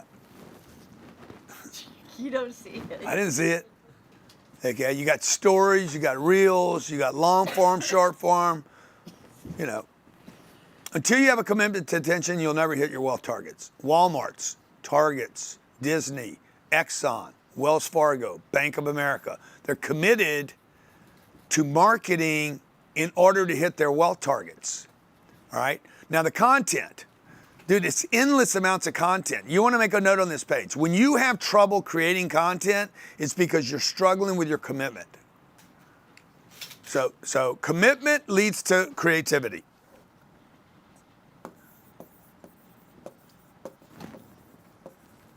Commitment leads to creativity. A new book writer, a guy that's unknown, writes books like they're the artist. In the beginning, he's doing art. He's painting it everywhere. Okay, later when he becomes famous and he's rich, he has blocks. I can't write. I can't paint. Yeah, bro, because your commitment got destroyed. You're rich and you're famous. Okay, and they both are, you're not satisfied with either one of them. You have no new commitment. Your no new commitment means your creativity goes down. The writer block, the artist block, will swell again. Creativity will show up when the commitment's there. If you look at the rapper, the white rapper, Eminem, bro. Look at how much content he created when he was broke. Okay, it was like give me some Eminem till I collapse, Johnny. Okay, Kanye did like 4 or 5 or 6 different albums back to back to back to back to back. It's like, my God, bro. Can't do the music because we're streaming. Okay, the amount of you can do one line. You know what? We need to do drop lines, Johnny. You know, just drops, right? Like cash flow, just that, or just hey, last name ever, first name greatest. Just I want to get drops that you can use rather than the horn. You do it. They ain't like us. They ain't like us. They ain't like us. You know, and just give me that. Just give me that. You know, like when I'm like, hey, you just lazy. They ain't like us. Okay? That would be little entertaining things rather than the sounds. Okay? Okay. See, what I'm doing right now is I'm figuring out how to make things more creative and keep interest. Okay? Remember, on attention and money are identical formulas. They're identical. Okay? They're identical. You have to get it. I got to get money. I got to get attention. Hey. Okay. Number 1, you get it. You don't make it. You don't make attention. You don't make money. You get it. The attention's somewhere. It's going somewhere. You guys are all paying attention to something else. I have to get it back from me. Get off your computer and look at me right now. Okay? You guys at home. Hey, man, get off the toilet. You're on the toilet right now. I know. I see you. You're with the kids right now. Hey, you're not paying attention. You're scrolling Instagram right now. I'm going to give you $1 billion idea right now. Stop scrolling. Watch me. See, I got to get your attention. And then I got to keep it. Same thing with money. You get money. Most people don't know how to keep it. You literally send it to somebody else to take care of it for you.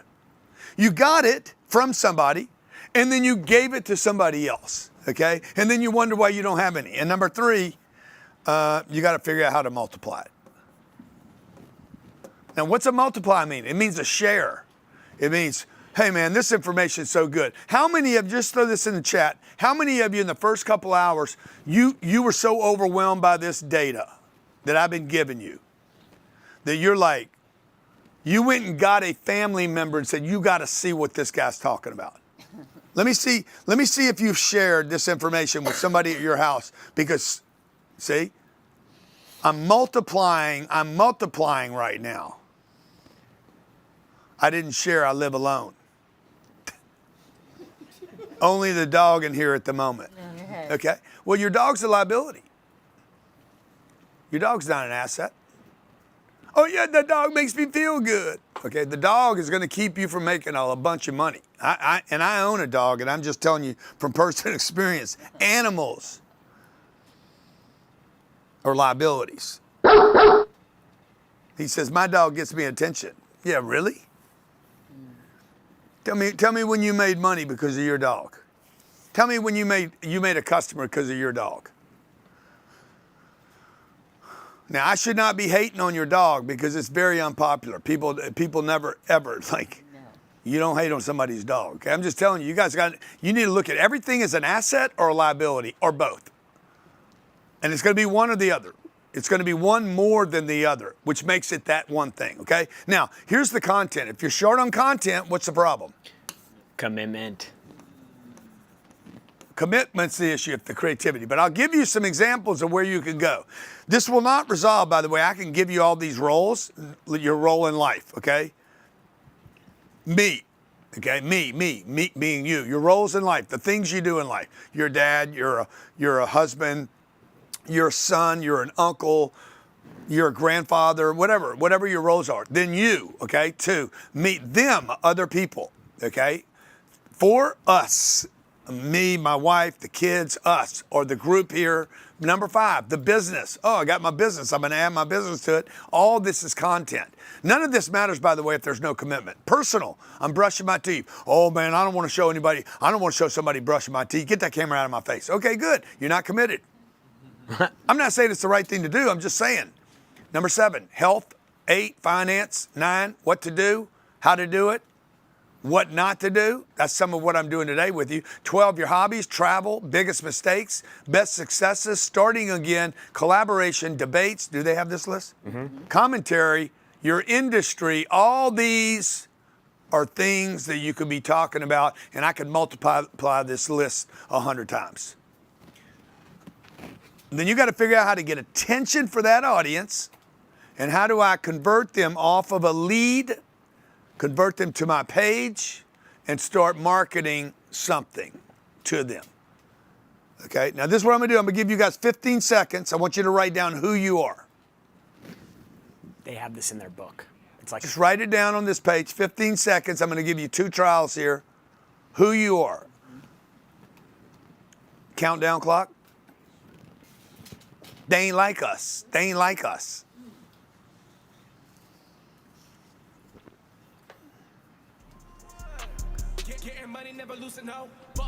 How many seconds am I?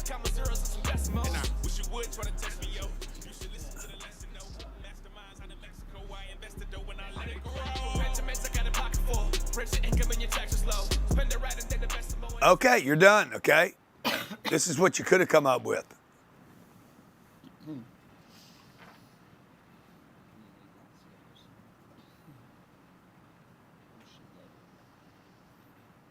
And the more you understand who you are, the more aware you are of who you are, the more aware you are of what you do, the more you're going to understand about your audience. Can you pull up the April Fool's joke?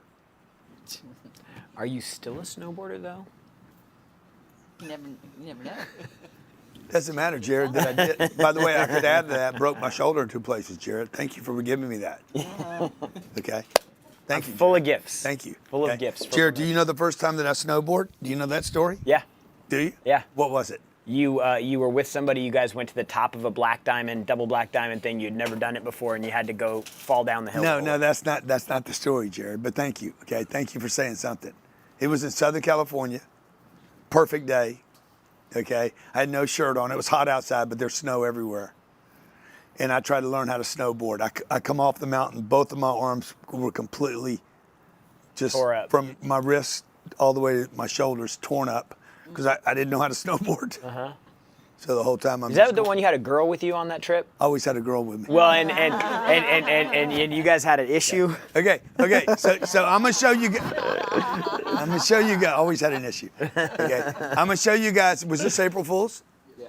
I have always been open and transparent with you about.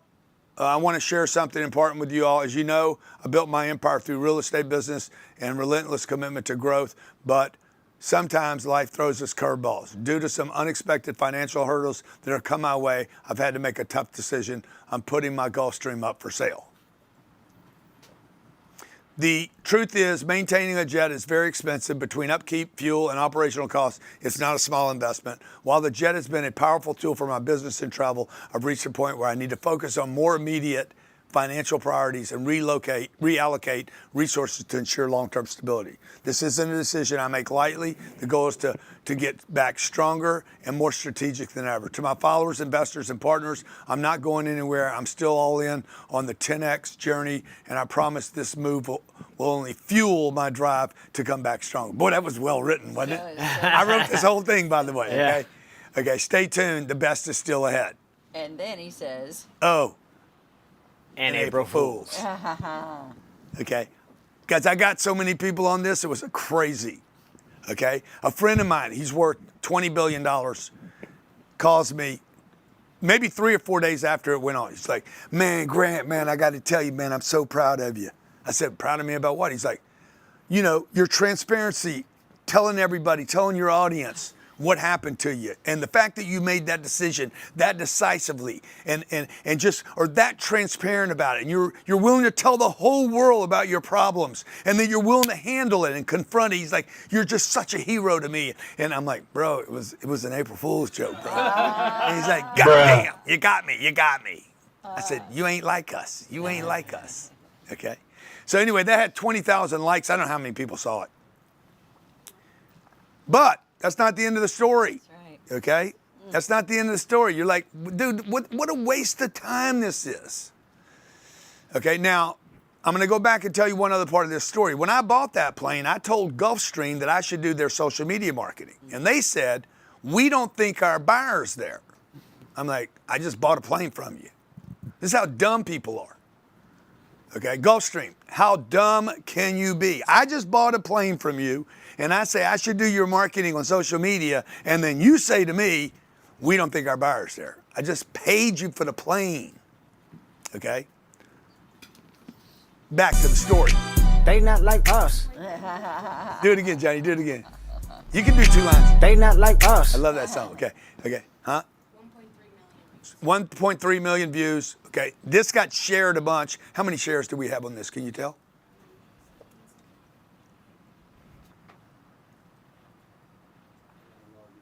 And then I'm going to tell you the rest of the story. 2,000 people hit the button and said, hey, share that with my friends. Okay, rest of the story. We had 3 offers on the plane. 3 offers. All above market value. And one of them was what I paid for it 3 years ago. Hit it again, Johnny. They not like us. They not like us. Now, what am I telling you right now? I'm using social media marketing. I'm a regular, everyday guy dragging the universe, man. And we didn't sell this to an individual. This plane was bought by a major pharmaceutical company. So when you guys say, or Gulfstream says, we don't think our customer's there, what do you mean? I just stole a damn sale from you guys. Okay? Now, to do this, you got to know who you are. You got to know who you are. You got to feel good about who you are. You got to learn how to tell stories. You got to learn how to drag, to troll, to contradict, confront. You got to learn how to challenge the marketplace. And you got to learn how to have fun with it. Okay? Every one of you has more stories than what you wrote. I've been married 21 years. That's a story. I smoke cigars from time to time. That's a story. I like a good bottle of French wine. That's a story. I'm a finance guy. I claimed I was going bankrupt, okay, and never went bankrupt. The fact that I've never been bankrupt is a story, okay? I'm tax savvy. I went 7 years without paying taxes and got audited, and it was legal. I've been a Democrat and a Republican. I'm a homeowner that made money on homes, and I'm a homeowner that knows buying a house does not make money. They not like us. They not like us. And then give me the last name ever, okay?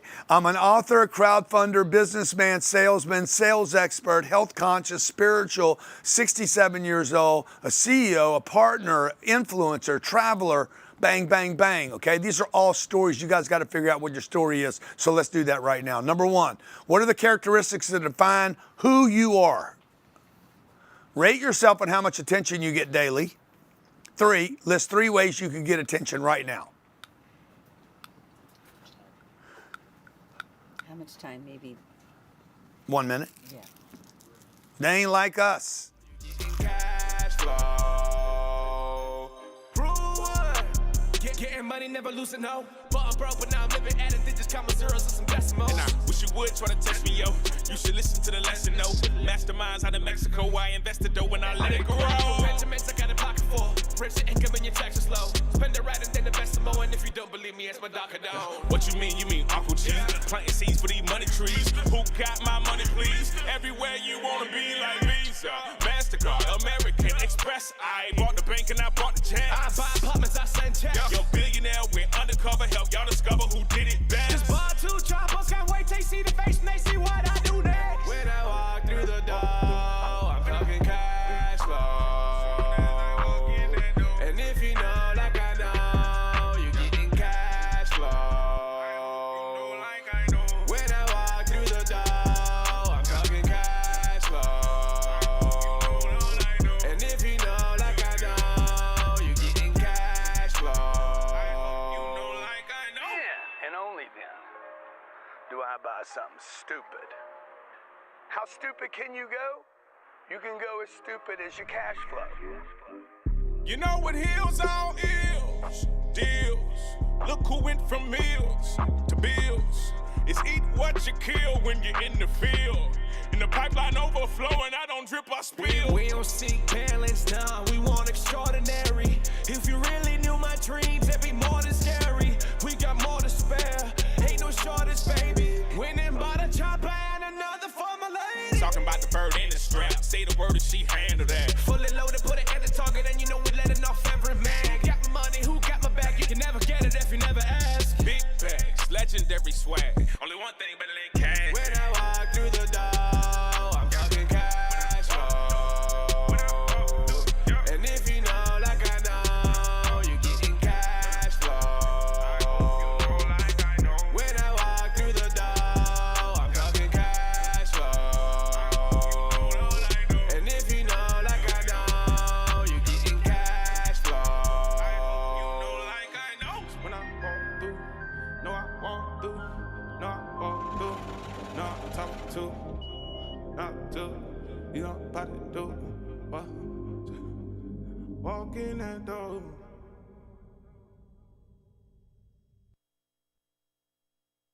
Chapter 6, Step 4, Who's Got My Money? Who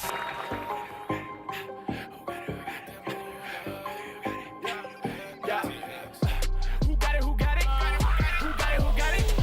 Who got it? Who got it? Who got it? Who got it? Who got it? Who got it? Yeah. So who got it? Who got it? Okay. All right. Let's. Leads. No. I want to. What defines you? What defines you? Who are you? Who are you guys? You guys got to figure out who the hell you are. Well, I'm a white woman, 34 years old. Why don't you just call yourself Karen? I mean, but what else, bro? What else? Oh, I'm a nurse. Okay, well, you got to give me more. Oh, I had an abortion. Okay, good. Give me more. I have 3 sisters. My dad died. My mother committed suicide. Bro, you got to. Who are you?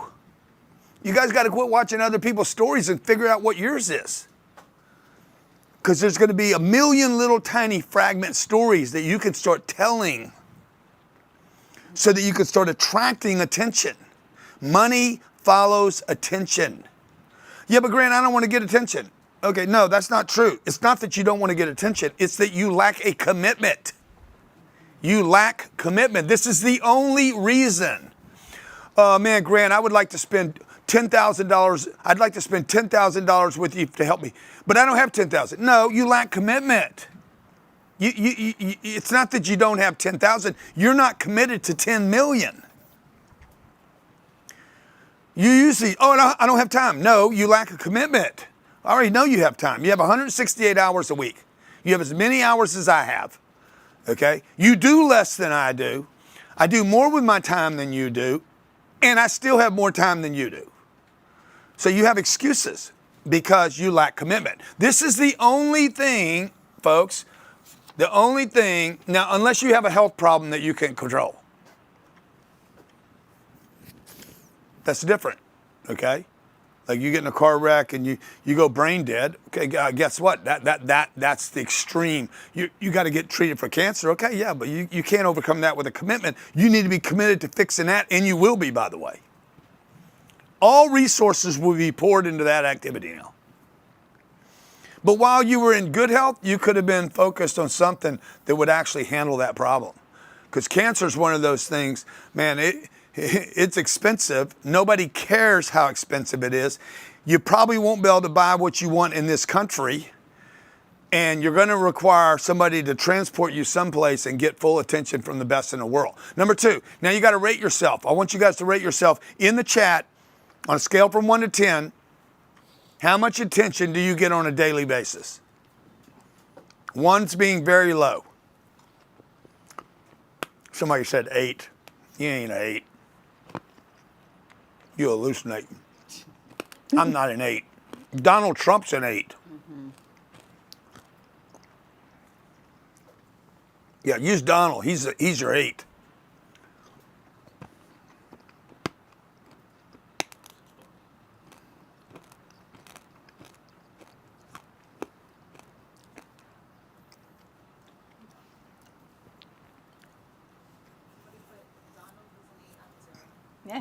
There you go. Donald's an 8. You know the reason Donald's an 8? Because Donald can't control every day of the week. If he could control the media that he got yesterday every single day, then he's a 10. But he's not, because he can't control it. Okay? Because the moment something else happens in the world, boom, the attention shifts off of Donald and onto something else. But Donald's been committed to propaganda, to propagandizing his own story for his whole life. He's always known, okay? Always known. Big buildings in great locations. He parked his plane at LaGuardia Airport outside. Everybody said, why don't you hangar your plane? He's like, because nobody's going to see my plane. He was one of the first people to put his name on his plane. It's what encouraged me to put my name on my plane. Because I'm like, why would I not have my name on my plane?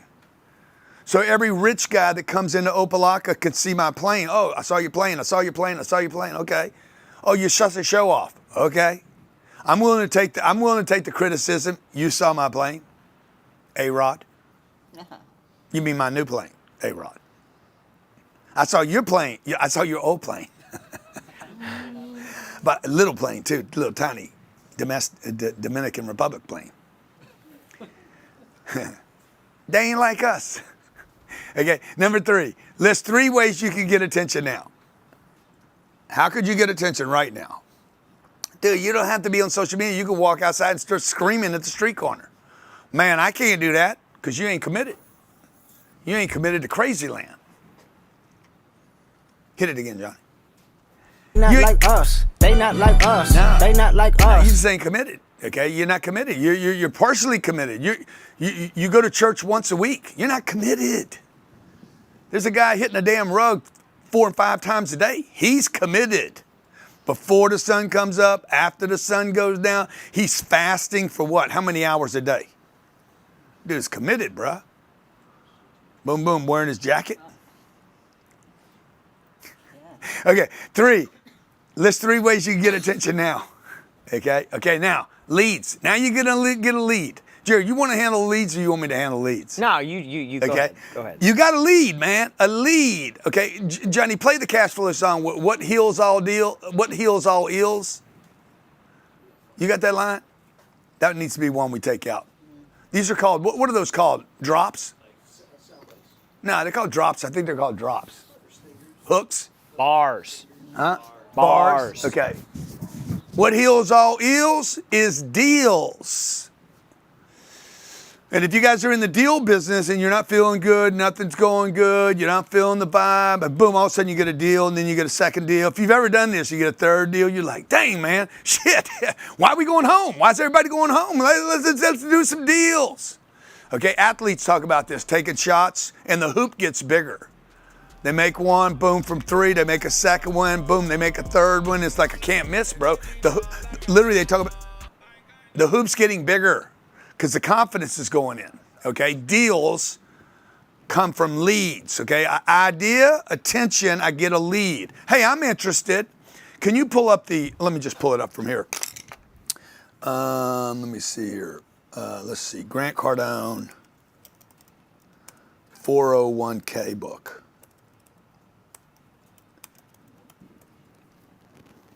This little guide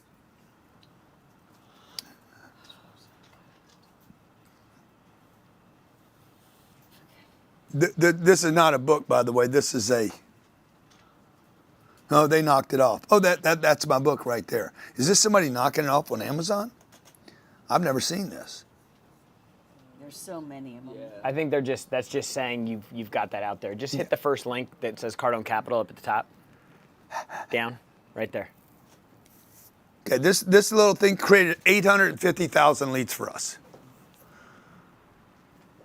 How to convert your 401k to real estate without a penalty. This book is 6 pages long, and it's not a book. It's an internet PDF. 850,000 leads.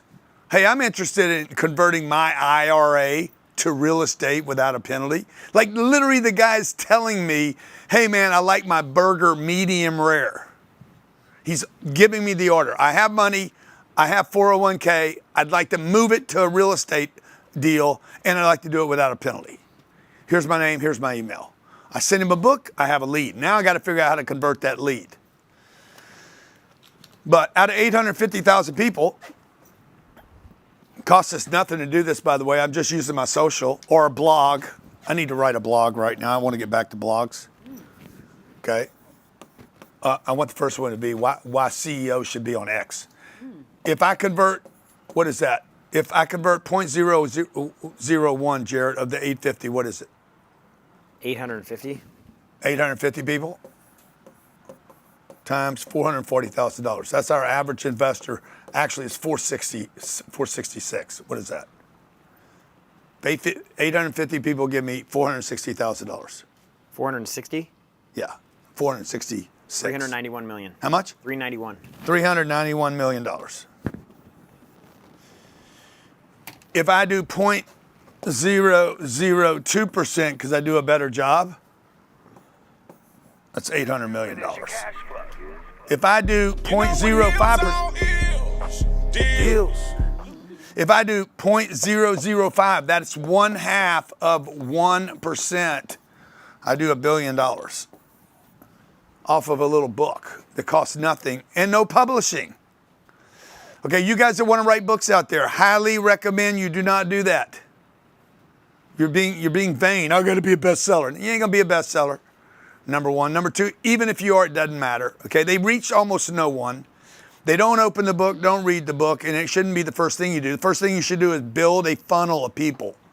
People are not interested in reading books. They're interested in tips, hacks, quick things. They want quick. I don't want to read a 500-page book. I want to know 3 ways to do blah.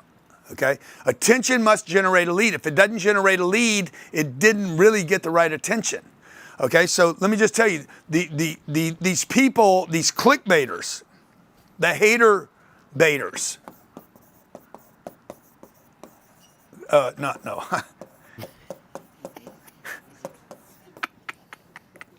The hater baiter masters. Okay? The hater baiter masters. That's perfect. Okay? These people do not convert to dollars ever. They get lots of clicks. They get a lot of clicks, a lot, okay? They get likes. They get a lot of comments, okay? Hey, Grant Cardone is a fraud, okay? That is never going to convert to dollars, ever. Why? Because they attracted a hater, somebody stuck on negativity. People that are negative do not buy things, ever. I don't go from, oh, I'm negative, I want a solution. No. I have an insatiable appetite for negativity, insatiable appetite for clickbait, insatiable appetite for gossip. What am I going to do, bro? I'm going to buy a tabloid magazine so I can read more gossip. So unless you're a tabloid salesman, okay, all you're going to get, this guy that created this clickbait right here, all he's going to get is AdSense. He is not going to convert this guy watching. He is addicted to negativity. If I'm addicted to negativity, what am I going to do? Click. Okay, let me go find another piece. I'm not going to, in fact, I'm going to exhaust this guy. I don't need any more on Grant Cardone. Okay, I'm good on Grant. Let me go find somebody else that, you see what I'm saying? They don't convert. By the way, to the haters out there, okay, you guys, I cannot thank you enough. You're responsible for at least half the growth of our company, at least half, maybe more. It's unbelievable. Must-haves to convert attention to a lead. You got to have a landing page. You got to have a webinar. You got to have live trainings, books or ebooks, education, business tools, assessments. Is this in their book? Strategy calls, consulting calls, free inspections, discounts, free gifts. Yes or no? Yes, Yeah. Filled in. Oh, it's filled in? So what is the landing page? It's not filled in. Well, I need to know. It's not. So that when I ask us, just if y'all just tell me yes, no. Okay, good. Okay, number one, landing page. What is a landing page? That's a landing page right there on my computer. Can you show them that? That's a landing page. That's not a website. There's no browser here. I mean, I guess that's a browser, but There's only one action on the page. there's one action. There's nowhere to scroll. There's nowhere to touch. There's no, oh, follow me on Facebook. Follow me on LinkedIn. Follow me on X. Like, no, dude, don't have any of that there. That's one thing. Land, give me your data. I'll send you the book. Okay? You don't give me the data, I don't send you the book. This is not a complicated thing. This is a free book with some great intelligence in it. Okay, number two, these are things you could do to convert attention to a lead. You could do webinars. How many webinars will we do this year? And I would consider this a webinar, by the way. Yeah, probably 30. Yeah. So I do, one every 2 weeks on some topic. What about your investor calls, though? That's another. Yeah, it's another 12 plus 15 probably.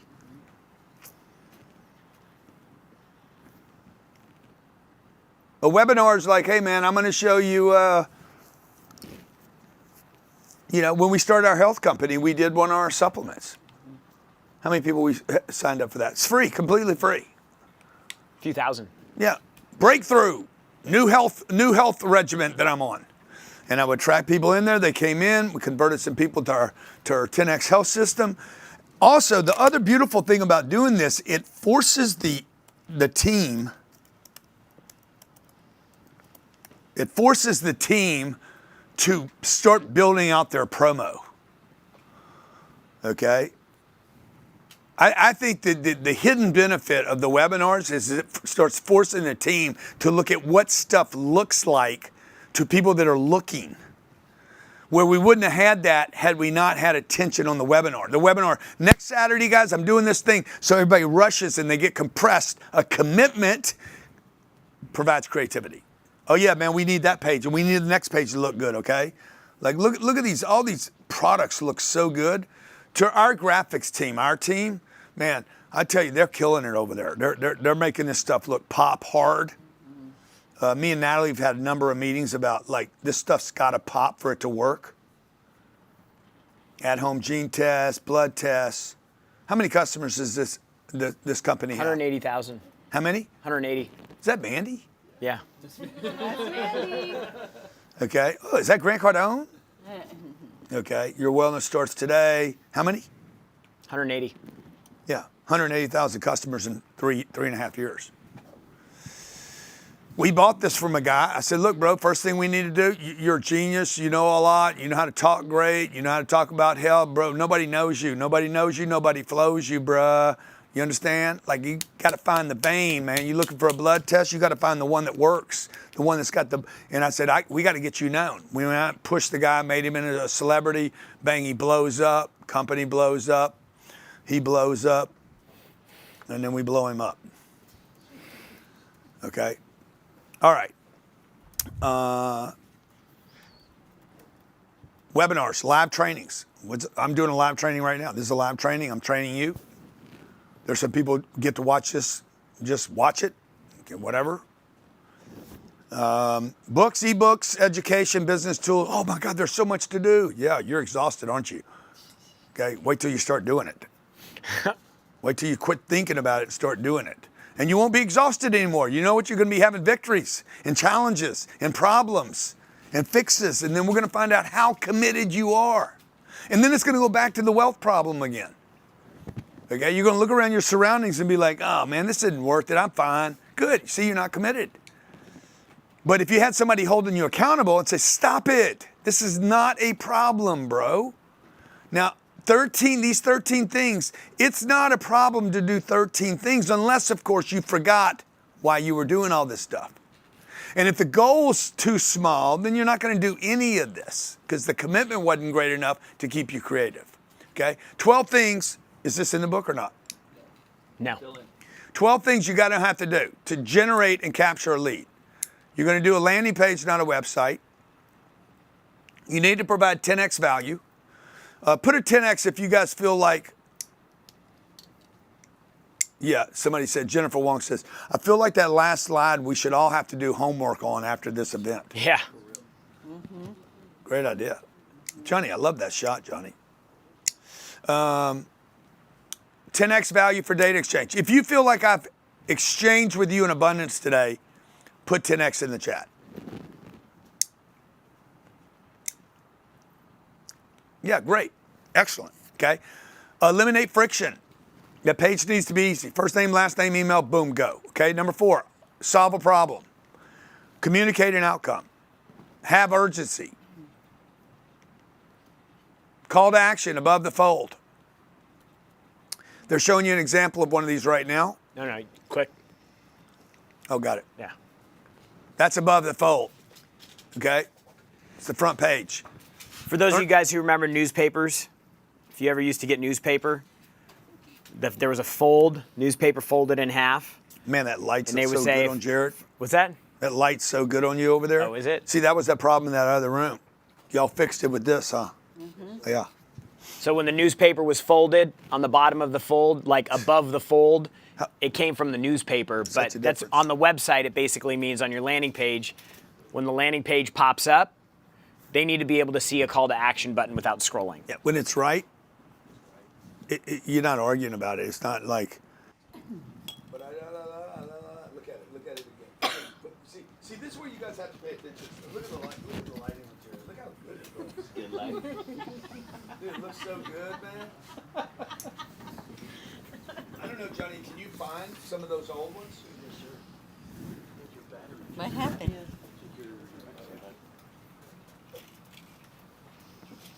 You know what hills all is. Bum, bum, bum. Huh? Really? This works? Okay. All right. Okay, 12 things to do. CTA above the line. Multiple CTAs on the page. Mm-hmm. Okay, not just 1, 2, 3. You could have a bunch. Watch. See all those red bars? This is one page. One page. 1, 2, 3, 4, 5. Huh? Yo, this one? You got 5 different call to actions here, okay? 9, 2-step opt-in. Jared, you want to explain a 2-step opt-in? Yeah, so basically on this page here, you'll see in the screen on the left, we have the top of the landing page with the call to action above the fold. It says, yes, I'm ready to secure my seat. We don't take them right to the pricing. When you click that, we take them to a form. The form collects their info, and then when they hit complete order, it shows them the rest of the information they're going to need in order to process the sale. So what this does is it captures leads from the page rather than just trying to send somebody to a page to get them to make a purchase. Now, in this case, Spend 3 days learning the strategies. Took my business from 2 million to 600 million in revenue. Notice this is dated. I'm showing you something from the past, right? Our numbers have changed since then. I'm ready to secure my seat now. There's no money involved here, is there? It is something that we sell. Well, no, this is free, and then. No, this is for a ticket that we sell. Got it. This is a ticket, but this could be free. By the way, freeze a price. Oh my God, my price is too high. Freeze a price. $1 a price. Too low, by the way, can actually cause people not to do it. Free could cause people not to come. I mean, I don't want to go for free. Some people are like, I will not go to anything for free ever, no matter what. Okay? Okay, so it's a $99. Nope. $99, I'm not wasting my time. $199, wasting my time, I'm not going down there. I'd rather you keep the money. You keep the $199 and I'm not going to show up, okay? How about $9.99? Nope. For $9.99, it ain't worth me going. Okay, how about $9,000? Yeah, I'll be there. Or $29,000 would be better. Or $50,000.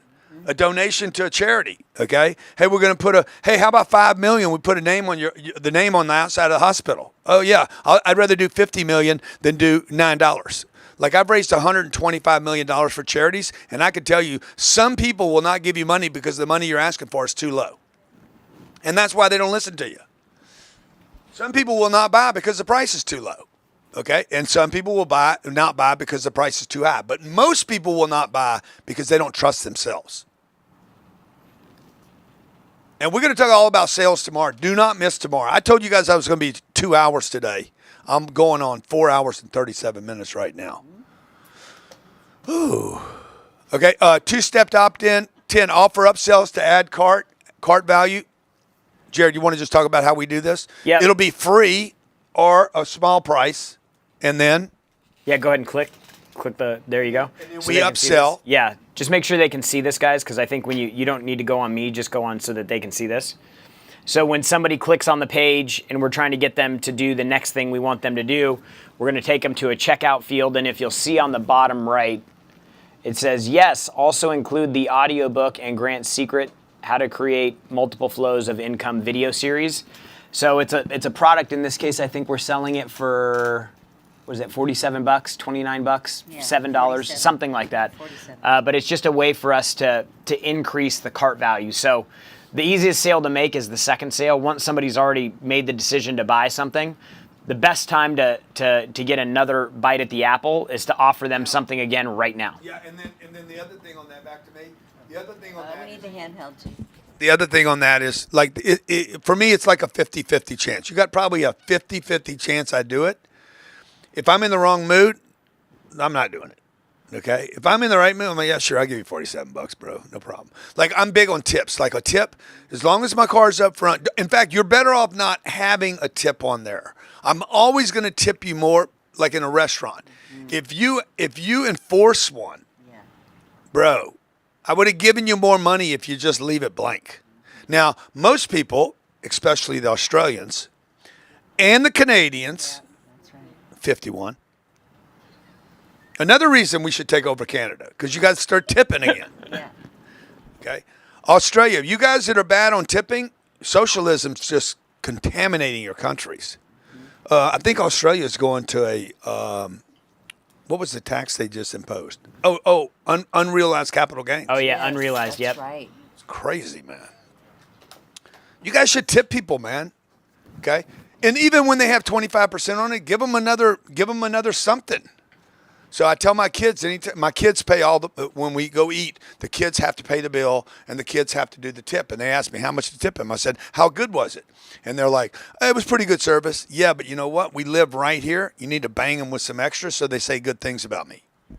Sometimes it's not about the service itself. It's about the impression you leave. If you're trying to get known in the marketplace, okay? All right. Okay. Offer upsells to add cart value. We showed you that. Should be done. Should be a policy. You're looking for what percentage? 15 or 20% convert? Usually between 3 and 30%, depending on the price. Wow, that's a big range. Yeah. Okay. And then number 11, model, mimic, and master. Find something that works and beat it to death. Okay. Like just hit it hit it and hit it again. A couple of Decembers ago, maybe last December, we did something on the first of the month. It ripped. I mean, it worked so perfect. It was so effortless. I said, let's do another one next week. It was not on our plan. It was not on our agenda. We had a bunch of other stuff to do. Hit it again, okay? And we did it again. It worked again. What should we do? Do it again, okay? And number 12, repeat successful actions, which is number 12 and the one I was talking about. All right, examples of generating leads. Go back. Yeah. This is just an example like we talked about earlier, like webinars. Like this is, a lot of you came here from a webinar. So this is a way for us to generate a bunch of leads. We generate probably 70% of our leads from webinars, education. People want to be educated. And it could be, let's say you're in the roofing business. How to redo your own roof. How to get a bid on a roof. How to make sure you save money on a roof. Like you just need to be able to do something on anything. Either you're an expert or you're not an expert. And by the way, when you start teaching people, you will become an expert. The best way to learn your job is to teach your job. All right? Okay? Using tools to generate leads. Like we have real estate calculators, where we give these away. Hey, we'll give you our calculator. If you want a calculator on how to calculate NOI, value, right price, what you should pay, use ebooks, free ebooks. Real estate book, the 401k book I told you about earlier. Exercise. Let's do an exercise real quick. List 3 ideas for ways to get more leads. Maybe you came up with some ideas right now. 3 ways to get more leads. What are 3 things you could do to get more leads? Oh, man, good, man. I like the way you're doing your hair, man. I'm not sure if I like it or don't like it, man. I don't. Yeah. They not like us. They ain't like us. They ain't like us. Okay. Number 2, which lead generation rules are you violating? Do you even know what they are, or did you all forget them? Most people probably forgot everything I've said already. Most people have already forgotten 90% of everything I said from this morning. And so yeah. Just give them a few minutes for this. Just a few minutes for this. Few minutes for this. What you mean? You mean Uncle G? Planting seeds for these money trees. Who got my money, please? Everywhere you wanna be like Visa, MasterCard, American Express. I bought the bank and I bought the jet. I buy apartments, I send checks. Yo, billionaire went undercover, help y'all discover who did it best. Just bought 2 choppers, can't wait till they see the face and they see what I do next. When I walk through the door, I'm talking cash flow. And if you know like I know, you getting cash flow. When I walk through the door, I'm talking cash flow. And if you know like I know, you getting cash flow. Yeah, and only then do I buy something stupid. How stupid can you go? You can go as stupid as your cash flow. You know what heels on ills, deals. Look who went from meals to bills. It's eat what you kill when you're in the field.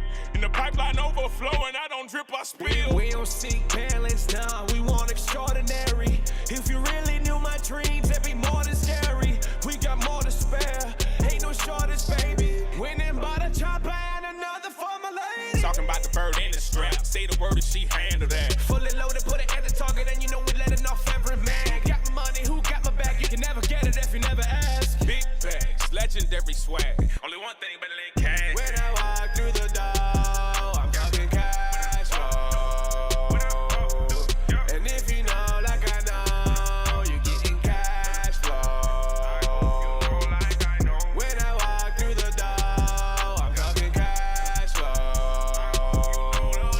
And if you know like I know, you getting cash flow. When I walk through, no I won't do. No, I won't do. No, I'm talking to. Not to. You know, about to do. What? Walk in that door.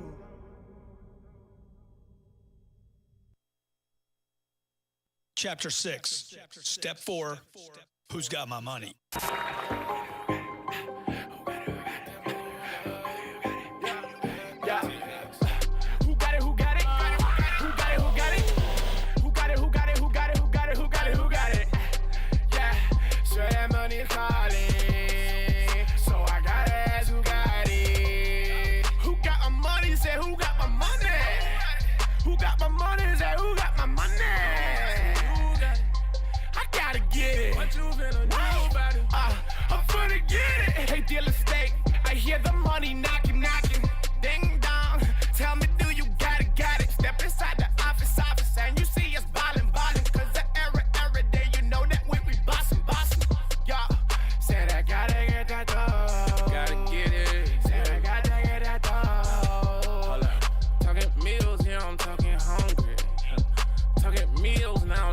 morning, yeah.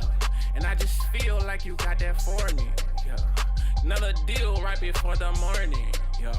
Talking credit or cash, every question they ask, we gon' get to the bag. But they don't believe it, they say, how he achieve it, they say getting rich is a fantasy, Uncle G, what they say. Watch where you getting advice, get you a millionaire mind. Do you some millionaire math and multiply like chapter 5? Then I got one question, hold up, 2 questions. Can you keep it 100? Do you want blue blessings? Say we got all the answers, that's a scuba lesson. Do whatever it takes, like season 2 especially. Mikey B gon' ring the bell and get the 2-stepping. I doubled up and Jay say, homie, quit your 2-Xing. Dominate, don't compete. Champion came to win. What you say, Uncle G? Can we ask him again? I say, who got my money? Who got it? Who got it? Who got my money? Who got it? Who got it? Who got my money? Who got it? Who got it? Who got it? Who got it? Who got it? Who got it? Yeah. So I got you gonna do about it. Who got my money? Say, who got my money? Who got my money? Say, who got my money? So that money's calling. So I gotta ask who got it. Okay, let's get to the paper. Talking millions on the phone. Okay, let's get some new haters.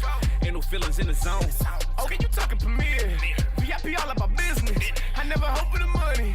Me, I go out and I get it. See, me, I go out on a Tuesday. You know, every day Tuesday. And you know, Sheriff stay groovy. It's a 10X movie. You know, we stay on the move. Gotta get money, they do it. Getting the wins, never losing. We never talk, we just prove it. Who got it? Who got it? Who got it? Who got it?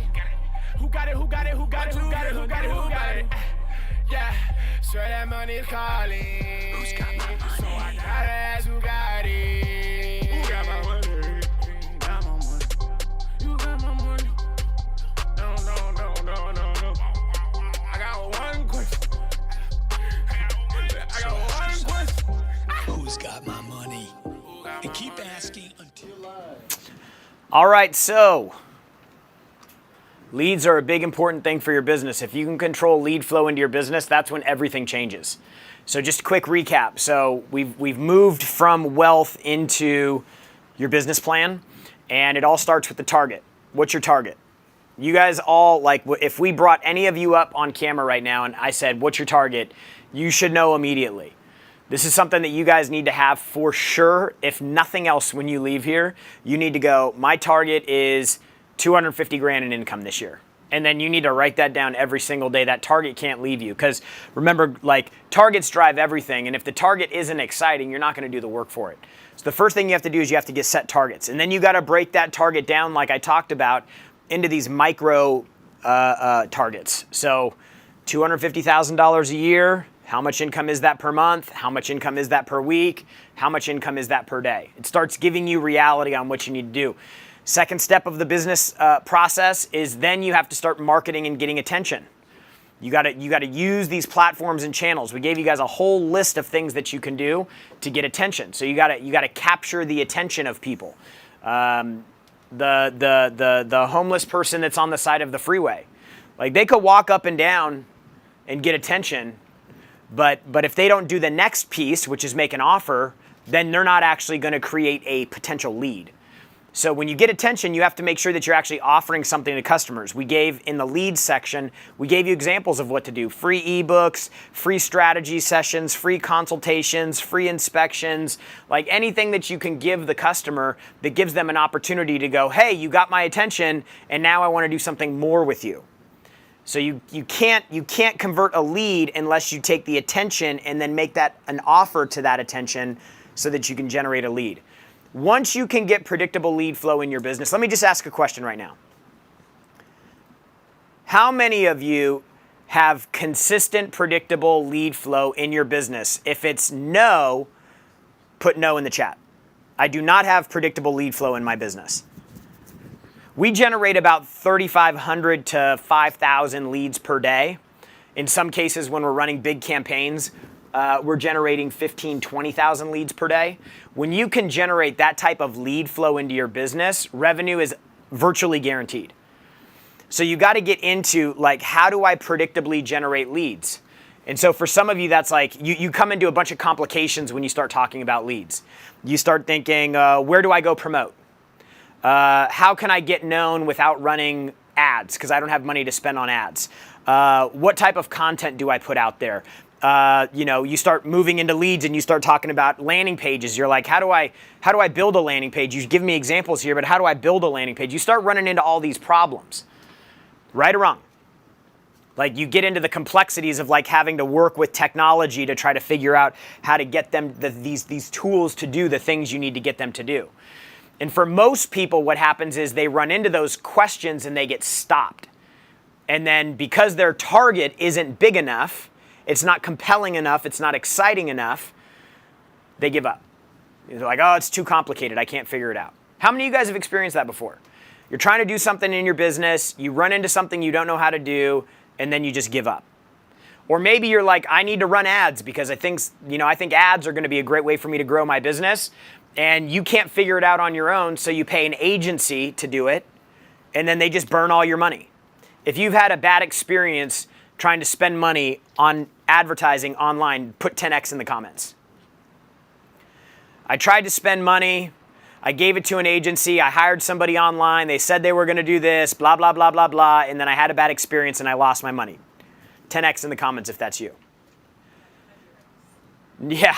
Now I can tell you, we spend about $2 million a month on advertising. It works. But you just have to be educated so you can figure it out. And that's why we're talking about like you got to get around the right people so that you can learn the things to do. The little group, the community that we put you guys in for just the last few weeks coming up to this event, like these communities are ways for you guys to start getting answers to the questions that you have. So got to set your target. You have to start getting attention. If you don't get attention, you're not going to create a lead. So you have to focus on attention. Once you get attention, you have to convert people to a lead. But Grant mentioned a couple times here a pretty important stat. Did he take the pens? So I've been with Grant for 15 years. I started when there was 3 employees, and my roles have evolved as the years go on. Today I'm the president of the company, but really my focus is marketing, sales, revenue, business development, strategy. Like I'm really focused on how to continue to grow and drive revenue in the business. And this little chart that we put together for you guys, can you show this to them? Target, attention, leads, lead management, sales management, scale. This wheel right here, can you show this to them? It's the business cycle wheel. Okay, so this wheel right here, this thing that I have on the board, really should be your guidepost for how your guidelines for how you're running your business. So, question is, do you have a target? Like, have you set a target yet? Put a yes in the chat if you've set a target. Okay. This is the easiest part of this whole wheel right here, is setting the target. Okay. The next thing you have to do, and this is all in sequence, the next thing you do is you have to go, can you get enough attention in order to start moving towards your target? Now, if you believe that you can get enough attention to drive you towards your target, put yes in the comments. If you can't, put no. I can or I can't.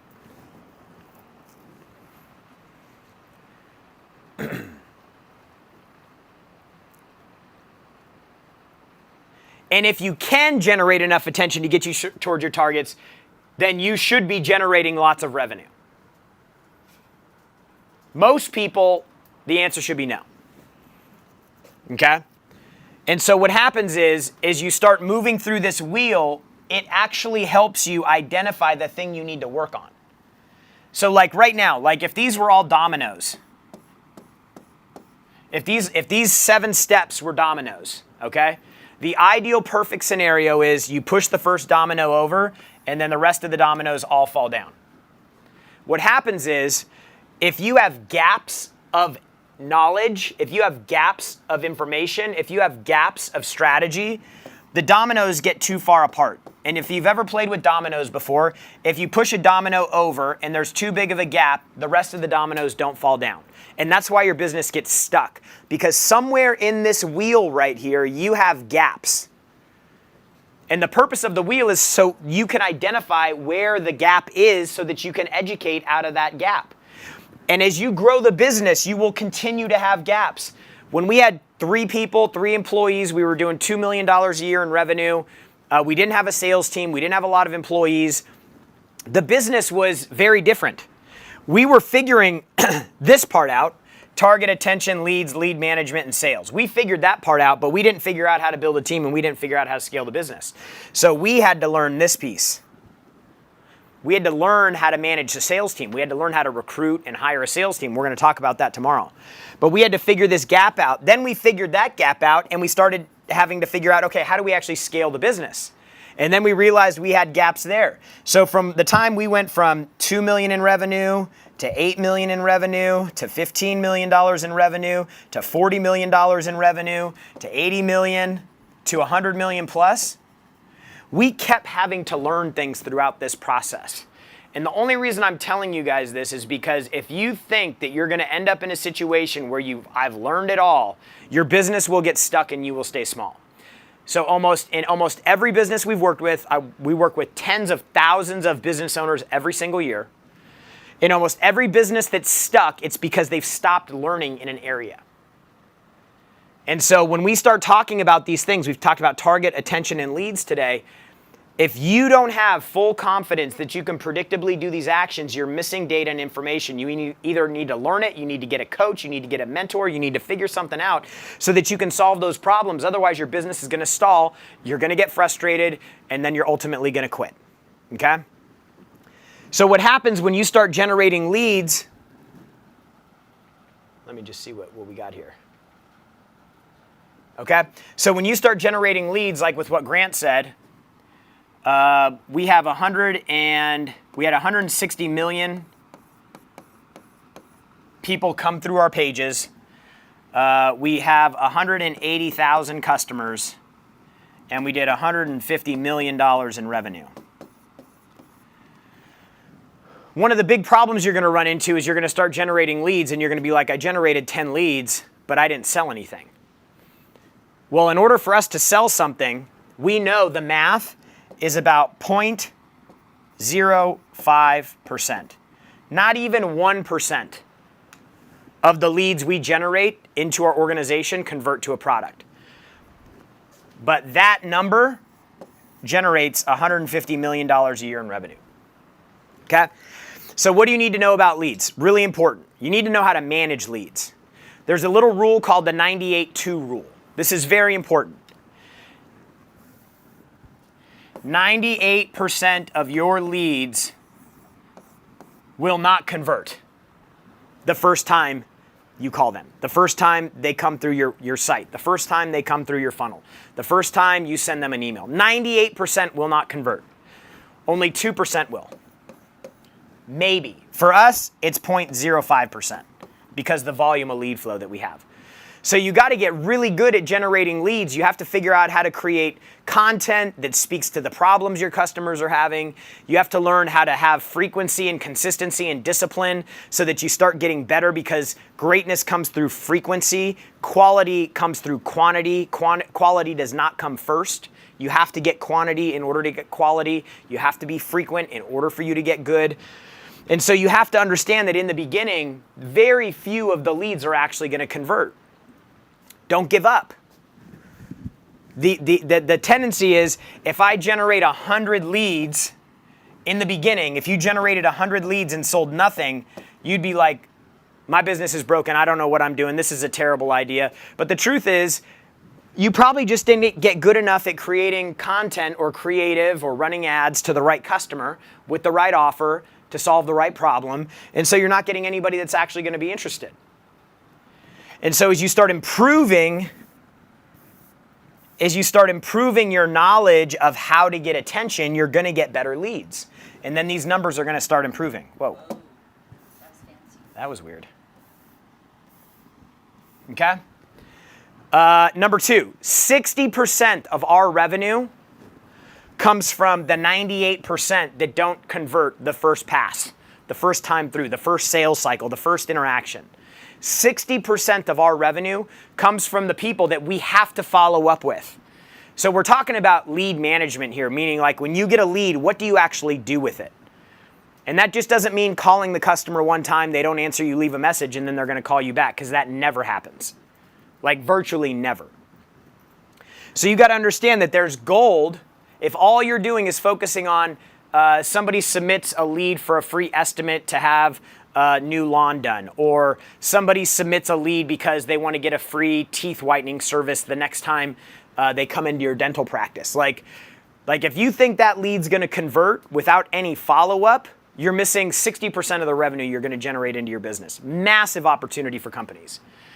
Then there's another rule, lead management, the 80-8 rule, okay? 80%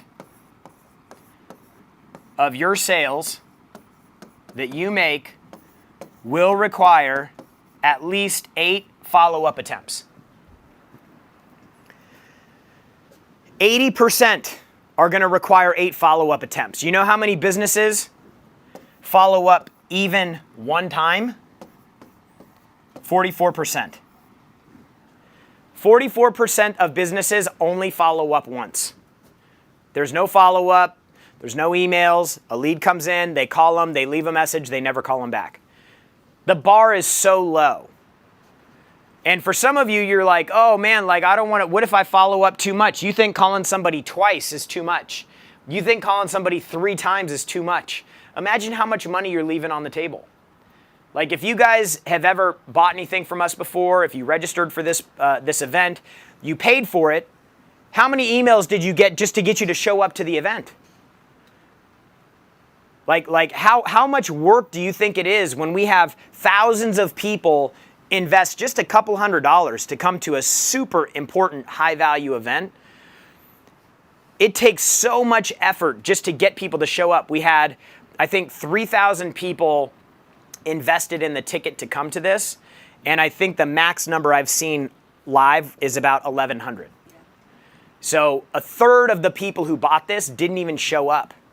And that's after we probably sent 8 emails in the last 48 hours to make sure that you guys actually showed up. So you guys, the amount of, it goes back to this. The 10X rule, if you guys haven't read this book or you haven't heard this concept before, Grant wrote it. He branded this. It's his concept. The 10X rule is all based on the idea of the estimated effort to get something done. Okay? So if you have a target of $1 million in income, or $1 million in revenue, or $10 million in income, or $10 million in net worth, immediately what you need to do when you write down that target is you need to start thinking that it's going to be 10 times harder than you think it is. So your target actually shouldn't be 1 million for the gal that was doing the bookkeeping. Her target actually shouldn't be 1 million in income. It should be 10 million in income. Because if she sets a target at 1 million, people almost always, like 99% of the time, come up short on targets. So would you rather come up short on 1 million or 10? The amount of effort that is going to be required to get attention in the marketplace today, you know, there's a stat that says the average person consumes more information in one day today than a person in the 1500s consumed in 212 lifetimes. It's insane.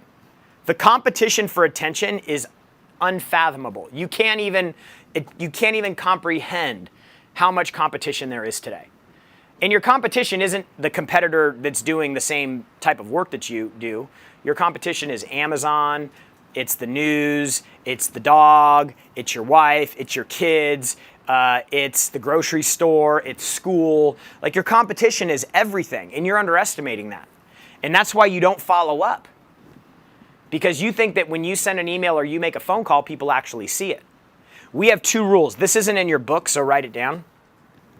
The two most important things that we're working on with our team as it relates to leads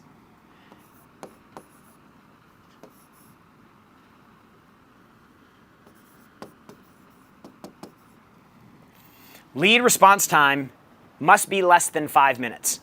So when a lead gets submitted, one of our KPIs for leads is that they need to be responded to in less than 5 minutes. Ideally, you could do this in less than 1 minute. That is when the intent of the buyer is the highest. If you contact leads in less than 5 minutes and a competitor follows up in less than 60 minutes, you are 9 times more likely to contact the customer and have a conversation that leads to a sale if you do it in less than 5 minutes. Everything moves so fast today. You're going to go from this, you're going to go on an AI thing, you're going to start chat GPTing, who knows what. While that happens, you're going to be on your phone and you're going to get a notification from Instagram. You're going to open that up. Next thing you know, 45 minutes later, you're like, what am I even looking at? The competition for attention is so high. You got to get customers when they're hot, when they're ready to make a decision. The second stat, KPI, is lead penetration rate. And this, we're looking for 8 touches in 72 hours when a new lead comes in. New lead comes in, we want to call them first time in 5 minutes. We're probably going to follow up with that lead 3 times the first day with the phone call. And we're going to send an email. And if it's a cell phone number, we're going to send them a text message. So we're going to swarm the customer with follow-up. It's better to call the customer 10 times over 3 days than it is to call them 1 time over 10 days. One call per day for 10 days. And some of you are thinking, oh my gosh, that's too much. I don't want to upset people. You have to make a decision based on your target. That's why we always go back to these targets. Okay, do you want to lose leads? Do you want to lose business? Do you want to lose revenue? Do you want to miss your target?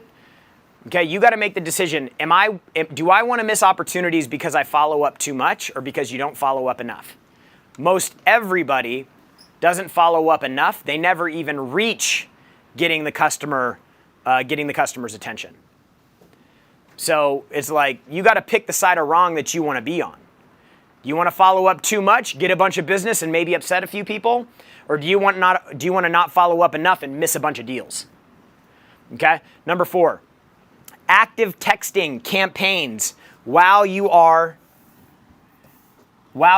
engaging the lead will increase your contact rate by 500%.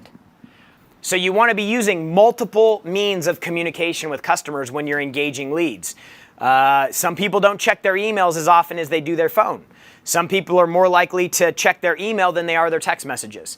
Some people are more likely to go into Instagram and check an Instagram DM before they check their email or their text messages. So you got to think with I want to figure out multiple touch points for the customer so I'm hitting them in all areas. And by the way, if some of you are like, oh my God, this is so overwhelming, most of you aren't generating enough leads to even keep you busy making phone calls, let alone trying to figure some of these other things out. Number 5, appointment show up campaigns will increase show rate by 50%. So whether you're doing a phone call or you're doing an email, okay, if you're trying to get an outcome from the customer, you're trying to get them to do X, they've already agreed that they want to do it, you have to follow up here with campaigns to get them to make sure that they do that. If somebody sets an appointment with you on the phone, you need to have a sequence. You say, hey, Jared, we're going to be coming out to the house Thursday at 10 a.m. Are you good for 10 a.m.? Yeah, I'm good for 10 a.m. Any reason why next Thursday at 10 a.m. you won't be able to be at the house so we can do the inspection? No, it's good. I'm going to start sending them communication about their appointment on Thursday, on Monday, on Tuesday, on Wednesday, and then probably hit them Wednesday night and then text them Thursday morning. I got to keep selling them into the action that I'm getting them to do. This is the same thing we did for you guys. You registered for an event, you paid for it, Most of you think, oh, if somebody pays for an event, they're going to show up. We have, at our growth conference, which is our big event, we just had our final one last year, we have people that pay 20 grand for a seat and don't show up, if you can imagine that. Okay? About half of the appointments that we set in our sales department, about half of the appointments that we set, even with follow-up, don't show up. So you're like, oh, I booked 3 appointments today. I booked 4 appointments today. Plan on 2 of them showing up. If you don't have a follow-up sequence, one of them might show up because they're going to forget. So you guys have to start building these moats with technology, with a CRM. Maybe you're using an Excel sheet. That's fine. But you have to have a way to communicate to people and remind yourself to do this. Ideally, it would be automated. If you have to do it manually, don't use technology as a reason not to start. Offer close down campaigns will increase your closing rates by 2x. You can show them that here. So they can fill it in. There you go. Okay. So when you make an offer to somebody, you should have an expiration date on that offer. It creates, remember Grant said urgency is one of the things you have to have in order to get an outcome. Like there needs to be a reason to do the deal. When you make a proposal to somebody, you should tell them, hey, this offer is good for 72 hours. And then you should have a close down sequence, a follow-up sequence, an offer expiration sequence that moves them into, I've got to make a decision now.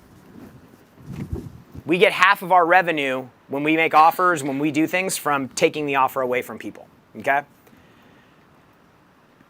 And then long-term nurture campaigns will increase your revenue by 25%. So again, if only 2% of the leads that you generate are going to convert the first pass through your sales process, if only 2% are going to convert, then what are you going to do about the 98%? Some percentage of those will convert within the next 14 days. But you have to have a long-term strategy for the ones that are going to convert 6 months later. Most businesses forget about the fact that somebody expressed interest.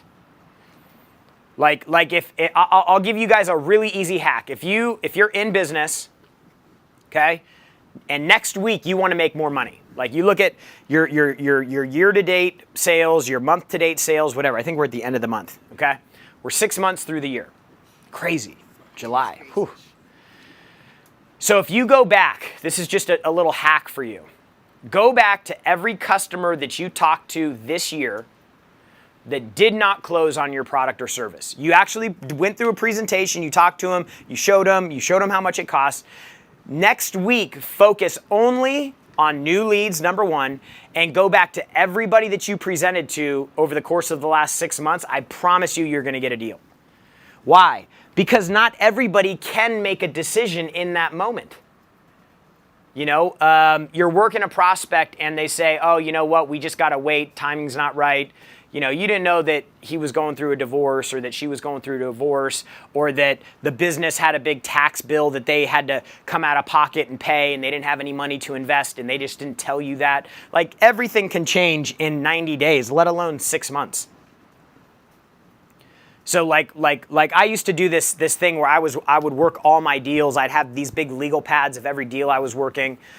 This was back when we had like 3 salespeople. Steve Spray was one of them. He's one of our directors now. But I would go through these legal pads and I would be managing, like I'd have like all the names of the businesses that I was pitching, that I was calling. I was all like legal stacks of legal pads. And every 3 months I'd take these legal pads. I'd go, Steve, you want some leads? And I'd take this stack of legal pads over to him and his eyes would get wide. It wasn't like that at the beginning. At the beginning I gave him a stack of leads. He's like, why are you giving me all this old trash that you've already been through? I said, dude, just call him.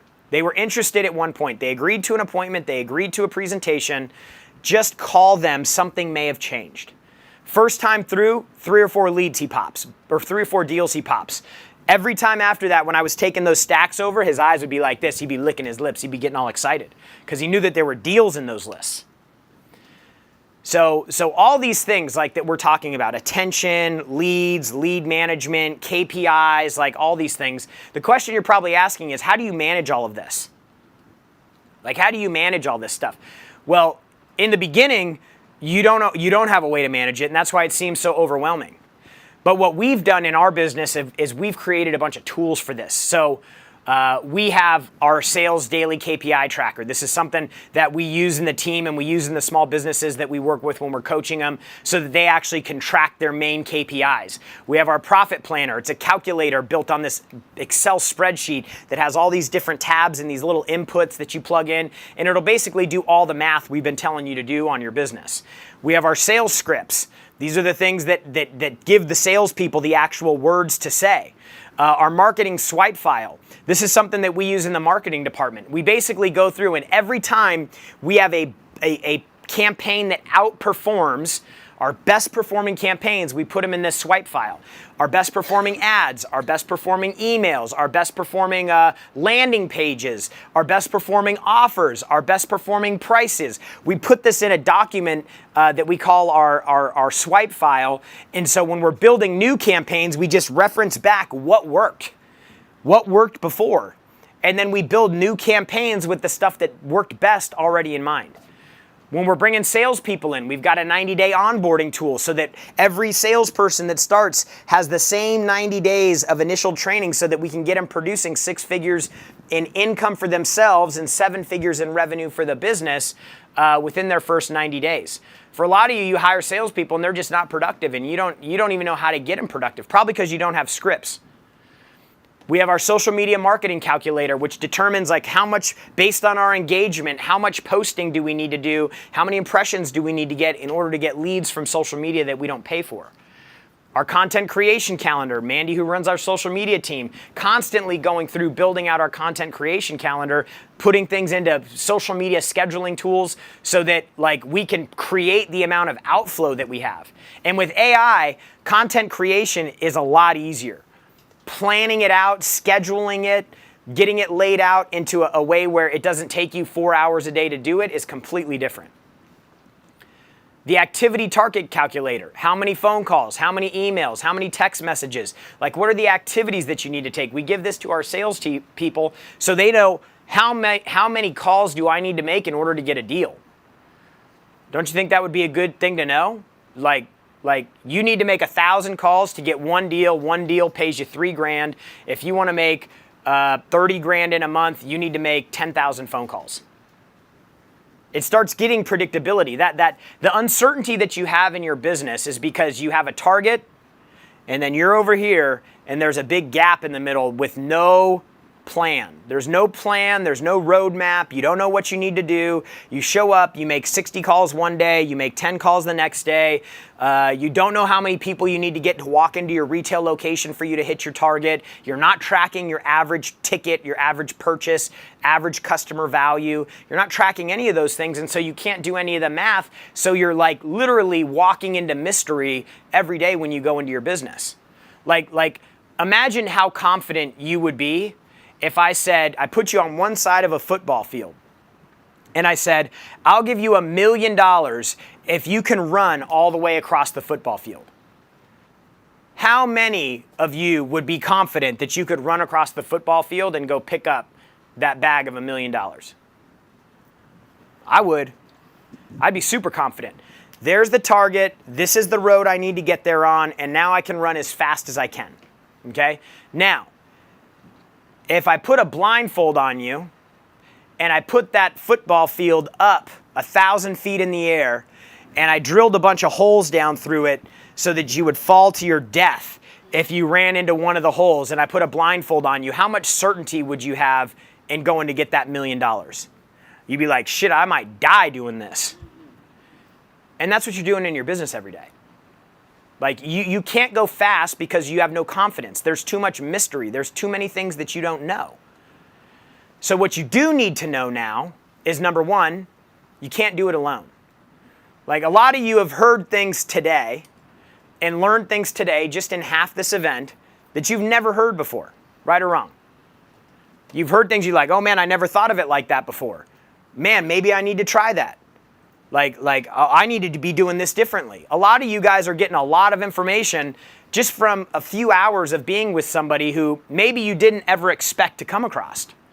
I saw a comment in the chat earlier from a gal that said, I have never been in a room with people talking about money like this. It happened when that woman from Colorado who has all the real estate, her and Grant were going back and forth. She was like, I've never heard anybody, never even been in a group where people are talking about money like this. Like when I hear those things, like that makes me so happy. Because now you're like stepping out, like in Wizard of Oz when Dorothy went from black and white into color. When she went into Oz, it was like, oh my gosh, like this is an entire new world. Dave Robards, our top sales guy, made $1.2 million last year. He came into my office yesterday. A buddy that he's known for 20 years, he was talking to him about 4 months ago. And he's like, I'm in this shipping business and, I just need to get to like 3 or 4 grand a month and, it's going to cover my bills. And I just need to get to like 3 or 4 grand a month consistently. And so Dave was like, dude, you need to like, number one, you need to get around new people. He's up in Reno. He's like, you need to get around new people. You need to start thinking differently. You need to educate yourself. Like you got a kid to take care of. Like you need to step it up.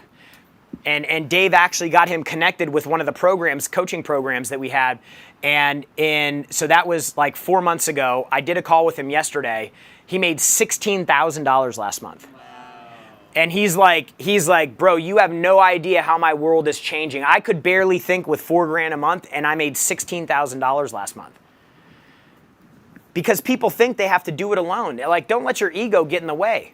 Like, reach out for help. But you got to have qualified people that you can ask for help from. Number 2, you got to get a plan. You have to have a plan. Otherwise, you're running with a blindfold on. And nobody is confident doing that. And that's why you go slow, because you don't know what you're doing. We move really fast here because we know exactly what we're doing. And when we come up with an idea to do something, we execute on it immediately and we move fast. And when we find out it doesn't work, we stop, we kill it, and then we go down and we create a new one and we go after something new. But because we move fast, we find out quicker if something's not working. Like, at least if we're running in the wrong direction, if we're running, we find that out quicker. We find it out sooner rather than later.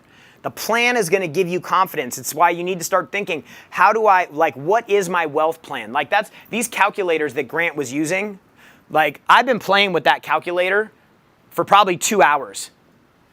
I'm thinking about my kids. I'm thinking about myself. I'm putting different numbers in. I'm like, okay, if I want to retire in 15 years, I'm 41 years old. That'd make me 56 years old. If I want to retire when I'm 65, what if I go super conservative and it's 8%? What if I go super aggressive and it's 18%? What if I can put away 100 grand a year or 300 grand a year? Like I start getting I'm like, oh man, it's starting to come together. I work with somebody who helped me create a plan to get to my retirement goals. Everything changes because now you have a clear target. You need to have the exact strategies and systems. You guys go into the slides on this so they can see this?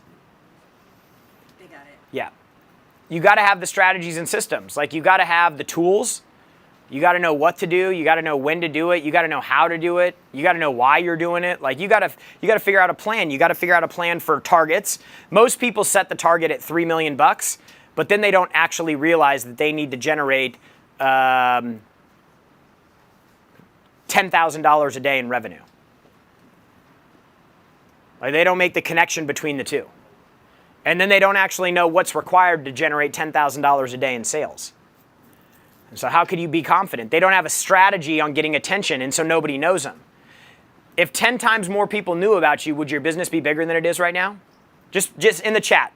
Just drop 10x. If 10 times more people knew who you were, your product, your company, your service, if you would be doing more money, you'd be generating more revenue. Of course. Money follows attention. The more attention you get, the more revenue you get. Okay, so if you had an exact system or strategy, you had coaching, you had support, you had accountability on how to get more attention, you'd be getting more attention, you'd be generating more revenue. Number 4, you got to have the tools. You got to have the tools in order to get there. You got to have the resources. You got to be using a CRM. You have to actually start building out a real business.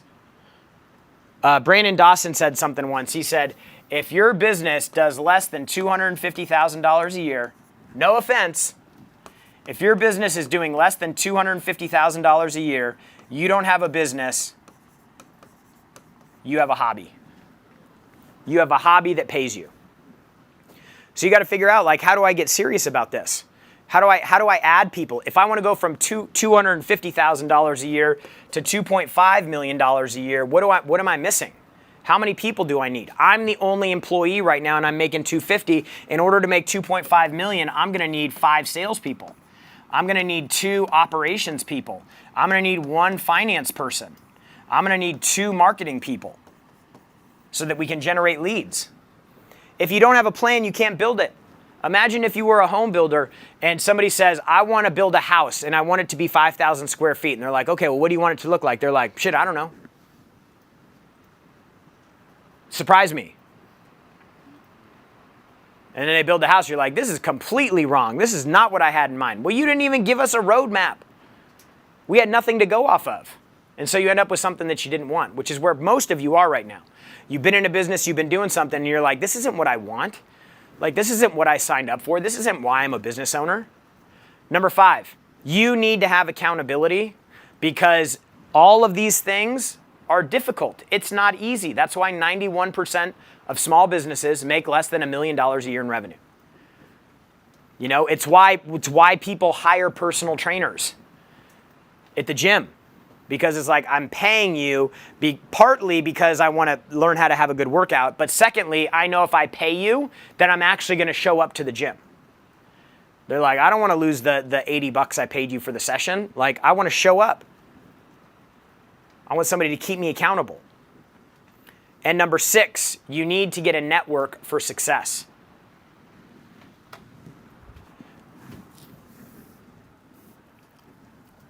So remember, we've been talking the second part of the day today about generating income. How can you control your income? When you can control your income, you can control your plan. And so what we want to do is we want to say, hey, look, how am I target, attention, leads, lead, management, sales management.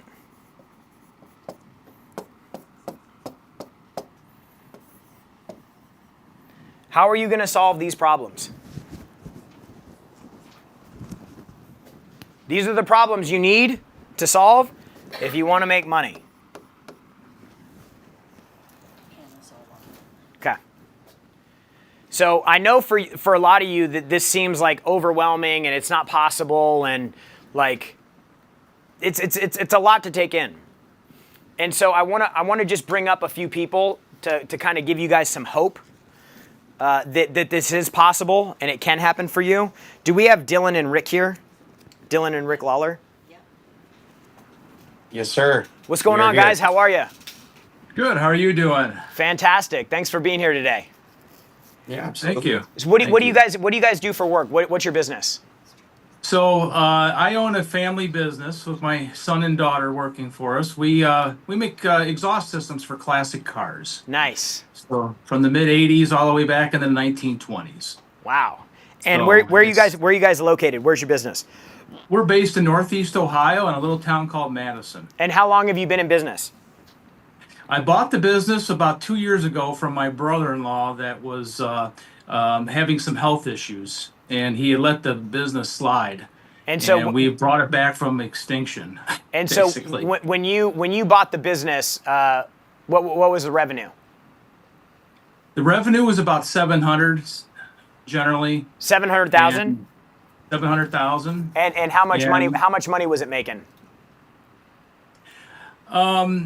We're not 100% sure because his books were really messed up, but I did believe he was doing a lot of eBay sales, and I believe the eBay sales, and he was doing $500,000 on eBay alone. Yeah, and so when you guys came into our ecosystem, how did you guys get introduced to Grant? Like, what did you see?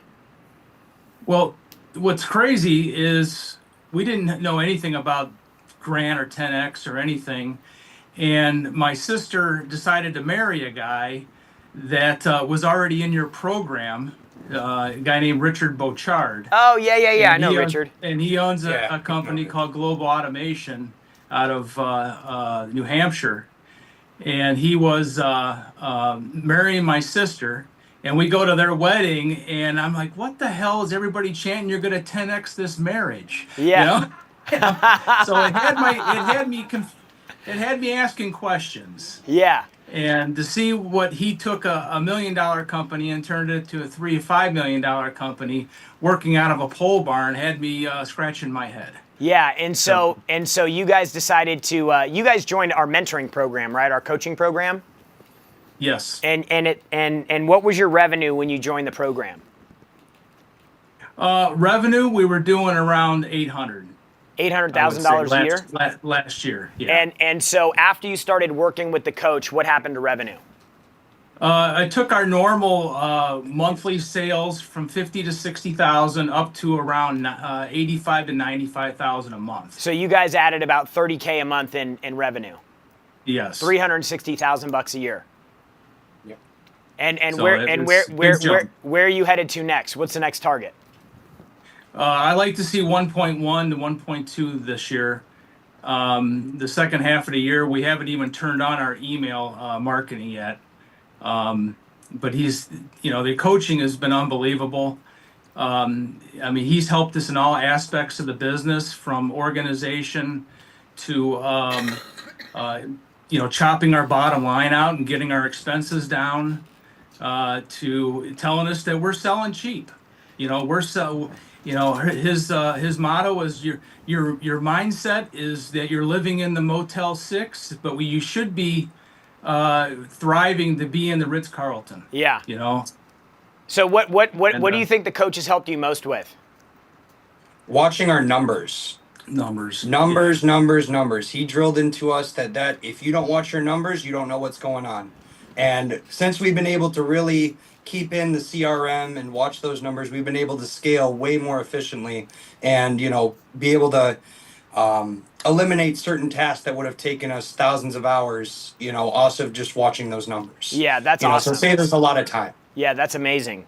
Congratulations, guys, on what you're doing. I love your business, too. I love classic cars. So congratulations. I hope you the best. I wish you the best in reaching that 1.2 target this year. Thank you, sir. Thank you. Let's go to Alessandra Robles. Robles. Thank you. Hi. Hey, how are you? Good. How are you? Good. Alessandra, what do you do for work?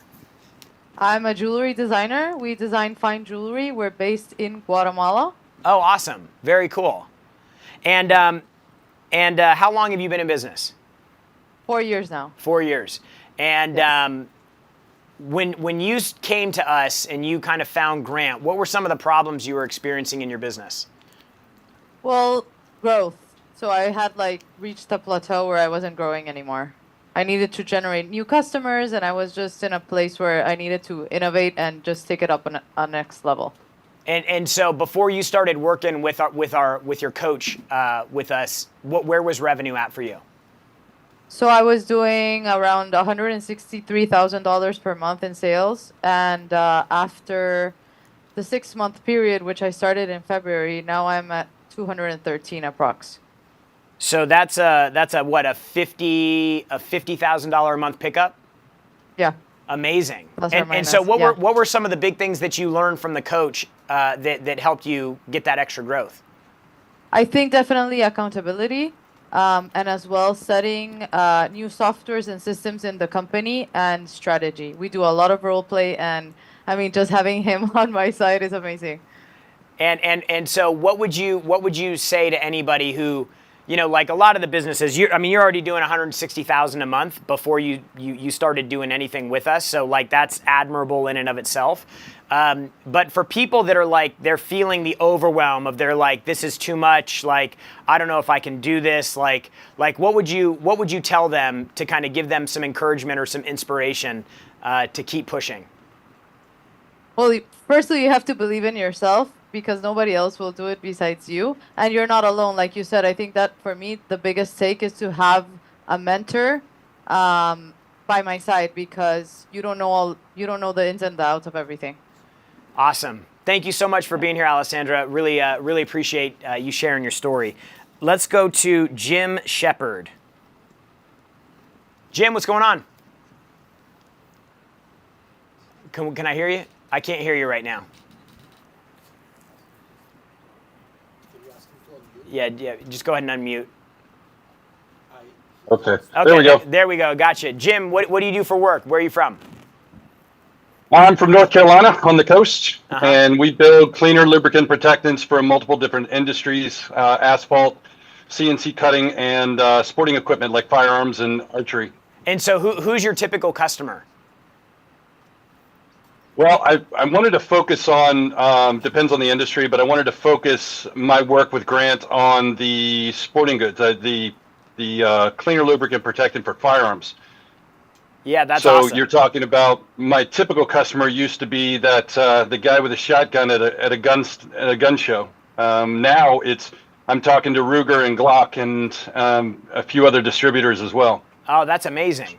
And so it says here that you started our coaching program in February of this year. Where was the business at when you started working with us? So like I said, we're focusing this part of the business. The whole business was making less than $500,000 a year, but this part of the business was making $3,000 a month. You're doing $3K a month, and so over the course of the last 4 or 5 months that you've been working with us, what's happened for you in terms of revenue? 10x. I mean, we went from 3,000 to 33,000 in 1 month. Wow. So every month we're doing. I've even had a $30,000 week during that time. And so what changed? Like, what did you do differently? Working with my 10x coach, Richard is so personally invested in my business that he helped me actually generate a list or come up with a list of 78,000 companies out there who are looking for my product. So from that list, now we're taking those cold leads and turning them into warm leads and into not just prospects but actually customers. That's amazing. What would you tell anybody again who's struggling in their business right now? They might be a little bit overwhelmed. They don't know what to do next. What advice would you give them to give them some confidence in moving forward? Well, if you've tried everything and you continue trying and you're still staying in the same place, something's got to change. My coach was able to show me how I was thinking too small. I was thinking about, 6 figures by the end of the year. And with these 78,000 leads that we got, if we actually process them and do it correctly, then even selling 10% of them, I go from 3,000 a month to 7 million in 1 year. Yeah. So just you can't see the forest through the trees. You need somebody who can take a look at it with fresh eyes. And it says your coach helped you with funnel creation, landing pages, and then also generating the list. So and marketing strategy. Some of the things that I worked as an executive in business, I never had the ability or job to actually create these strategies. Yeah. I was always executing them, managing them. Yeah, exactly. Yeah. Different role. Well, awesome, dude. Congratulations. It sounds like you're on the right track to do something big there. So we wish you the best. Thank you. And do we have Ro here? Is Ro with us? Hey, Ro. I am here. Can you hear me? I gotcha. How are you? What's up? What's up, Jared? How did you? I'm good. What do you do? What do you do for work? So we have Ring Clone. It's a archiving business. We archive phone calls and voice messages, text messages for companies that require it for compliance reasons. That's awesome. And how long have you been in business? So this was a side hustle. We're almost 6 years in business, but I'm a biologist by trade, and my job became obsolete. I work for the federal government, so it became obsolete. So our side business had to become our main business, and so I just kind of switched over to doing this in February. Oh, wow. And so how did you first find out about Grant, hear about Grant? Through real estate. I'm part of the real estate club. You found him through real estate. Awesome. And so real estate, yes. What compelled you to get involved with us on the business side? So Grant had gone through, I think it was at the real estate conference in January, that there are 5 ways to become rich. One, you could marry into it, you can become lucky, or you can, work what you have. Yeah, and inherit at that it, work, or time, invest, yeah. Yes. I had just basically lost my main job. And so I was like, well, that side hustle has got to become something. And so, but again, tech is not my field. So I was moving from biology into tech. And And I was like, I need help. And even with that, I was so nervous to take that step or to take that jump. It's probably one of the most nervous I'd ever been to actually invest in that, but probably one of the best decisions I've made. And so what's happened with you down. in the last few months that you've been working with your coach? So we've done changes to all kinds of things. We were focusing on just one channel for a channel path to bring in sales, and we've opened that up drastically. We have several different deals in the pike, but so far we were making like 60 grand a month without any kind of marketing or any kind of sales. We're now starting to implement that, and we're at 73K a month For the on month, average. yeah. So you picked up an extra 13K a month. Yes. Mhm. Yeah, and so how long are you going to be, like, the things that your coach has been working with you on, how long will you be able to hold on to that information? Like, is this something you're just going to get once and leave, or is that going to stay with you as you continue to grow your business? Oh no, this is going to stay with me. And I thought that I was just signing up for the 90-day challenge, but I re-upped because the value is just priceless. I mean, yeah. So we're on for another, and we're in the midst of closing up some pretty huge deals that I'm really excited about. And again, this is not my field. So the confidence that I've gained with my coach is amazing. What would you tell anybody that might be on the fence about whether or not to do something like you're doing, like to invest in yourself, to hire a coach that knows the roadmap to get there? Like, if somebody's on the fence, what would you tell them? You don't know what you don't know, and to take the step. I remember I was so freaking nervous. I was sweating bullets when I got off the phone and I had made that decision to sign up. And my husband's not really into the whole coaching thing, so he's like, I mean, if you want to do it, that's on you. And even more of a reason why I was like, this has got to work. But like when I say one of the best decisions, like do it. If you want to grow, you have to be willing to take a risk. And I am so glad that I took that, because my coach pushes me to places that I didn't think I could have gone and I wouldn't have gone. And yeah.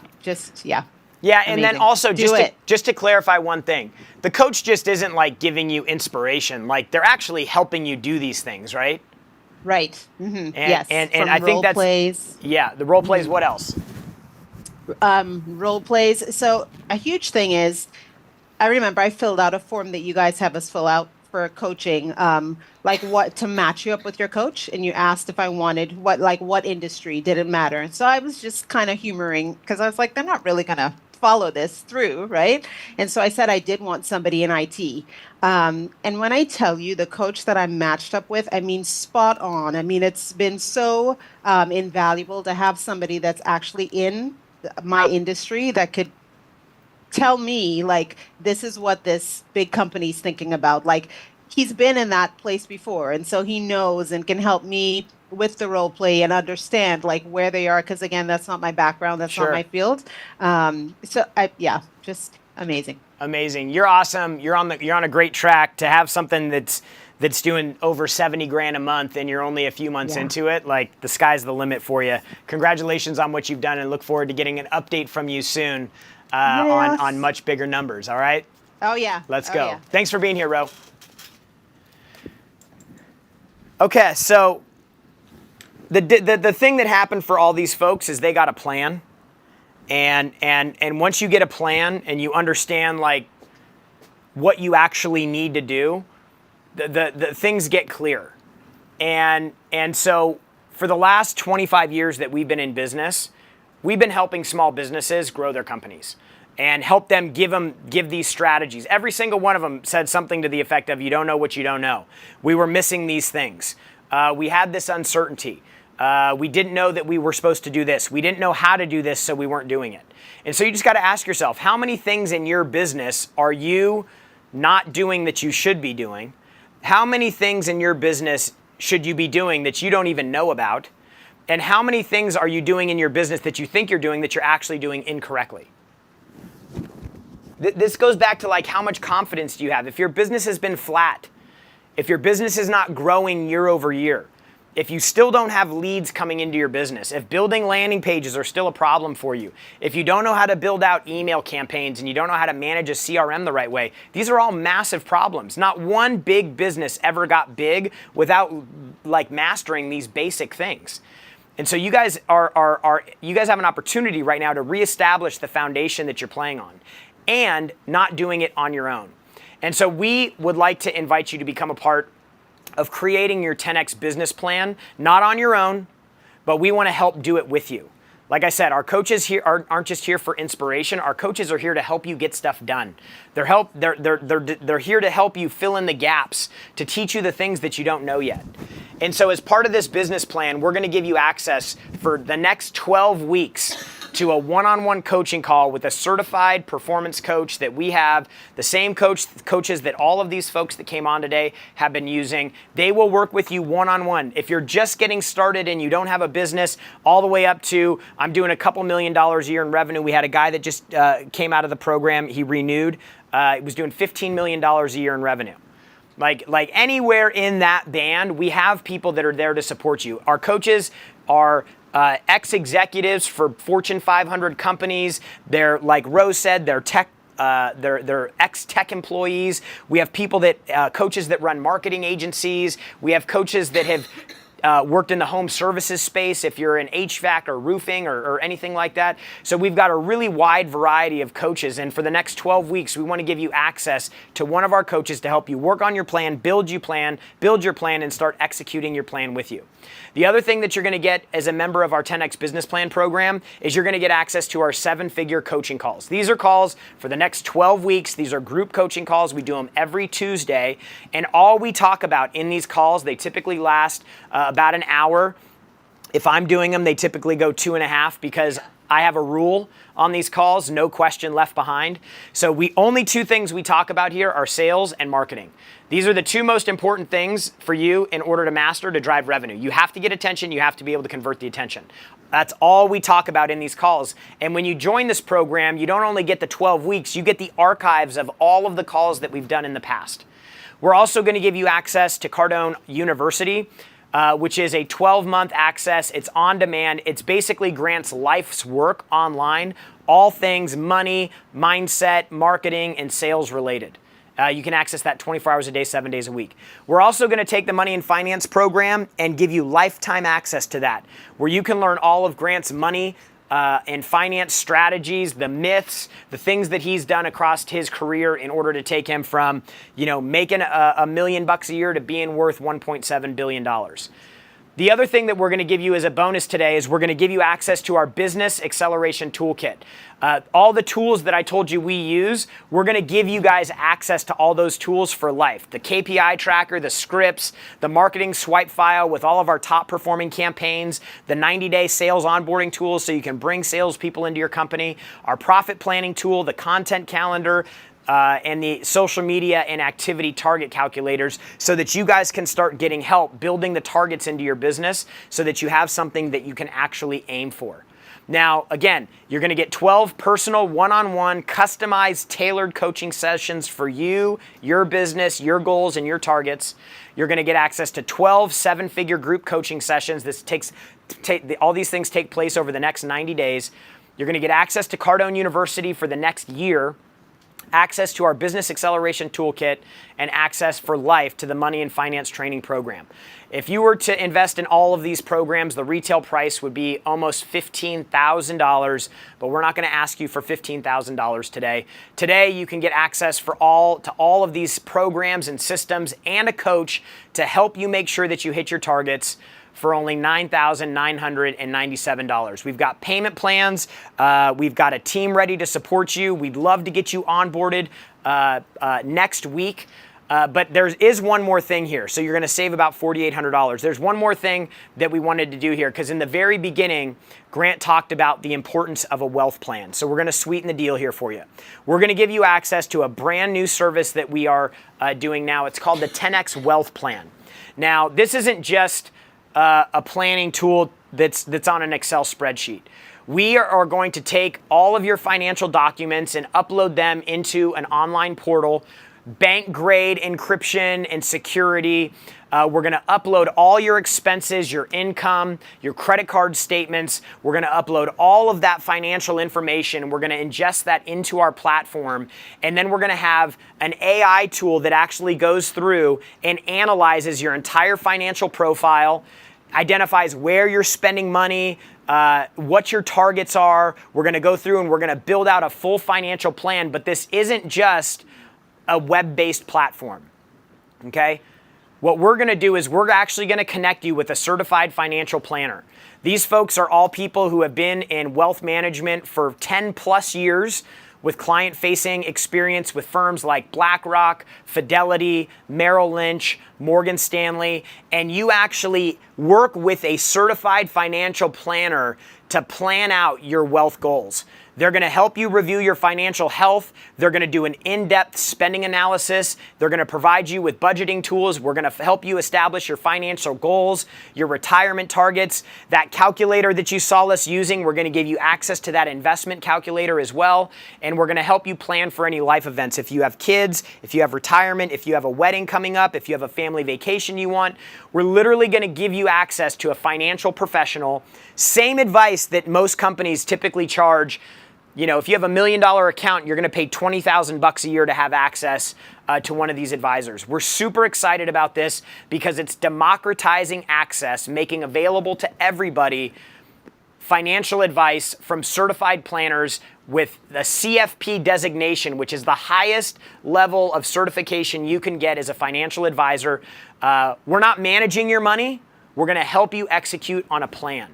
We're going to help advise you on the things that make the most sense based on your financial situation. Whether you're at zero or you've got $50,000, $100,000 in an investment account, if you're sitting on cash, the advisor is going to come in and give you advice on what you would do based on best practices in the financial industry and also with best practices from Grant.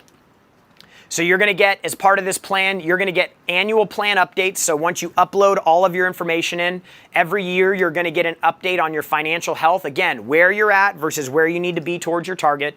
You're going to get an annual investment review. So if you are invested in things like real estate, the stock market, annuities, bonds, life insurance, they're going to do a full review on that and make sure that everything still aligns with the goals that you have. You get 3 one-on-one calls with your advisor. You're going to do an intake call where they're going to go through and help kind of establish where you're at now. When they deliver the plan to you, based on your goals, based on your targets, fully customized, then you're going to get 3 calls per year with an advisor, okay? Financial advisor, certified, 3 calls, one-on-one, just with you, and then throughout the year, you'll have unlimited email support access directly with your financial advisor. So this wealth plan, again, customized financial plan from a certified financial planner, one-on-one onboarding and goal setting call, 3 private calls where you can talk about anything. If you get a big deal for 50 grand and you get some cash and you want to know what to do with it, you pick up the phone, you set an appointment, and you can handle that call with your advisor. Unlimited email support from them, a wealth planning roadmap, retirement goals and targets, and also budgeting tools. Retail price on this, if you want to buy this from us directly, you can. It's $4,800. But when you take advantage of the business plan today, we're going to give you access to the 10X Wealth Plan at no charge. So $19,594 retail price for all of this, and you can take advantage of it today for $9,997. You're saving almost 10 grand here. You can take advantage of this at grantcardone.com/system. It's grantcardone.com/system. You can jump on the phone on the page. I think when you go check out there, we've got a couple payment options there. You can check out with Klarna or PayPal or some of these other payment solutions that are there. If you need a payment plan that you don't see on the page, just call the office at 310-777-0255. Our team will put it in the chat. 310-777-0255. Jump on the phone, talk with the team. Our main goal here is to give you guys a plan.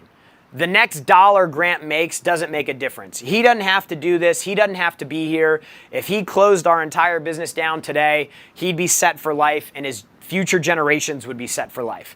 We're doing this because we believe that we have information that can help people get unstuck, just like some of the folks you've heard today. And also like Evan and Pam. Thanks to our 10X coach as a part of the business plan, we went from averaging $40K per month, now averaging $150,000 a month in revenue in their business. Lenny Miller, with the help of his coach, he went from $90K in profit in the first quarter in 2024. He doubled that in Q1 of 2025. Chris Glowacki went from $408,000 in average monthly sales to $540,000, a 32% increase in revenue. And Ernesto went from $25,000 a month to $71,000 a month in his business. Jonathan Brannon, he went from $17K a month in revenue to $35,000 a month in revenue. All these people have the same thing in common. They worked with a coach. They learned what they didn't know. They got access to the strategies that they didn't have. They got the accountability that they weren't getting. They got people that were thinking big around them like most of you don't have. Your friends, your family, your neighbors, the people you go to church with. Most people aren't talking about the things that we talked about today. In fact, if you tried to talk to them about these types of things, they'd probably look down at you. They'd probably raise an eyebrow to you or something like, why are you talking about money?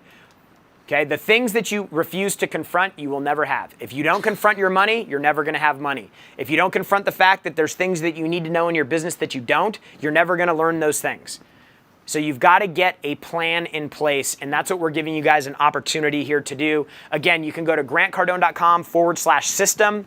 That's grantcardone.com/system, or call the office, 310-777-0255. This one-time investment will leave you with a lifetime of learning. You keep this information forever. Every year, all these people that are having these wins and these gains in their business, they're going to keep that information for the rest of their business career. So if they're making extra $150,000 a year and they learn how to keep that skill in place over the next 10 years, it's not $150,000, it's $1.5 million. And so you got to think, what is the cost of you not having this? What does it cost you to continue to stay stuck in your business? You know, if a lot of people were saying, I want more time with my family, how much is it costing you not having the time with your family? I have 2 boys, 7-year-old and 4-year-old. One's going to be 5 and one's going to be 8 next month and the month after. Like I don't ever want to look back and go, man, I wish I had more time with my kids. So I'm trying to make as much money as I can, as fast as I can, so I can create more time so that I can create memories with my kids and my wife. Doing the things that I want to do. I'm working for a purpose. And it's time that you work for a purpose too, to get a target, to get a goal, and to do it fast. And I promise you, you can do it faster with us on your team than you can doing it on your own. So I encourage you guys, take advantage of this, grantcardone.com/system. We're saving you 50%, almost 10 grand off of what it would cost you if you did it all on your own. If you need a payment plan, we got one. You can call the office at 310-777-0255. If this isn't the right thing for you, just call the office. Just say, I want help, but I don't know what I need to do next. We have other options for you, okay? This is our most comprehensive plan to get your wealth plan established and to get your business plan established, so those two things can start working together so that you could get on your path to wealth creation. Tomorrow, we are going to dig into sales management, and scaling. I just want to tell you guys, tomorrow at 11 a.m., Grant's going to start. Sales is Grant's superpower. When he goes off into sales, I've been with him for 15 years. Every time he talks about sales, I hear something that I'd never heard him say before. So do not miss this. Show up on time, 11 a.m. tomorrow. We'll see you guys back here. Thank you so much for the time that you've invested with us today. Learning how to grow your business, taking time away from your family, your business, your personal life. You spent time educating yourself, being connected with a group and a bunch of people on a Saturday when most people around you are trying to figure out how to have some fun or how to take a break. So congratulations for showing up today, and look forward to seeing you guys all tomorrow. We'll see you. I hear the money knocking, ding dong. Tell me, do you got it? Step inside the office, and you see us ballin', cause every day you know that we bossin'. Yeah, said I gotta get that dough. Gotta get it. Said I gotta get that dough. Hold up. Talking meals, yeah, I'm talking hungry. Talking meals, now I'm talking money. Yeah, and I just feel like you got that for me. Yeah. Another deal right before the morning, yeah. Talking credit or cash, every question they ask, we gon' get to the bag. But they don't believe it, they say, how he achieve it, they say getting rich is a fantasy, Uncle G, what they say. Watch where you getting advice, get you a millionaire mind. Do you some millionaire math and multiply like chapter 5? Then I got one question, hold up, 2 questions. Can you keep it 100? Do you want blue blessings? Say we got all the answers, that's a scuba lesson. Do whatever it